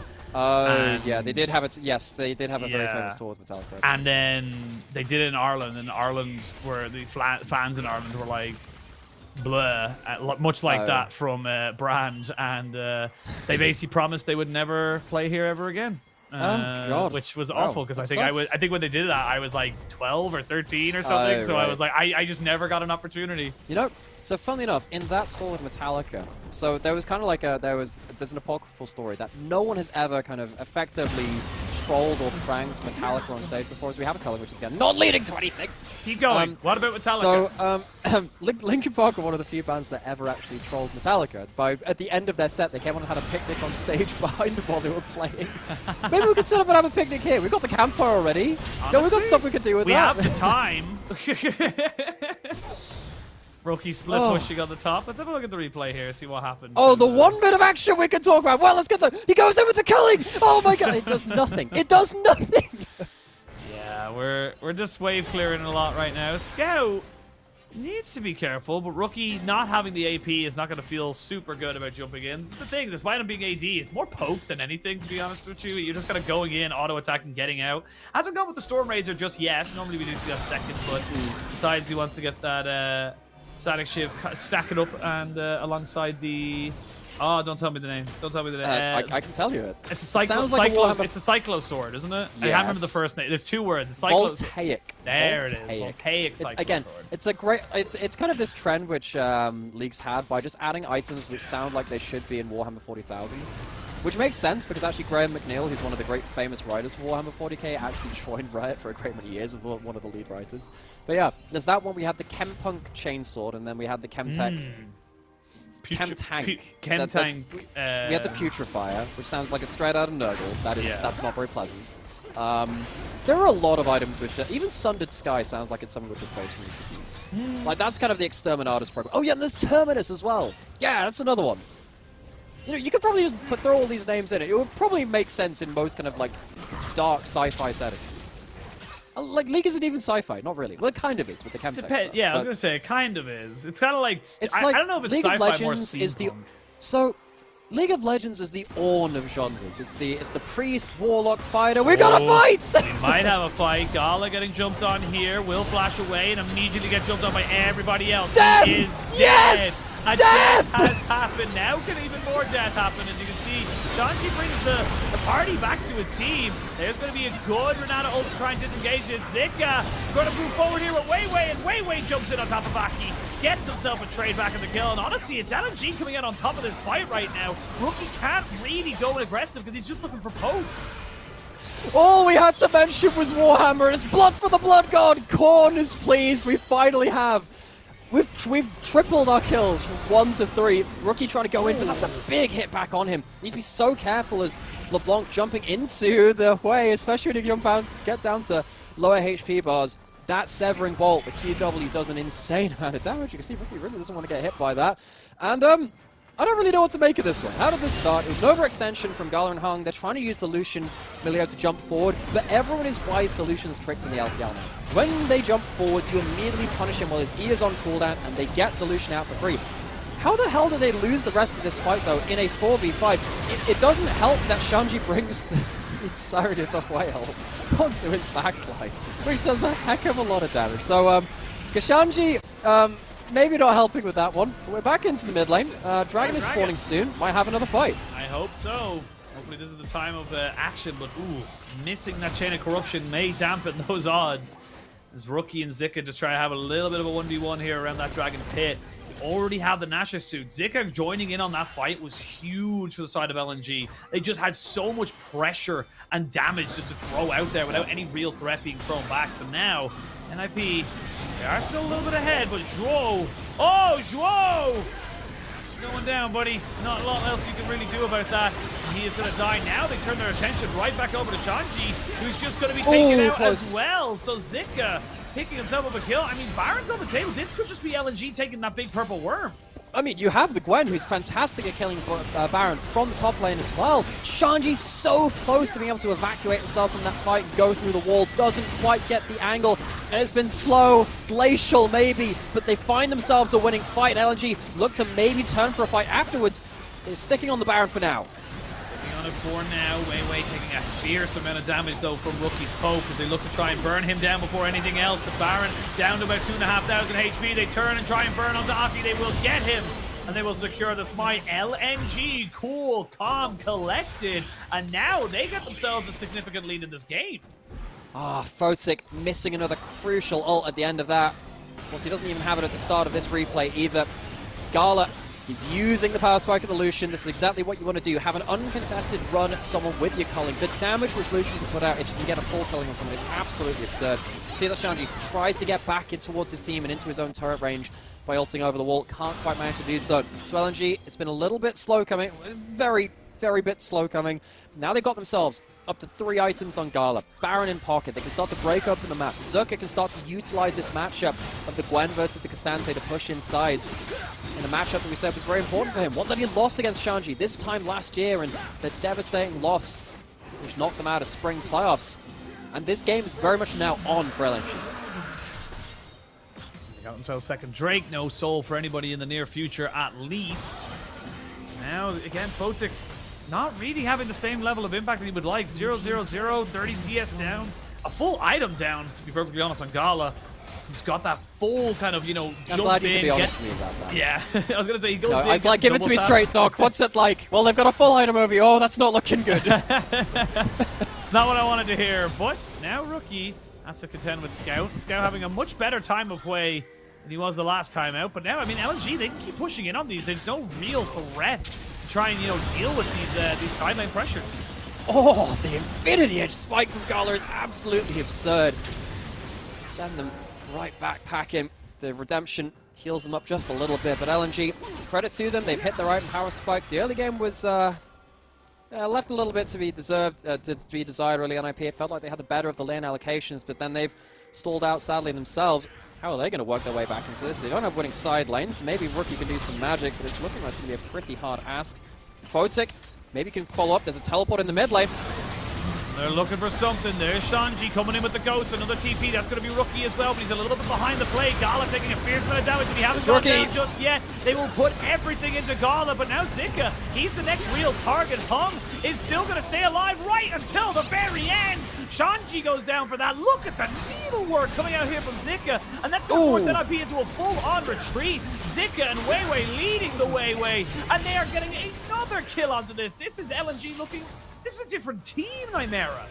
They've hit their power spikes. They understand they can play around the Lucian. And it's been a while since Gala's had as an impactful game as this one. I say that as he did die at the start of both the big fights which NIP were looking to take. But still, it's playing around the Lucian power spike. It is the easiest power spike to play around in the game. It feels like one item and things go well for you. Rookie's going to jump straight into Zerka. Has a Mimic. Might be able to get away. He's flashing. He should be able to stay alive, but... I mean, it's getting harder and harder for these guys for NIP to honestly kind of get their feet into this game. So it starts once again with Gala just before this, running straight towards them. He used his culling already. He gets hit by the Varus ultimate though, which means that the Breath of Life is blown early. Double teleport, syncopated. So Rookie comes in at a different time, means Gala's off the board. But this is not the first time that they have lost a 5v4 with the AD carry down from the other team. They just can't see it out against Zerka, and the huge damage he's putting out of the Gwen. Shanji's not been able to keep him down. LNG now 4,000 gold ahead. Really feeling like they can start to build some momentum off of this. Really feel like this is a moment here for this team to try to go for it. Because again, and it comes back to our original point. NIP, we weren't quite sure where they stood in the standings because they haven't really been contested. They haven't really gone against a team that would be, on paper, a championship-winning one. I think a lot of people were expecting LNG to be a lot better this year, but I mean, this is a great moment to show for LNG. They're not dead and buried yet. That's a great point, but I had the intrusive thought when I saw that graphic of the Baron power play. It says, the Baron earns 3,248 gold or something. I was thinking, is this what Baron's tax returns look like? The Baron has earned this much in this paycheck. That's how much That's a pretty big paycheck. I would take that, especially if it's in gold. That's That's a lot right there. But yes, it definitely a lot to be said about benchmarking. NIP really needed to stick the landing on this one. They had a good early game. They have champions that they're comfortable on too. Aki had a great individual lead.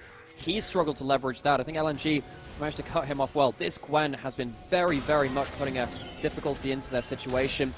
See that?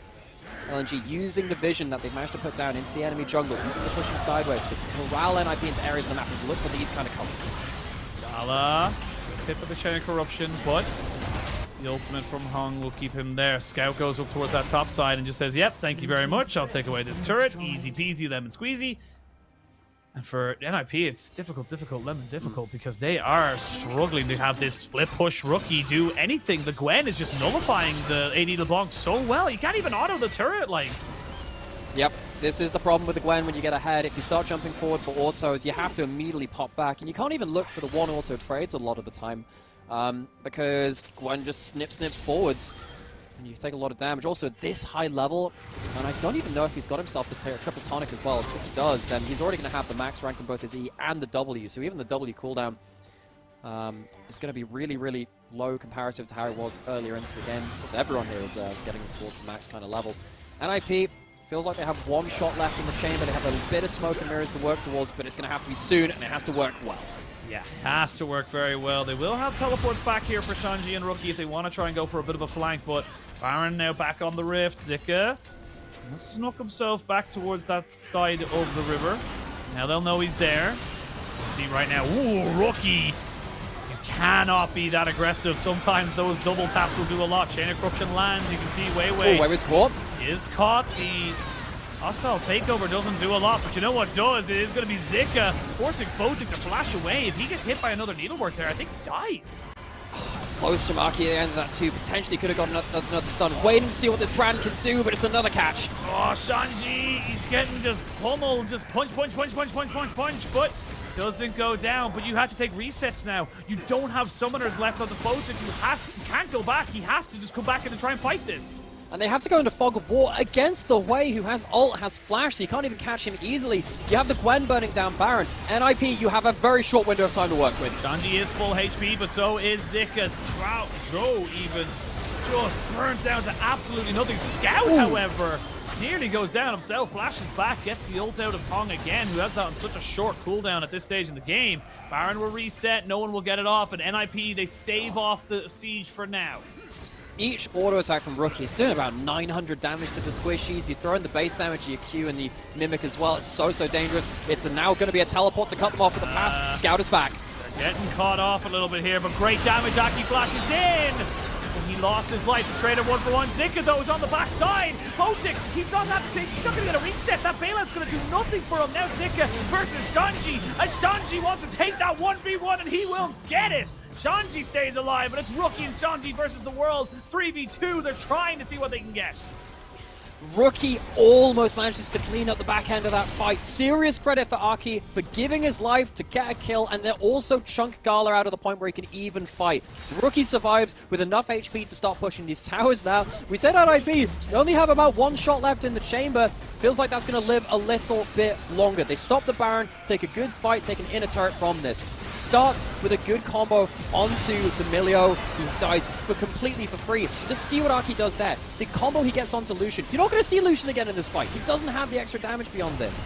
And that means that LNG finally find themselves in, well, rather, NIP finally find themselves in a point where they win the DPS race just about. But back into live, LNG will get themselves up to soul point. 35 minutes just about. Timer.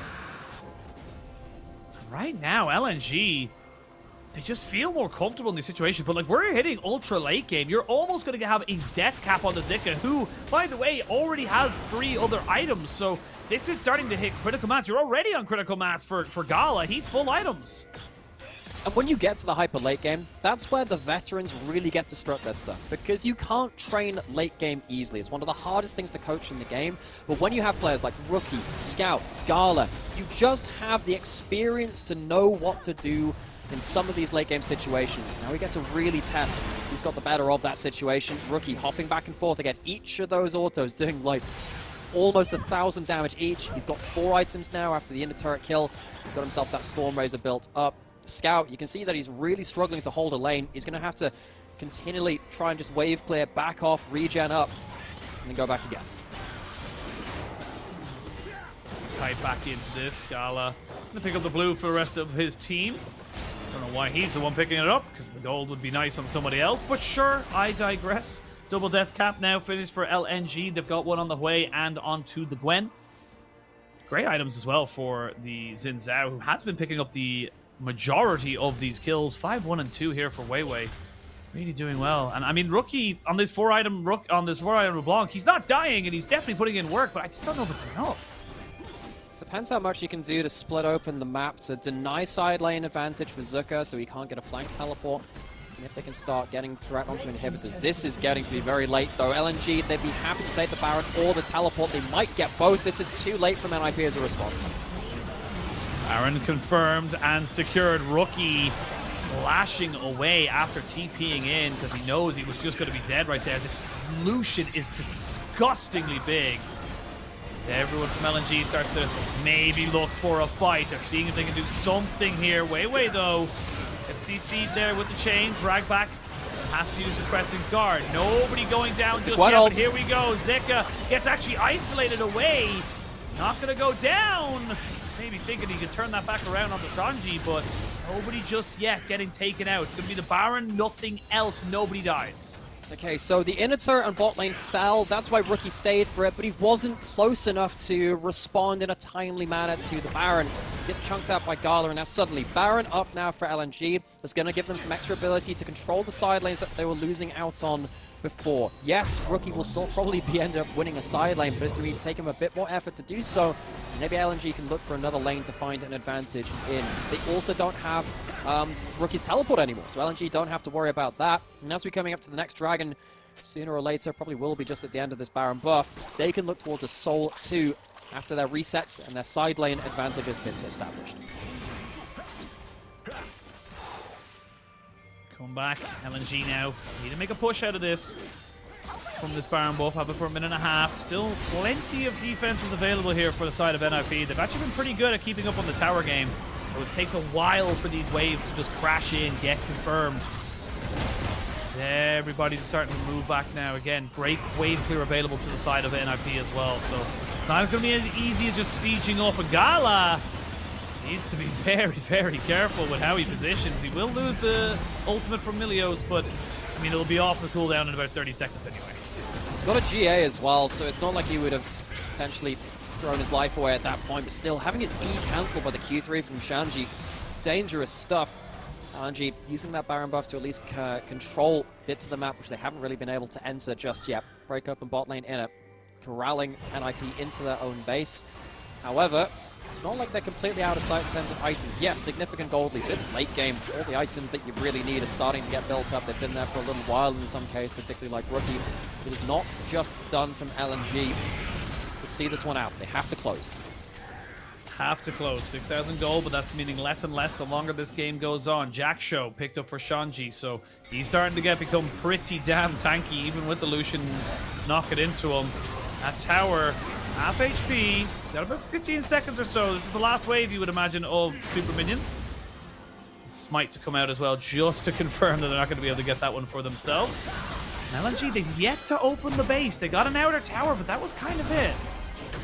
You can see that Brand is adding a lot in terms of wave clear values to the individual gold from Rookie. It's not going to win all of the fights, but it definitely helps to a certain extent. So, mid lane inhibitor broken open. Is it going to go down? Not quite. So the turret is down, inhibitor lives. No super minions just yet. Cloud Soul will be the call here from LNG, and I mean, look, I can't really blame them right now. They are a slow team regardless of how they win or lose, but you're 2-5. This is your halfway point of the season after this game.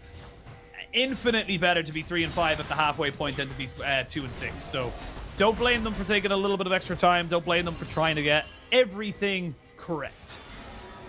This is a team which, we'll keep returning back to it, LNG needed to figure out what kind of team they wanted to be, what roles their players were going to be playing in as well. Needed to do some soul searching. This game, it feels like they played around some pretty obvious power spikes. Gwen, late game team fight, flank someone. Lucian, hit one item, do your thing in the mid lane with Culling. They've done those fairly well, actually. It's not been always completely clean. NIP have had some good pickoffs onto Gala as he's dashed forwards, but still, it's been enough for now. It's been a grueling first game. That one's very much fair to say. And now as no objectives are on the board, we have a chance to explore some of these side lanes yet again. Rookie currently in the mid lane. See what this LeBlanc can do almost towards the very last item. I wonder if he's going to go towards the Infinity Edge with this pure burst auto power. A huge spike if you can get it on this Reaper. There it is. There it is. So now LNG, you gotta put the final nail in this coffin. You can't just let this one slide. NIP are at a point now where the LeBlanc's full items. The Varus is getting to that point as well. The K'Sante, you're not actually that far ahead, even though the goal does kind of indicate that you are. We're starting to hit level break points for, you know, everybody. Everyone's hitting level 18, so your advantage in terms of the XP is starting to mean less and less. This game is going to come down to, I imagine, one big team fight, and that's going to be the end of it for either of these sides. We're also getting to the point, too, where, because everyone is so goddamn fed and has so much gold, a Renata ult could end the game by itself, so watch out for that one. If the Milio ult is not saved and ready for that one, it's blown for something else, that could be absolutely monolithic for NIP. Right now, they're playing around range. Problem is, there's a Bloodthirster on Gala. You can't poke him out for free anymore. That sustain is really, really turning the tables on that one. Rookie hasn't pushed off the side lane. He's looking to try and get some vision in to battle ward with his own face. He's on vision. He's jumping into Fog of War. Very dangerous situation. Go. Sanji taking a chunk, but nothing else other than that. Photic and Gala trading health bars as well. Gala taking a lot more, as is Hong. See if they want to go for something here. Really good poke here from Rookie to force out the redemption. That does get Gala almost instantly back up to about 2/3 of his HP. Everyone resets. These redemptions are being really clutch at this. It is about those individual chunks. The actual engage itself is quite hard to work towards. The culling comes out onto Shanji, half HP on the tank. That tool no longer up though. How much can NIP going into Fog of War? Rookie is just going to be the only one there. I mean, the Baron went down to about 200 HP, but it did not matter. And I mean, I feel like that's just LNG very confidently saying, look, we know you're afraid. We're going to just bring down Shanji. Once he doesn't have a health bar, you don't have a way to check. So now, everyone's on a bit of a late reset here coming out here from the side of NIP. LNG are going to finally break open the base and potentially take over this game. Their damage is insane. Yeah, NIP cannot afford to let them hit turrets, which is exactly what they've just done. The LNG are not over-chasing into them just yet. You can see how much damage Rookie is taking every time he jumps forwards. He has the healing from Fleet Footwork. That's doing a good amount of work, but it's not enough against LNG, particularly the Lucian with his own energized crit autos firing back. It's enough to make Rookie a bit more respectful the other way. And as we get off the end of this Baron, but we're even going to get to the point where potentially Elder is on the table, and NIP, they're not going to be in any better position to contest that. Gala feeling aggressive, immediately gets the away from the chain of corruption. Yeah, I think he just chained of corruption. I was about to say, I think he just dodged it. He was just out of range, but I thought, that looked like a QSS. Yeah, particles, it definitely looked like it, but now 1 minute 40 still left on this Baron. Not quite able to get the last final hit. You need to push this now as NIP, because in the minute or two, you're going to have super minions just flooding in. At least they do have a good amount of wave clear with the Shiv and the extra AD from Rookie, so auto attack's doing enough to clear that one out. Of course, without Varus, no strange is killing super creeps by himself. But NIP, they still don't have aggressive options. Rookie jumps into Weiwei, lucky to get out of that. Now he's being engaged. Full of fear, Shanji, still very tanky, but is he enough to try and stop the Gwen? Zika burns through him like paper, and that looks like it's going to be all she wrote for this particular game. LNG will take the advantage in this best of 3. And the G at LNG might stand for Glacial, but you ever seen the size of one of those things? They are absolutely immovable. They are creeping, and they are inevitable. LNG, it was a bit of a rough one, but they end up closing it out. It took a while, about 45 minutes to be exact, but they did get themselves back into position of this game, and that is an advantage. And NIP, I mean, they just didn't really do a lot, to be perfectly honest. It felt like Rookie was constantly looking to split push, but couldn't. Hwei and the Gwen was doing very well to kind of mitigate that. It really felt like it was just, kind of LNG saying, look, we're taking a slow game, and that's our comfort zone. I think giving the last pick to Zerka on that Gwen did change things an awful amount. That was something which could contend with the split pushes, be a team fight threat, and also threaten the lane of Shanji on the K'Sante as well. So Zerka, in a matchup which he lost this time last year, a little bit later into playoffs, starting to really claw back his own in a matchup which potentially could have upset him. Absolutely. But we're going to send to a quick break. We're still a little bit behind, and hopefully we'll be catching up as much as we can. So we'll see you soon.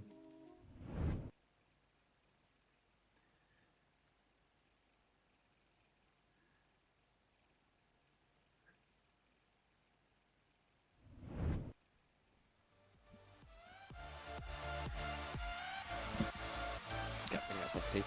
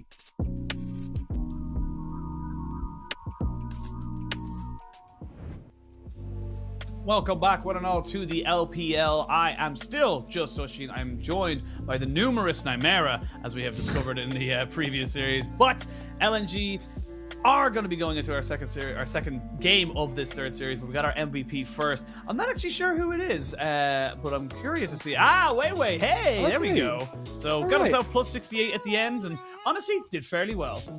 Yeah, he did. You know, he played the frontline role. I think I might have angled towards Zucker. I think that Gwen was really, really important too. But at the end of the day, it was more about like the cohesiveness of how they responded to NIP's first play on them. I think Wei did a fine enough job, especially with the Crescent Guard and flashing forward to punish people as well. Yeah, absolutely. And again, great to see LNG. Now, it took a while. I think it was like 45 minutes by the end of that game. So it was a long slog of a game to try and actually get going for yourselves. But they still got the win. They need to try and solidify it, though, now. They go into this next game. They really want to try and be kind of confident, you know, go and make plays. It just feel like the one thing we were missing from both teams in that last game was it's just some kind of agency, you know, do anything. One of the big things which is going to help with that, I think, is having Photic and Draw on the Senna, having Rookie on the Azir as well. Both of those champions are very, very strong comfort picks. In fact, I would even say Photic and Draw, back when this lane started coming back out in 2022 spring or whenever it was, when V5 were really in their own meta, in their own world, they were the best Senna Tahm Kench in the LPL at that point in time, and they have not been slacking on it as it has been coming back into meta. It's against a very difficult lane though in the Kalista Renata. The Tahm Kench is tanky, not tanky enough to get stuck into a fight and have those Ren stacks pulling out though. This bot lane is already very, very interactive, and both of these AD carries are now going to have some comfort and some real power to play around.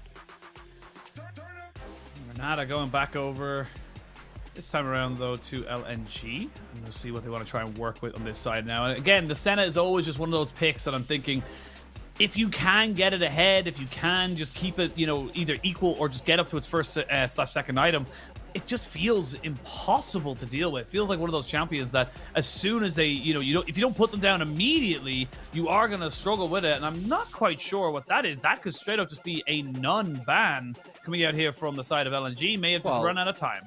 If it's genuine, then it will keep on going. If it's not, then we're going to see a champion select remake all the same. Looks like it's continuing for now, and no one said anything about it. So I'm going to assume that is just a no ban. You have to pick your jungle and your top lane and your mid lane. One of your solo laners. This one has been one of the better mages for the mid lane pool of the LPL. Combos up very, very well into hard CC, so if you go forwards and you use something like the Xin Zhao to get a knock-up, that Taliyah can very much punish someone like the Azir. Also, if Azir tries to get out of a combo, you just stun them with the rocks. If he doesn't position well enough and he greeds it, you can very much lock him up and get a good matchup there. I want to try and maybe finish off this composition. I don't know if the Rumble really fits in the wheelhouse of the Senna. It could be good if you have another engage. It is Shanji! It is Shanji. I would have liked it. So I know, it is definitely Shanji, but I still prefer the Cassante. So, obviously one of the greatest anime of all time is Neon Genesis Evangelion, where the main character, Shinji, gets in a robot. Now, I'm not saying there's a combination there to also be one of the greatest players in League of Legends of that champion, but he could have got in the damn robot. Instead, it's going to be the melee synergy with the Sejuani towards topside, and it is something which Arceus absolutely loves. He's a fantastic Sejuani player, and it is a go button.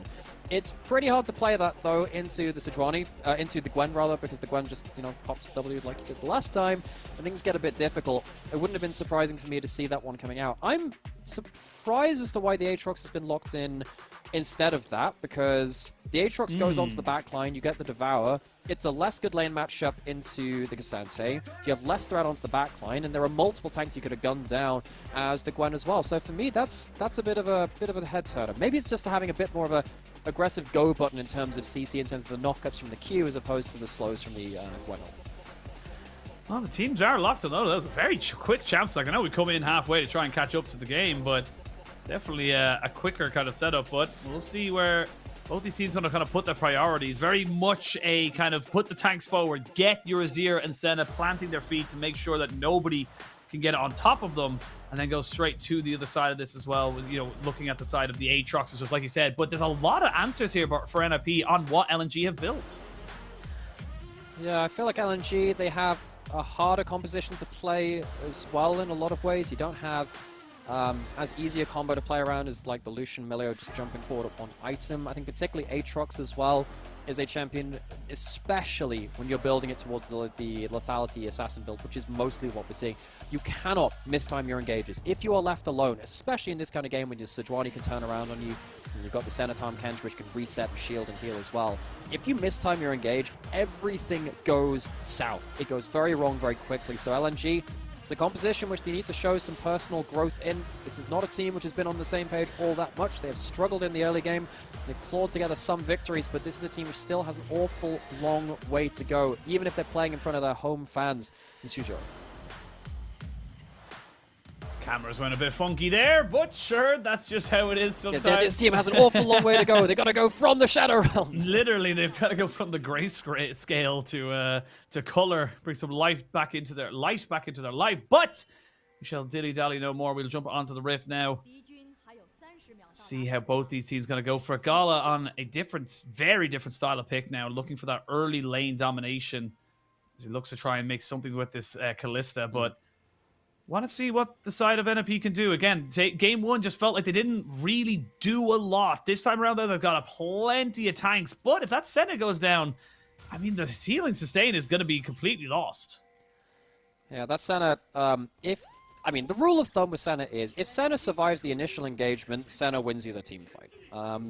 Now, you need to do that with enough HP to actually walk forward and auto and get to kite a little bit. But if Senna and Azir go untouched in this kind of game, the frontline advantage is going to be absolutely massive. There is a world where a good shove into a load of spears kind of wins that in its own right, but still, Senna, particularly Photic Senna as well, it's a joy to see on the Rift. Hopefully they can find themselves a good value. You can see that.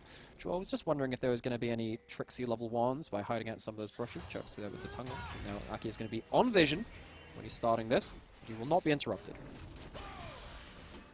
Seen, but not changed, as we can see now. Both junglers starting on opposite sides of the match, or of the map even.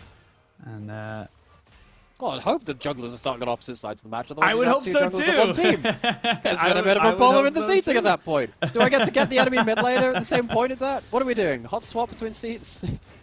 I'd love to do that, just like some random change in style or something like that. So it's like, we're going with an emergency substitution. The enemy mid laner is now the mid laner for your team. And like, Well, do you remember it. tandem mode? Tandem mode used to be played at All Stars a bit, where one person was on the keyboard, the other one was on the mouse. Yes. We had like Bjergsen and Faker as Baker. That was fun. As Drow was can get a little bit ahead there, a little bit annoying, but that was fun. I kind of enjoyed that. I understand why All Stars kind of fizzled out a bit, just because off season is so long and a lot of players need a break. But I do miss bits and pieces like that. I'm gonna be honest and say that I am a All-Star hater. I never really cared about it at all, and it was just one of those things where I was just like, but I'm like that with everything. It's like when there's like crazy footy or something fun. like that. Yeah. It's not that I hate fun. I hate fun in a competitive mindset. Yeah. Show me more games. I want to see more. Yeah. I mean, more things like that. It's like in the same way when, like in basketball, you have the half-court shot and stuff like that. Some bits of that are nice, just to feel a bit more of a personal connection to some of the players. By the way, the LPL All-Stars, they have their own one. That is quite fun. This off-season, they had a lot of the players playing Arena, because obviously that was out at the same time, so that was kind of fun. They had the 1v1 tournament. I think it was On that won the 1v1 tournament. I'm trying to remember who did that. It was pretty fun. I think On beat JJ in the semi-finals. I can't remember exactly who made it that later on. I think Gala did pretty well too. But yeah, occasionally I catch up with those things because the off-season is long and cold, and there isn't always that much interesting stuff to do around in League of Legends. But the LPL All-Stars, you can catch it on some of their own streaming sites. I know the Chinese side All-Stars is like a lot more of a bigger thing, but they did have like a red carpet. They do like a whole it's so thing. Cool. Yeah, and the LPL Awards too. It's like a proper black tie event. It's it's all glitz and glamour. Feels very Hollywood. Everyone's very glamorous and gets done up for the occasion. They also have an award for best overseas caster as well. That's a fun one. So occasionally we see our faces up there. As we see Aki's face in Topside. Yes, he's gonna flash, but I believe Hysterics won it last year. He did, and we miss him a lot here as well. So it was fun. I remember watching the awards and go, "Wait, where's Jake on there? What have they done?" They jump scared us a little bit. I must ask him if he got like a physical award for that. That would be so cool. I'd actually be really interested in knowing that. That'd be very fun. Yeah, there's a lot of rewards that you just kind of don't even realize might even be a part of you or part of your setup and stuff. But yeah, it's a good time. It's a good. I'm not talking about the game, and probably people are like talk about the game, but nothing's gonna happen. I was gonna mention that we It's a slow series. Folks, did you not see the 1 kill in 16 minutes last game? Did we forget? I mean, I wouldn't blame you forgetting it. That's again. Sometimes forgetting can be the more healthy response at points. Don't let it take a place in your mind. As it has just been a lot of clearing. Aki's not really found any answers towards top side of the map. Weiwei's going to get himself the grubs at least. The thing is, when you get to take away one of these grubs, but not waste all of the time going towards all of them, I mean, Weiwei can still go bot side and play around the Kalista lane. It's going to be much easier to take the dragon because you have that there. Shanji, he's not caught the memo here. He's going to E out. Has himself double if he needs to. Ooh. Wow, he gets him right under turret. That was very nice, and out of nowhere, in a blink of an eye, LNG lose 2 flashes, one on their mid and one on their jungler. Aki doesn't go over the wall. I actually thought he was going to throw it over there just to see if the Taliyah was there, but good moves here from NIP. They've woken up a little bit now in this second game, at least at the start. Yeah, but Rookie did just miss the cannon minion, so it's all falling apart. Scout just getting caught a little bit in terms of the resets there. Gets slowed by the Azir Q coming through from the combo. So, Weiwei's managed to take one of the grubs away, which is important. Again, we talked about how important it is to deny 6 grub stacks. The difference between 5 and 6 stacks is actually quite sizable because you get double the little mites coming out. And once again, the Grubby Tubbies will go on commercial break, as it looks like Weiwei will indeed go run straight back down towards bot side, as bot lane has full lane control. They can look for some damage onto the tower, or they can look to come up towards the dragon itself, with Scout also moving. LNG much more organized at this phase in play, and they're looking for a dive. Don't get too much there. Don't think they'll be able to get much at all. Zhou is kind of isolated away from Photic. They are going to be able to get another wave crashed in here, but I think that's just all for the dragon, to be perfectly frank, and that should be an easy first Drake take by the side of LNG. They've done their due diligence. They've crossed their I's, dotted their T's, and got themselves into a nice little position to secure that objective. So good start from them to make sure they get that one nice and ready for them, but NIP maybe thinking about going for some kind of a re-engage. Not quite able to make it happen. Not just yet. Don't have the level 6s really to make things much more interesting. Once you get level 6 on Aki, the Sejuani will be able to pin someone down much easier. You don't have yourself someone like a Mikhail's either. I wonder if the Mikhail's will be first item on Hong actually as well, just to deny the single target CC. There isn't a huge amount of other engage unless Rookie is going to throw himself into the way. There was a brief moment where I was wondering whether we would get the tank Azir that we saw Showmaker play the other day, which he picked up from Korean Solo Queue. There's a one trick in Korean Solo Queue that does play that with like a Bristle Mask and Frozen Heart. Because you just become a shuffle bot, you just go into the enemy team and you just don't die. You don't exactly do damage, but you're a really good initiation bot. But I think if you did that to have 4 tanks versus a Kalista and an Aatrox, you would be choosing death. He's not going towards that. We take our time. We had the chaos of the morning, chaos of our second series. Actually, our first series was more chaotic, to be perfectly honest. But, you know, we're allowed to have a little bit of a chill with it. Sanji does not quite get the knockback to bring Zeka in. Weiwei bringing the Crescent Guard out. Maybe really thought that Shanji was going to try and dash in and get that Q down, but just loses that for himself now as NIP start to put a bit more pressure onto this Aatrox. And again, the Aatrox was just something that we kind of didn't really feel was a great pick for the moment, and it's not doing poorly, but it's definitely not doing well. I mean, the tale of the Aatrox is, the Aatrox-K'Sante matchup is not really about solo kills in the way that, you know, sometimes Gwen can do that versus the K'Sante and elsewise, right? Because they both have a lot of damage, and Gwen's a little bit squishier and easier to take down than some other champions there too. But Shanji, I actually wonder if he misplayed that. I don't know whether he had his Q stacked when he went for kind of the ult reset. He got the first Q3. It felt like he dashed forward expecting another one. Didn't get it off in that play, so Zucker and Weiwei get away with that one for free. And while all this is happening, because everyone's focused towards top side, that's a huge amount of plates going the way of Gala and Hung as well towards this bot side. This Kalista, she starts getting ahead. This is a game where the Kalista could really cause some damage. It's definitely a game for a Kalista to be popping off, as you just kind of keep putting in those Rens, getting down onto the... getting the health bars down, and even, you know, kind of the timing between the grey skin and the Rend is always a fun little kind of trade back. It's like back in the Fiora versus Darius matchup, you know. It used to be kind of your apprehend and your riposte. Which one do you use first, or either the ult and the riposte, to be honest? Yes. So it's always fun to watch those timings come out, see how they work, but no movement from NIP to get any kind of move onto the flashless mids, jungle, or top while they were down, which is a little unfortunate to see. But Aki is going to be spotted out straight away. They know he's sitting around waiting. Okay, let's make this interesting. Over under 13 minutes first blood. What do you think? Oof, I think 13 3 minutes now. Yeah, I was going to say 13 minutes. I'm going to say over. I'm going to say over. Over 13 minutes. I'm going to say over 13. I'm going to say under 16. Okay, between 13 and 16. Ooh, what do I think? I think that... Actually, which items we got coming up first? Oh, God. The thing is, I think that we have finally Archeol. I think we're going to get it before 30 minutes, just about. I think we're going to go see Ace. We're going to see a load of ultimates thrown out. Surely we've got to see it. It's got to be an earlier First Blood. It has to be. I can't take another game which is 45 minutes long. Not today, folks, please. Not today. It's been stressful enough today, but you might be getting Okay, Scout's running down. He has ult. There's a chance of them overextending. They're not... Come on. That could have been it. That could have been the moment. Photic Draw. You could have done it for the content, for the name of the game. For the love of it. Just for the hell of it. For the mental health of those watching this as well. Honestly. Well, we'll see. For the moment, I think that LNG are just happy with the grub take and saying, yeah, we got the 2 grubs. That means that NIP will get a little bit of extra tower turking ability. Okay, Weber's here. I don't think they saw him stick around here. I don't think they could go for a dive. This did. tower's It's pretty so low HP. hard. And I think Photic, they know that Photic's Flash has just come back up, or at least they assumed it has. So I don't know if it's going to go fully for that. No handshake available for the moment. As they get a flash handshake in, there's a Devour. And they get the Ignite out of as well. So Summoner's burned by Hong, but I mean, that's kind of worth it for NIP. You got rid of the big engage now.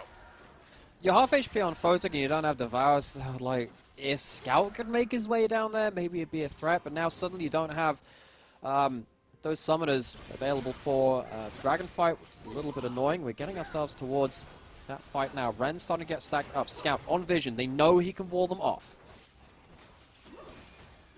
It's the stacks coming in. LNG will get themselves that Drake, and we'll have ourselves an Ocean Soul. So nothing else going to be happening right now. Flash in. Ooh. Sorry, not flash in, flash away by Photic.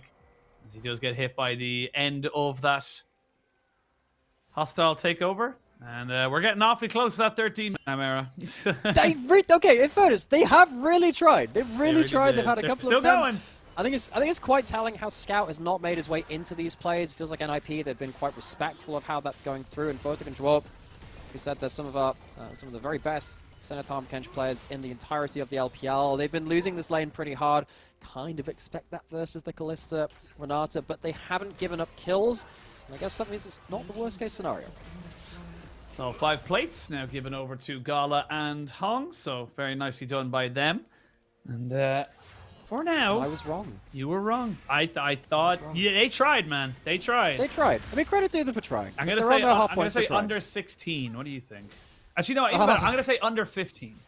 Under 15. I think. No, you know what? If I'm going to be wrong about the early one, I'm going to go super late. It's going to be over 16-minute First Blood. Damn. Over 16 or over 15?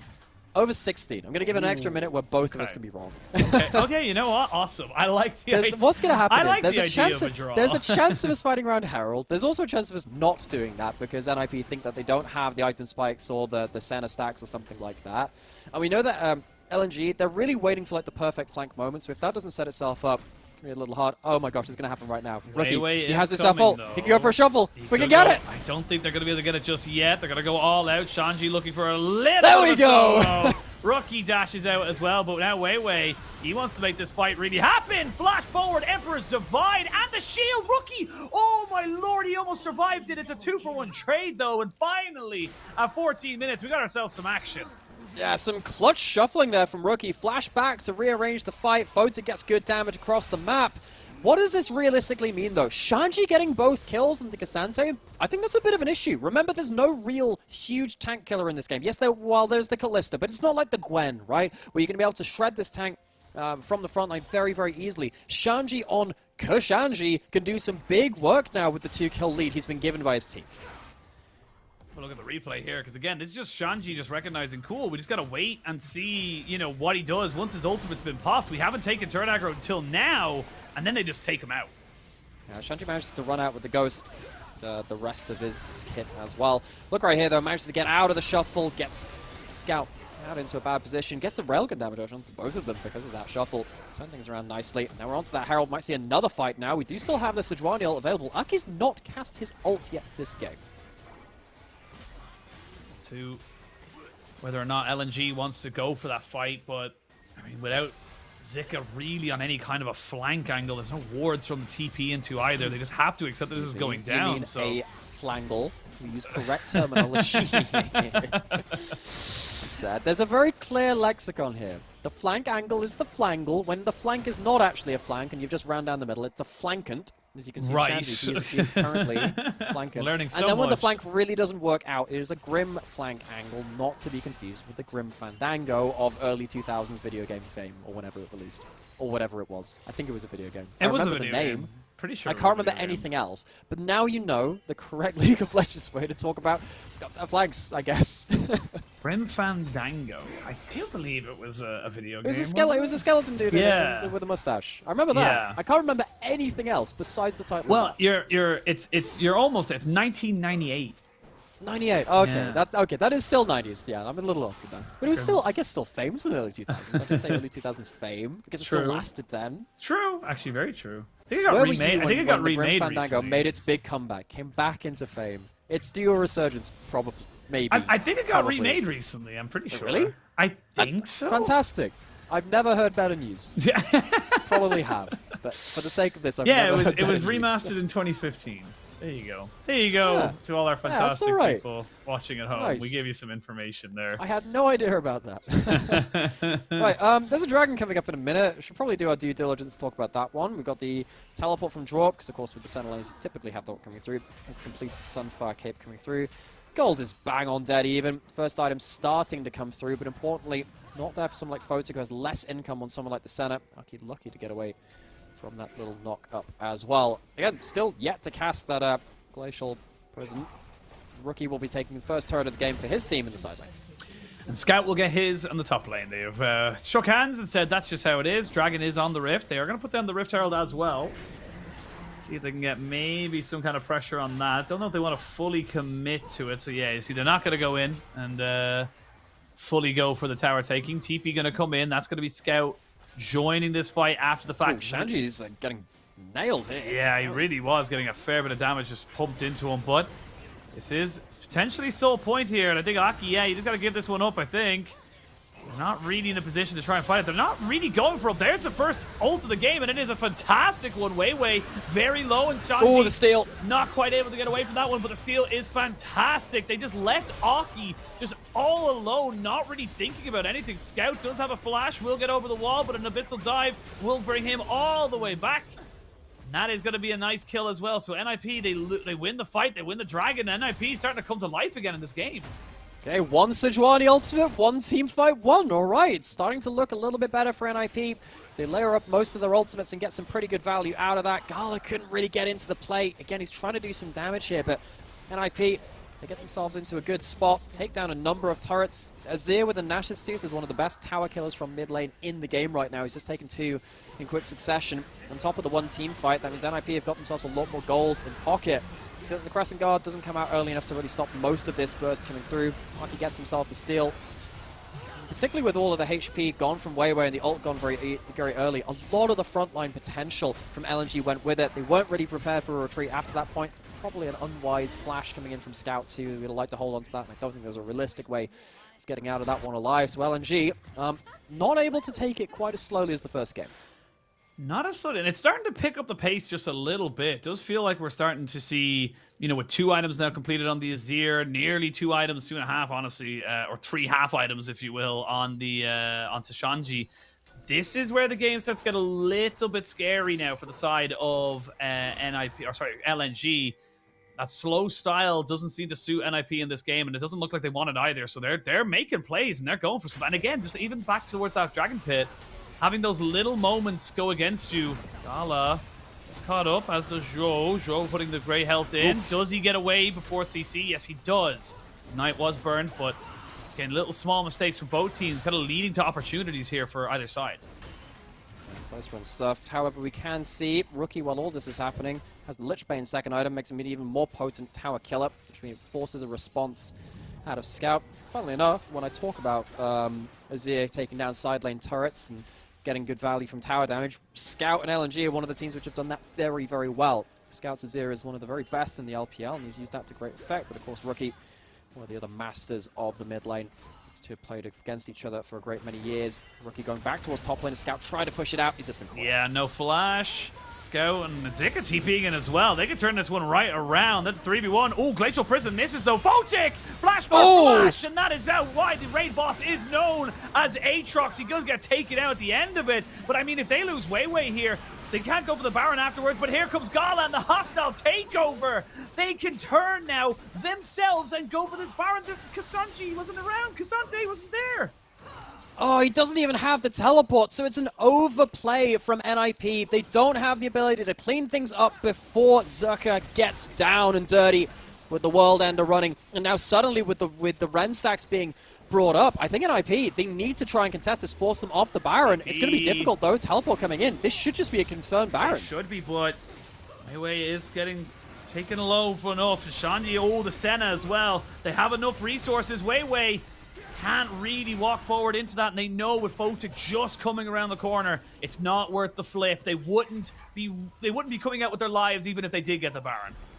Close run thing. I think with the threat of the all-out carrying out the jungler from the pit and splitting things up was a little too much. How did this start? We talked about how mid lane is taking out of turrets is very important. Scout and Rookie, they've gone back and forth trying to deny each other waves for a little while. That leads to this fight. But the problem is, Zerka gets a huge value. When he gets World Ender running too, all healing is increased. That gives the Redemption extra hits on him as well. It just means he has just enough to extend the fight long enough for Gala to show up with Hung, win that fight. Dangerous moment for NIP. Big goal back towards them.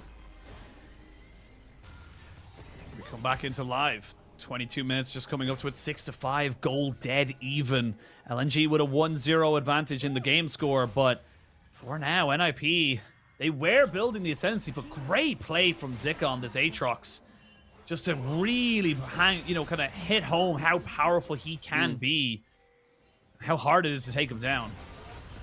Shanji had channel W out of that one, and remember on that Aatrox as well, it's something that we said, well, it's got to be used well in connectivity with the team. It's got to be in coordination, because when you're going for the lethality, Assassin Aatrox, you can't mistime things. He got a great amount of work done in that fight. You need to see it continue, but it's good signs. As we group up in the mid lane, we push and pull yet again as Dragon spawns. Dragon is up.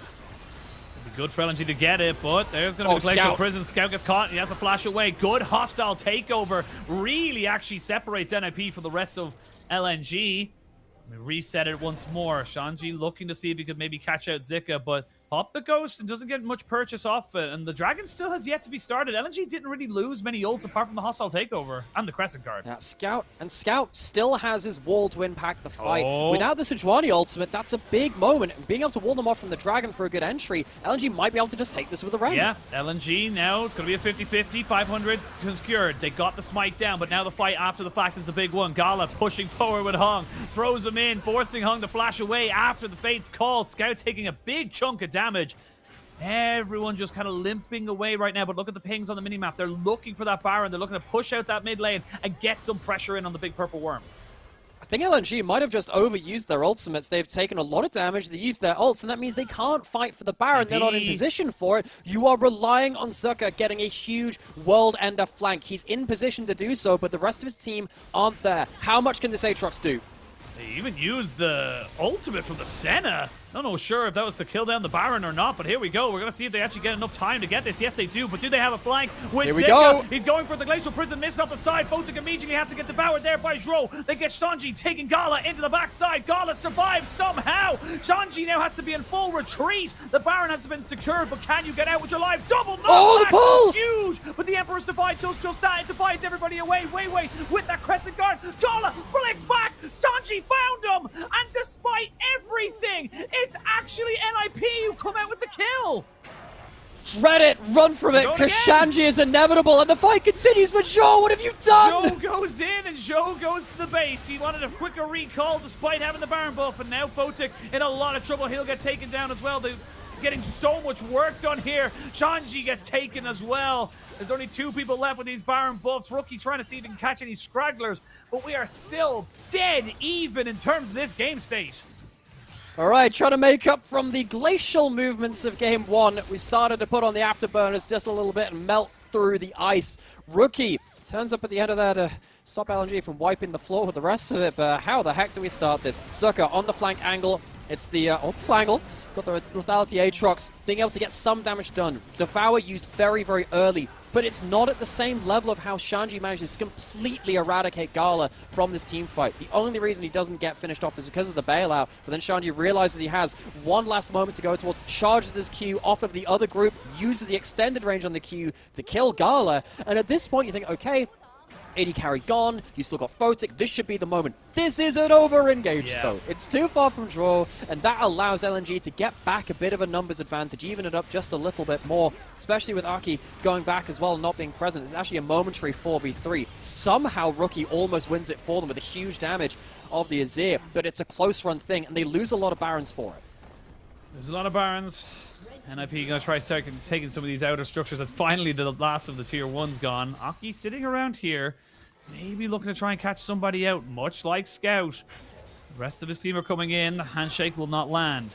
Everyone now starting to move up towards this top side. Zuka does have a TP, whereas Shanji does not. That's why he's with his team, just in case. And they should be able to get this turret as well. So right now, NIP, they're just pushing in, gaining more advantages, gaining more kind of foothold in this game, and they even popped down the legacy of Shurima, so they're going to have the tower, and the TP's going to come in as well to try and set that one up, but a TP on the backside. This is your moment. The Talia wall does separate them out as they throw everybody back in, but he's a little too late. They're going to try and make him work, but Aki's playing bouncer. You can't come in. You're not allowed. That ID is fake, and now he loses the ultimate from the Aatrox while the turrets are still taking damage.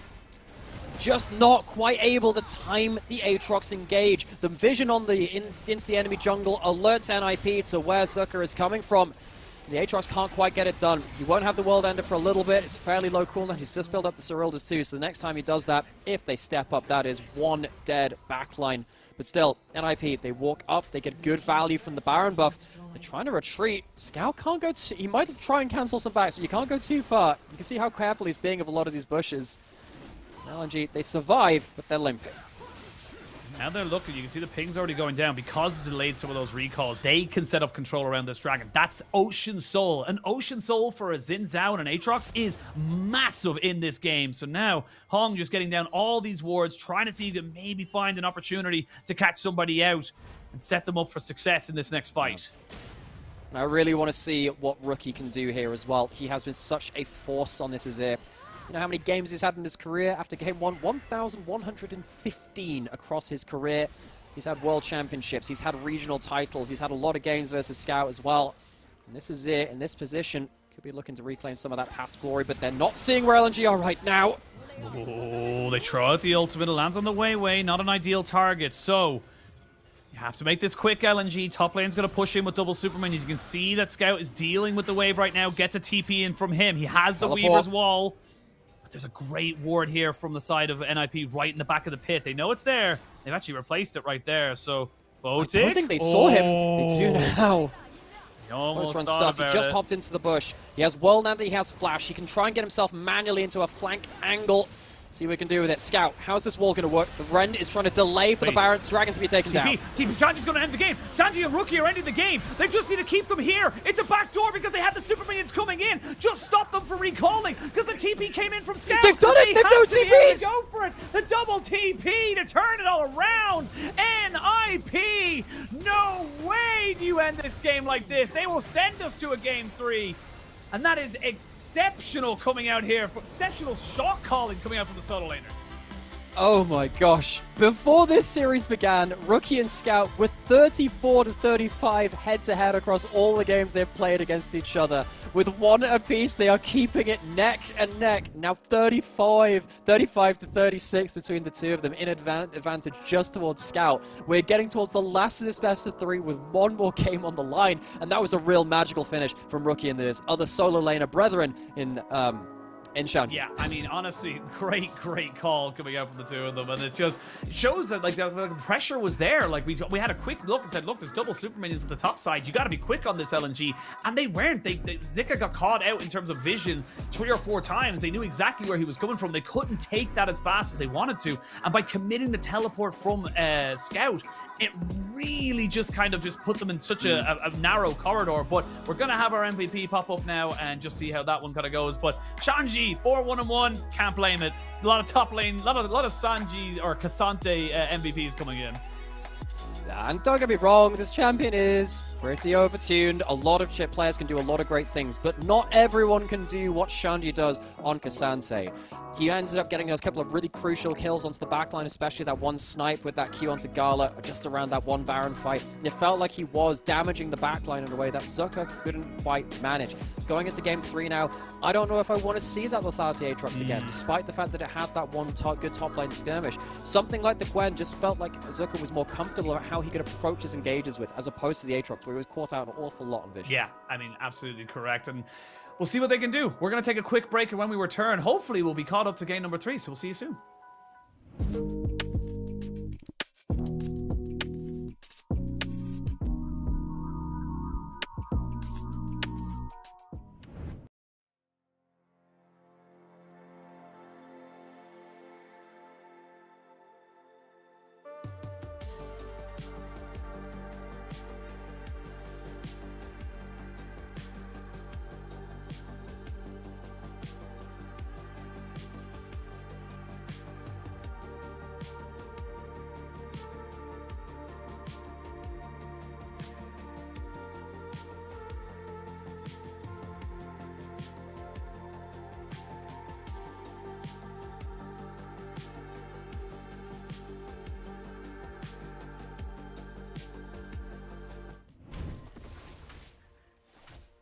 Welcome back, everybody. You thought you had a break. We didn't. We just got told by production that they were only about 3 or 4 minutes into the game. So we said, let's go. Let's go back into game. Right, having a look at it. Unfortunately, Nymera, you didn't get what you wanted. There is, in fact, a Zika on the Aatrox. Okay, well, we get some really good answers, and we're back to live. We are no longer sightseeing or revisiting the past. We get ourselves, again, similar top lane matchup. Scout on Neeko, though. Did not expect that to go through. I think Scout has had a couple of shaky performances this year, but the Neeko was one of the picks he really made a dent on last year. Being able to be that initiation threat and the go button from mid lane. Maybe that's what LNG can use to seal out the series. Yeah, completely agree with you on that one. Let's see what we can go for. And again, just kind of moving in on this kind of style of things. Looking at the two compositions, I do think that the Senna and the Kalista have been just kind of traded tap for tap. I think the big difference comparatively in the last game to this one is we have Scout on an initiator, someone who can actually start the fight off. Having that Neeko is going to be, in my opinion, could be such a huge difference maker. Yeah. So between 2022 and 23, it felt like mid laners were tested in another aspect of their gameplay, playing stuff like Neeko, Annie, stuff like Ahri as well sometimes. You have to be a go button. He doesn't have the go button right now, as Grubs are going up. It is currently a 3v3. 3v3, no more waiting for fights, no more waiting for things to happen. We're going to make them happen right here, right now. Scout taking a lot of damage as he's ignited and ticking down. He does have the shadows to help him, but maybe he doesn't have enough. Rookie flashes in, trying to get the damage down. Scout just about keeps himself alive, but they do lose the heal and the flash off of Gala as well. But now Shanji, he's searching. He won't find anybody. I think Rookie made a mistake there. He went for the QE, the burning carpet, instead of going for the QW, looking for the execute. I know he tried to just get the easy passive onto Scout, but he miscalculates it. Could have got a kill there. Either way, NIP walk away with a might steal from Aki. He ward hops away, hops back in, gets the smite. Very, very classy from him, and it means that they will get all 3 early on. Get ourselves a replay of whatever the heck happened up here too. As looks like it was an that's why he was in his all out already. That makes sense. We forced the flash out, and as exchange for his ult and his ghost. 3 grubs to the side of NIP. Dragon still up. That'll probably be the next contested objective. And with the Kalista Renata resetting for the boots 2 on Photic, he's in a pretty good spot to try and fight if NIP do want to contest. Wait to see. Right now, NIP just happy with the way that things are going. I do like the fact that we're seeing Aki onto the Lee Sin as well. Something that, again, just becomes the standard. If you want to be considered a good jungler, you got to be on something like the Lee Sin just to get things going for yourself. But for now, everything is hunky-dory, shall we say, for the side of NIP. You know, they're not going to be too upset unless they do end up wanting to look for a fight here. LNG, Scout not level 6. Level 6 is Scout off of Vision and has his ult. Don't be... I think it does from the way it's lit up there. Sherda's level 5. Oh, 50-50. They're going to look for it. Went down to 43 HP. It is secure by the side of LNG, but they lose their jungler, and that's first blood. Now Scout getting jumped on here. It's a trade of 2-for-1. You can see Photic just putting in the spears right now. Thought about going for a little bit of a flash over the wall. Didn't want to commit to it that hard, but still 2-for-1 in favor of NIP. Okay, so Dragon over to the side of LNG. All the same, though. So, who gets the kills? 2 kills to Photic on the Kalista. Ouch. It's going to be a bit of a pain point. It's not always going to be the easiest game for this Kalista, especially with Scout on Nico being able to deny so much space for them to hop around in this team fight. Scout here, I was a little bit weirded out because I saw the level 5, but I saw the ult icon. I was like, he has ult, by the way. That's exactly what he uses here. Aki not quite able to get the steal. 43 HP off. Close run thing.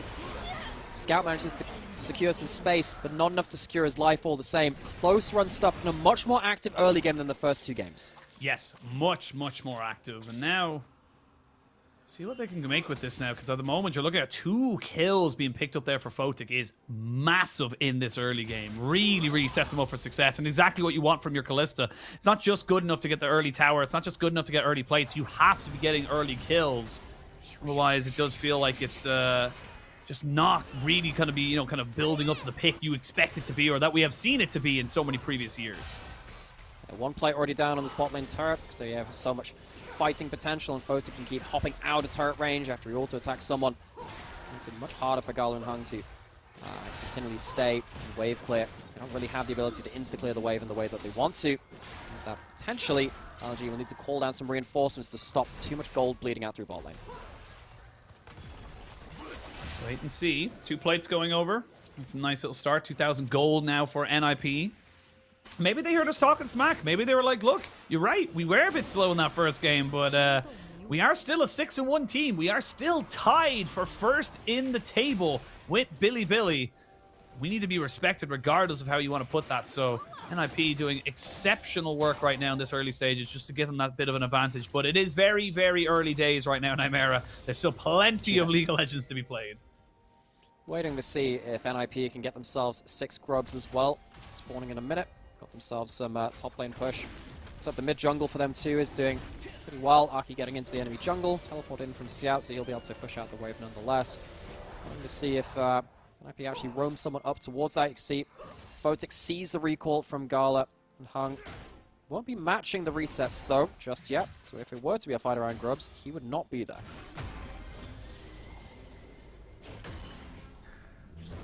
We'll wait. There's nothing really to be fought over until the grub spawn now in a couple of seconds. But even then, don't know if either team really wants to. Actually, I feel like LNG really would want to try and deny that from the K'Sante, just having those 6 grubs. It feels like it's not an important thing until it is an important thing. So now Weiwei, he's going to get jumped on here. Might have to use the Crescent Guard. Doesn't, but loses half his HP because of it. Yeah, gonna get a little bit of a love tap from the center in terms of the healing. It means that he's just a little bit lower when he's looking for some presence around these Krugs. Can he get back in time? He's healing a little bit off of the Krugs towards topside. NIP, they don't want to pin themselves into the pit right now, even though Shanji has himself some topside pressure. And all things said and done, LNG looks like they back off. Aki, free reign on the grubs right now. Free range, should be able to get up to 4 at minimum. If he gets to 5, that's when this gets a little harder here for LNG. It looks like they want to try and contest it. Flash is available for Scout. It does have the Pop Blossom. The division as well to try and secure that setup. 5, and yeah, leave. You don't need to contest for the 6-1. Having 5 is just perfect enough for the side of NIP. Yeah, too dangerous to have the engage combo of Scout overlaid with Gala's own engage. While this is happening, NIP, they win out the majority of the grubs, and they also get to 4 plates taken on the bot side turret as well. Both are going to be supercharged in terms of that Kalista. One thing that we saw, we've seen a couple of times recently actually, is how Kalista can sometimes struggle to actually get damage down in team fights itself, especially against picks like Aatrox and Nico. Feels like there's so much space which is dangerous for you to step into. You need to be very careful about where you position. See how Photic can manage on this pick. Here they go. For now, everyone just happy to trade back, ping-pong the waves. It's a big match for NIP. 7-1. You offered that to any of our teams. Maybe bar BLG at the start of the split. Yeah. they would take it. Every single one would. And it just feels like this is a big, big moment here for NIP to really solidify themselves as a top 10 contender. And hell, like, we're getting to the point where we will start, you know, securing teams into playoffs. We will start to, Pop Blossom, Photic. He gets flashed on. He cleanses a little bit too late, but he is still good for the moment until the dawning sky breaks upon him and all he sees is that beautiful, beautiful angel take him off to heaven. That's very flowery. I'm sure that's not the language she's speaking in comms right now. It is a really big overstep from Photic. Most powerful player on his team right now. Blade of the Ruin King built up from the Kalista. Scout, fantastic pickoff. Gets away from Vision and punishes the enemy AD carry. He's going to buy a bit brief respite. But now Gala and Hung, they've well overstayed in this bot side. Yeah, this feels like a bit of an overstep right now. Hung does have flash, will use it, will not get hit by the handshake. And that should keep his life in his own hands for the moment. But Dragon was secured by NIP. Now we'll wait to see where everyone wants to go with this one and see what kind of match-ups they can take. No flash, remember, or ult onto Scout. So he's in a lot of trouble. They are going to go all out and they're going to choose the correct one. Shanji says, nah, Photic, you don't get revenge. I gave you vengeance. No flash, no ult. No hope to get out of that play. So Scout goes down. Wonder if actually Photic can get himself a mid lane play. It'd be nice for him if he was able to do so. He knows where Zuka is. He knows where the bot lane is. Scout is dead. The only person he needs to be afraid of is Weiwei. Now that he's confidently put that Sentinel down into the enemy turret, that's more than enough for him to walk up and take one plate from mid lane. How did this happen here? He's looking for Vision, and he just agrees a little bit more. Scout, early flashes. That's really key here. No way for Photic to get out of that knock up and into the CC. You can cleanse a little bit afterwards. It's not enough to get him away. We come back in. Still very close in terms of this game. But as you mentioned, Photic's so very, very powerful. And Shanji not getting too far away from it either. He's one of those champions that it looks like he's built no items because he builds half of everything and then just finishes them all in one quick swoop, ends up on 2 items out of nowhere. So for now, it is fine for the side of NIP. LNG not doing too shabby either. Not completing many items. Got the Rocket Belt for Scout, which will help him with this potential fight around the Rift Herald. No TP, though, for Shanji to really contest it. So I imagine that NIP are just probably going to let this one go. We'll have to see about that. Rookie hasn't got himself the Seraph's Embrace just yet. Be very nice for him once he does get that one. Makes it harder to take him down in a burst combo on the backline. We've seen a lot more Seraphs coming through. We did see a bit of Luden's companion at the start of the season when Hui was starting to get played a bit more. But as it stands, Shanji, no teleport. He's going to get himself bot lane turret. 5 grubs makes it easy to do so. Herald is going to go over to the side of LNG. And NIP get themselves the immediate dopamine hit of getting some extra gold, but they need to really protect against this Herald. If LNG can start opening up the map in their own favor, they can get themselves some breathing room, get themselves some vision down, and then they can maybe start getting Zucker into the game from that. Yeah, Zucker going straight back for that lethality build. Not your favorite, as we know, but... Well, no, I like the build. I just think it's hard to play, and if you're a struggling team, then why would you put that difficulty on yourself? Why would you not pick something easier there? Like, we've seen some players do absolute monstrous things in it. I mean, even someone like Birdle has had some great moments. This is very, very variable performance. This is just a really good movement here from LNG to try and bait them into the turret. They'll get the kill onto the Lee Sin, but a double TP does mean that Shanji can keep everybody away as they try to jump in on top of Rookie, but a Q3 not going to land. Weiwei taking so much damage right now. No Ghost available. There's the Fate's Call coming in. They're trying to seal their fate. The hostile takeover is just that. They take them and turn them on their friends. And this is a great bit of play here from NIP. It looked like NG had gotten the rug over the... taken the rug from underneath them, but they just turned it around so beautifully. Yeah, Gala and Hung were not roaming up to the play. Photic Control get there first. They're not going to be able to take down the mid lane out of turret. So at the grand end of this play, you've got a lot of gold going to the side of NIP, particularly over to Shanji, who's now on 3 kills on the Cassante. Dangerous run stuff. And when we go back into this replay, big thing is, of course, that the tower dies before anyone can take aggro. You're not getting extra tower damage on target here. Rookie gets to control a lot of space. particularly with the flaming carpet coming through. And that sets up for a chase down from Shanji because the initial damage has already been done. The range of Hwei comes into its own here too. The QWs, when low health bars are on the table, is enough to really make a difference. And even with the Sentinel after that point, it does not make up that difference. Now it's starting to feel like NIP are picking up the pace, running ahead of the game. 3,000 gold up, Dragon just about to spawn. They're in control here. They'll have their summoners up for Photic and for Aki, so a flash kick onto Gala could be very much on the cards, or even flash kick onto Scout, or even just a kick onto Scout to stop him from getting into the fight. Could be a huge moment here. As you can see, Photic and Dro just trying to keep as much of the vision control as they possibly can before this Dragon spawns. Well, given that Photic's pretty strong too, I think a flash kick onto pretty much anyone. Yeah, well, we'll say even Hung or Weiwei. I think you can maybe not something that kills you anyway. That could be enough damage. The ult from Rookie just barely missing. That's a chance lost. Chance lost, but a flash gone from Gala means he has no response should he get caught out now by anything. Except for the Devour from the side of the Tahm Kench. Photic will be able to heal a little bit off of this now. They drop the Rift Herald into mid lane. Going to drop it into that turret fairly quickly. A reset from Rookie, as he does have himself at the Seeker's Arm Guard. So he's got Azanya's potential to make this one work for him and his team. Here we go. He's going to flash in! 4-man knock him on the Pot Blossom, but can't they get the damage after the fact? There's the hostile takeover doing work. They just can't kill off anyone here. And they drag Weiwei right back into their team and say, you got a good ult, but that was about it. Now Shanji needs to be very careful with how he takes this rest of this fight. He's got himself a little bit of an ult to come into this. He's trying to dodge, but he had nowhere to go. And it's a 1-for-1, but LNG importantly lost themselves their jungler. The Pot Blossom was top draw, but draw answers in kind with the hostile takeover. That's the only thing which saves NIP from absolute disaster. In any other fight, a 4-man Pot Blossom would absolutely ruin things. At the end of that, mid lane tower falls. The Herald was the thing that started that one off. It feels like Scout on this Neeko. It's a very dangerous thing to let through. He's gotten already a lot of big plays. Our best players in the LPL know how to make the most of this. Herald starts up and it is just...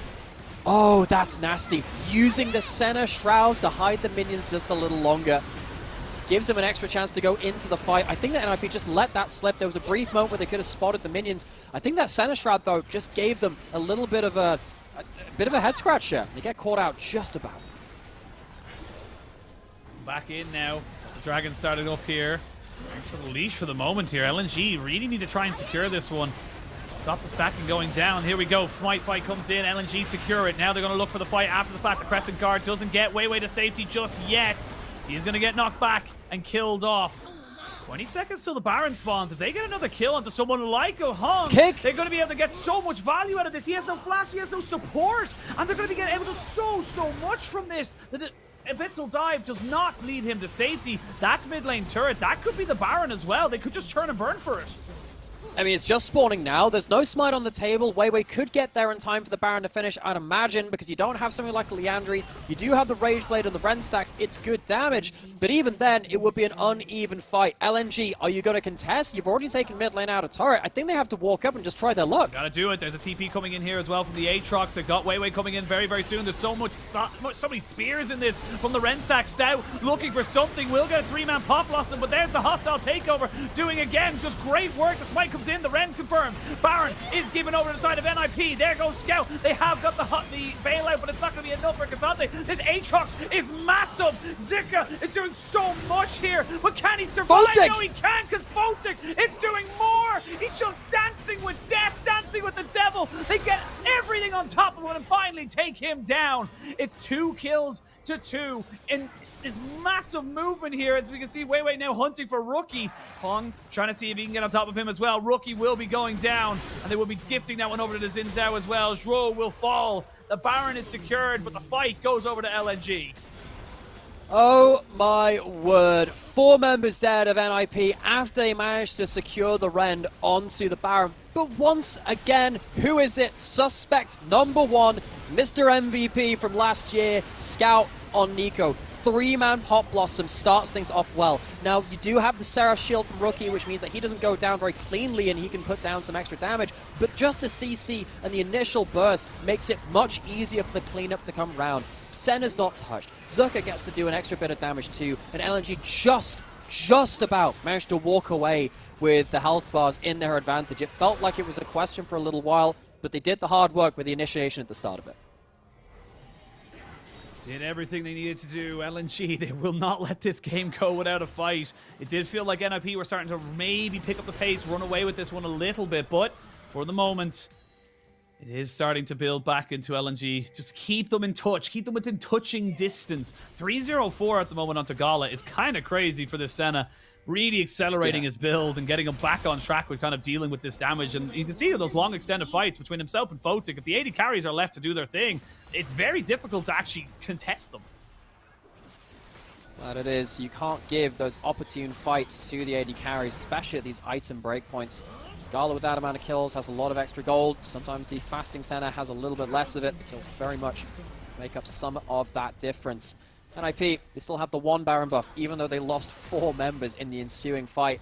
They're in a gold lead. They get to push in across the map, and that's going to help them control the vision. So maybe Zuka can't get himself, again, one of those flanks which can turn things. We can't get into melee range and start mashing through NIP.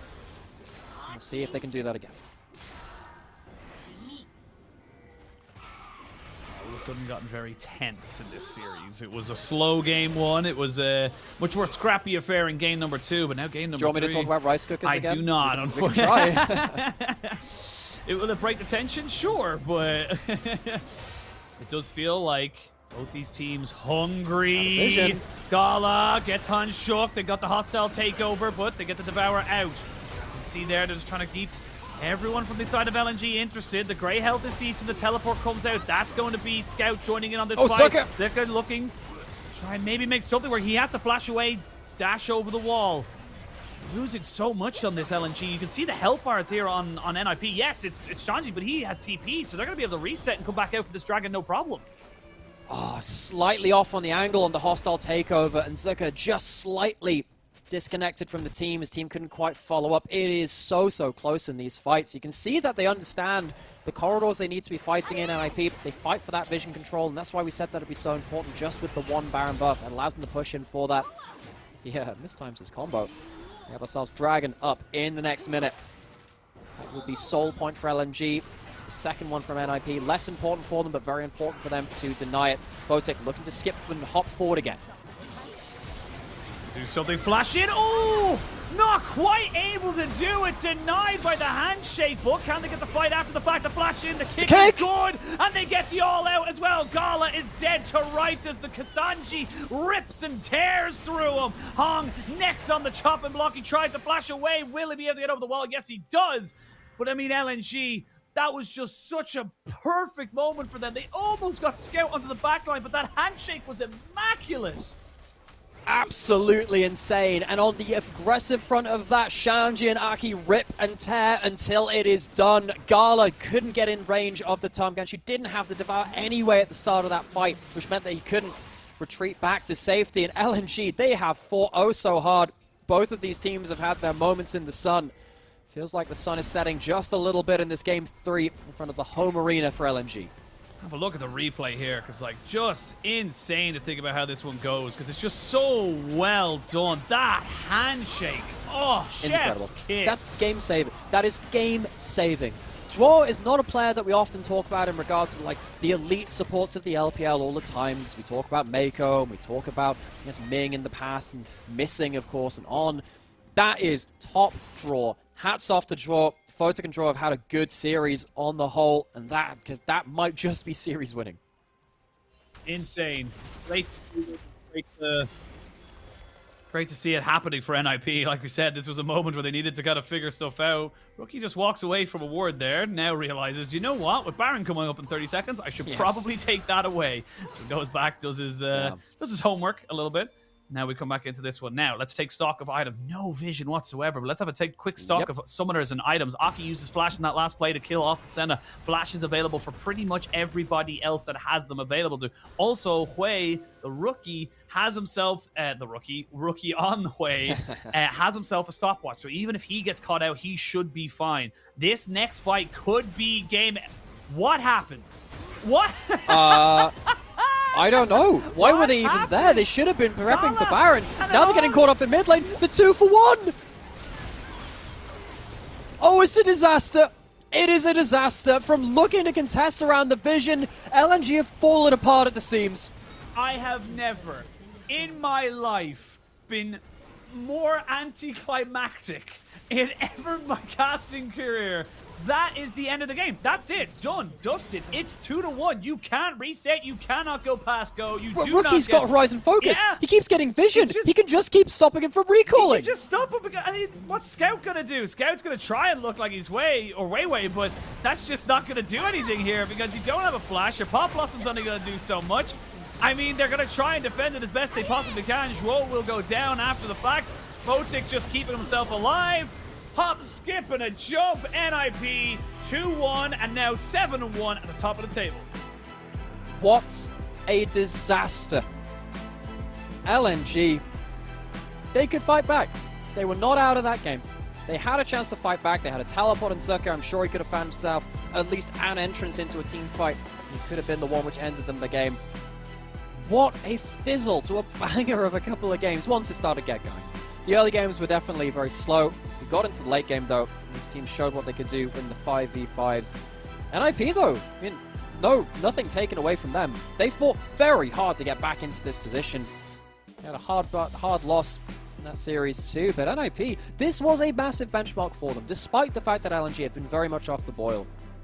This is important to show that they can lane against some of the better players in the league, that they can, in the late game, perform against them too. There are a lot of questions as well. I think that this is also a team which has been catchphrase of today, imprecise. They're zeroing in, they're calibrating. They've got to find out the ins and outs of some of the meta. They walk away with a victory at an away game, away from their home arena. They have one too. It's an important thing there, and they're going to be very happy with their series score. They are very close to locking playoffs. Yes, they are. 7-1 after the first half of the split is fantastic, to say the least, coming out here from NIP. And for LNG, they are now down to 2-6. They are very, very close to not... They're like, realistically, when we talk about the LPL playoffs, 7 losses is okay. Yeah. 9 wins is kind of the... Sometimes you can go 8-10, sometimes, but... Or sorry, not 8-10, sorry. 8-8, and that's fine.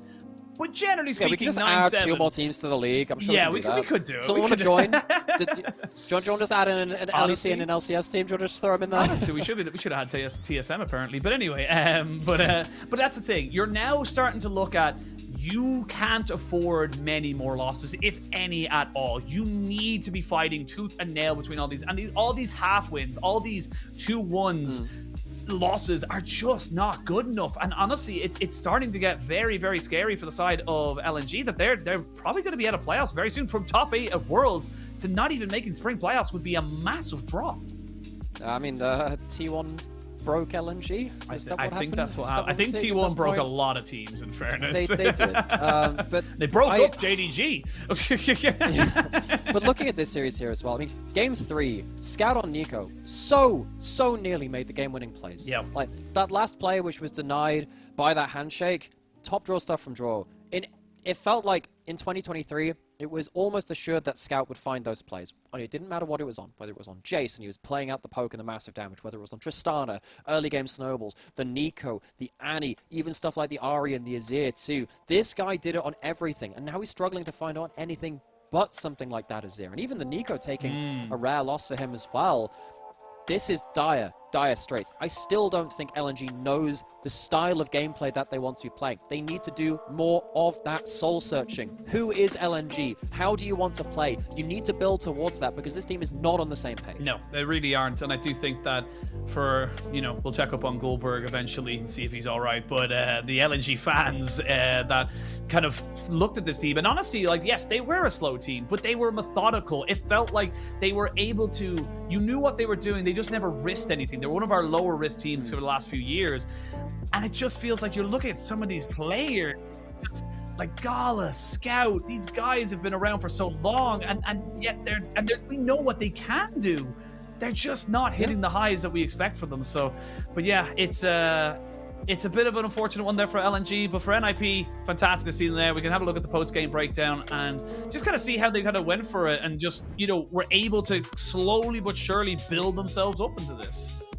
And I think, you know, NIP, I had a lot of hope for them coming into this season. They are still trying to get off some of the rust and trying to get all the cogs moving in the right way. They're another team which needs to find out how they really want to combine together. But there's a lot of stuff in here which is really good for them. Photic, 100% kill participation. This bot lane was not necessarily the star engine room of V5 in regards to like making all of the big plays, but they would always follow the big play. And if you gave them another game lead, they would always stick to the script. And the problem is, well, we even saw this in OMG's games earlier in the day too, and that huge loss they had in game 1. The bot lane, which Shanji and Aki used to have, would flip games away from them, so they had to do their shenanigans and just hope that bot lane would go okay. That's not the case nowadays. Photic and Drow are a massive rock in the bot lane. Rookie has a top side. It feels like everyone here is starting to get onto the same kind of identity as a team, which really benefits them. Oh, absolutely. And I think this is the great thing now, is that you're 7-1 while still figuring things out. You were still looking to see how this whole gelled well. Rookie had a bad 2023 by his standards. It seems like we're getting pretty decent ones now. I will say his Hui is a little off the mark, to be perfectly honest. Not as powerful as some of the... most damage, so... Yeah. Look, you know, it is what it is. But again, it's one of those things that I think that is very important for NIP moving forward. Having that confidence, having the fact that you've put in so many stage games, and you're at 7-1, you're in an extremely powerful position. Now the gauntlet, before the gauntlet begins for you guys, I want to see what they're able to do against some of the bigger hitters, against some of our playoff teams, Team WE, FBX, Top Esports. These are the teams that I need to see them play against before I start to hit home that they're championship contenders. Absolutely. They are yet to face their biggest hurdles. They're yet to be given their biggest benchmarks, but they have seen themselves into a great position where they are not backs against the wall. They can sit, they can develop, they can find out more things that they want to be playing as well. LNG do not have that same amount of margin of error. We have had some pretty varied and intense games today, actually, in very different ways. First series of the day, everything was thrown to the wall. EDG get their first series win. We kind of go straight into this last game as well, where just everything took a while to get rolling, but then suddenly explodes into the late game. It has been, everyone, a day of LPL. It has. It has been a day of LPL. Not quite the fabled 9 games. 8, though, is fair enough. I've had 2 8 games. 16 games in 3 days. It's still a pretty large amount. Yesterday bad. we had the 9 games as well. This weekend really just went right to the max. It's because Thursday was 6 and it was so quick. But anyway, I believe we do have our MVP to bring up, so we'll bring that up right now. And honestly, I do think it will have to go to, Shanji. I'm just going to go ahead and say it. If you got K'Sante, you get MVP. If you don't get MVP, you played it wrong. LPL K'Sante just hits so differently too. Even some of our top laners on more struggling teams and ones with top laners, which you might not necessarily think as the elite top laners, have done magnificent things on this champion. You think of Xiaoshu, and you think of Cube having some good games too on it too. Shanji though is really top of the tree. Him, 369, Bin, these players really put out the numbers. This is a game-changing champion. You can understand why it's still so highly prioritized. I don't know what it's going to take to get this champion out of meta, man. I don't know either. I'm scared, man. I'm a little scared just about maybe Camille. Maybe it's just Camille. I mean, the Camille looked fantastic earlier today, but yeah, it's gonna take a while. It's gonna take a while, but yeah. It's been a long week as well. I don't think, actually, before we go about a long week, I was actually going to say, I don't even think there's any sweeping changes in 14.3 and 14.4 that would actually change a lot of things. Well, so Smolder's out. Smolder will change some things, but I'm talking about specifically in K'Sante's case and the top lane and stuff like that. So yeah, okay. He'll still be irrelevant. There are other sweeping changes. Just ignore this K'Sante over here. We have a dragon. I'm very excited for Smolder. We'll obviously, hopefully get onto some of the new patches very, very soon, but we have to wait and see. But yeah, it's been a long week. I believe on Thursday we had 6. Friday was 9. Yesterday was 8. 9, 8. Yeah, 6, 8, 9, 8. That's a hell of a lot Just of games. in case you don't think they don't get mileage out of us, folks. They really do go the whole long distance here. 3 best of 3s a day. Yeah, we're getting up to the point where even obviously the Thursdays are now 3 best of 3s too. The amount of games just does not stop. And particularly for these teams which need to make adjustments, it is really, really relentless. Yeah, it really is. But if you're only just joining us, you missed all the action. We're going to bring up today's results and see how that all fanned out. But like we said, 8 games today. EDG picking up their first victory. They're not out of playoffs just yet, but my God, do they need to make a run. AL gonna be pretty disappointed with that loss, to be perfectly honest. They were high flying, and now they've taken a little bit of a rock to it. Of course, OMG beat Weibo after Weibo quite literally nearly perfect gamed them in the first of that particular best of 3, and we just saw NIP solidify themselves as top dog. No one else the end of week 4 will be there sharing it with them, and they are feeling ever so good. For sure. I think the first 2 series, I think you can view them as upsets. Even the last series was a close run affair too, and how does that affect our standings? First page, folks, is our playoffs cutoff. We're only halfway through the split, or just about that, so this will become more and more relevant beyond that, but right at the top of the tree, stop the count, the ninjas are up top. They are there. They are ready to go with that particular one. And again, NIP, Billy, Top Esports, these are kind of the names we expected to see. Anyone's Legend, Fun Plus, you know, they're not the ones we were expecting. And of course, we talked about OMG right at the bottom of the cutoff there. 4-4-0 game score. They are the literal definition of the halfway point. But I'm gonna look at the bottom side because it is not as fun of a picture if you're an RNG or particularly an LNG or Edward Gaming fan. They are struggling, to say the least. There are a lot of familiar faces down here from the 11th to 17th end of the bracket. A lot of teams here which I expect to do better. Now, I know a couple of us casters had a power ranking. We did have a forfeit where I don't know exactly what we said, but if we get something particularly wrong, we said, oh, like Ultra Prime would be like second and they go down right at the bottom. We lose too many points for that. One of us will have a forfeit at some point. So we're going to keep tracking it on that because I'm getting really upset that EDG are right down the bottom and there are a couple of other teams which are starting to scare me. LNG, what are you doing? Yeah. LNG, RNG not exactly looking super hot either. 2 and 5 as we come towards the end of the thing. But of course, coming towards the end of the day, and we got to look at the next Thursday, I believe, is when our next games are. We got Thursday's schedule. We're going to have NIP again. They are always one of the big teams we want to take out. They're going up against FBX. That's a big game for them. EDG versus OMG. That's a big scrap between 2 big organizations. And then AL versus Weibo. Honestly, next Thursday, these are all very equal teams in terms of the vibe. I think the only one I give an actual favorite on would be maybe OMG versus EDG. Yeah, are you telling me that's the World Season 4 semifinals rematch? OMG versus, or like quarterfinals, OMG, EDG. It's the matchup to be that. God, that was a long time ago. That's one of the first matches I ever actually saw live, actually. That was way back in the day. We've got so much history here. So many of these organizations have been around for literally a decade. Yeah, it's a lot of League of Legends. Game's 15 years old in this year, so it's a lot of time. But, Imera, thank you so much for bringing me through the weird and wonderful world that is the LPL. Thank you so much to all of you viewers, and of course to our back-end staff. It was a bit of a rocky start, but thank you so much for dealing with all the absolute garbage that I apparently had to deal with, or not had to do it, I presented with my setup. So I do apologize, and thank you so much for making it work. We won't see you guys tomorrow, but we'll see you Thursday, and until then, be good.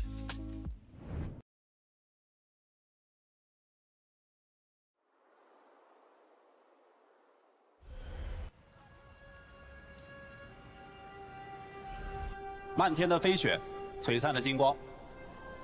真正的英雄，就是以平凡之躯，对抗着这个岁月的麻木不仁，让自己与更好的自己一遍一遍的在未来重逢。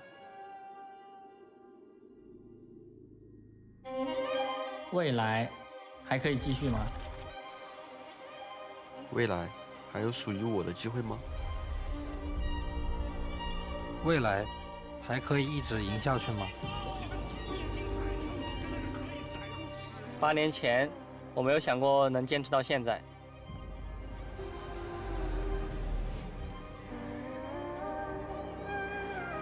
8年后，我不确定这是不是一个冒险的决定。做到了这一刻，我们终于做到了。新的目标在哪？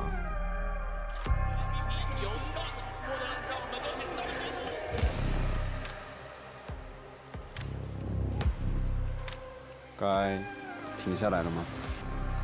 他们说我已经拿到了所有的荣誉，可我还想再拼一次，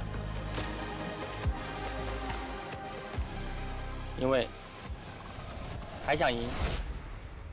我回来了。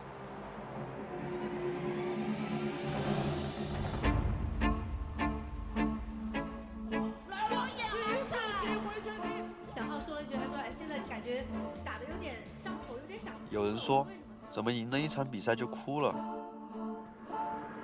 因为我知道自己为了那一场胜利付出了多少。队员们都比较的年轻，很敢打。在 L 招的发挥真的是令人心惊。无数次的训练之后，胜利的机会依旧稍纵即逝。拼尽全力，也未必会拿到自己想要的结果。努力不一定就有回报，但是不努力一定就没有机会了。这一次，我们会走出属于自己的那条路，燃烧自己，目标只有冠军。今年他们赢下了春天、夏天 MSI 在内的所有冠军。我享受在舞台上捧杯的那一刻。如果说比赛一定要有输赢，为什么不能一直是我们？抱歉，这次我们站在了对立面。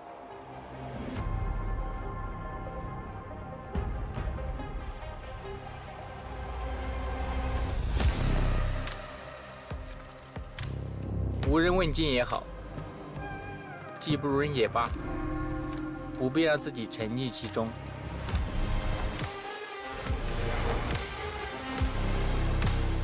所谓的最强和第一，应该由谁来决定？我们所挥洒的每一份汗水，都是为了追寻不变的目标。成功就是从失败到失败，也依然不变的对胜利的渴望。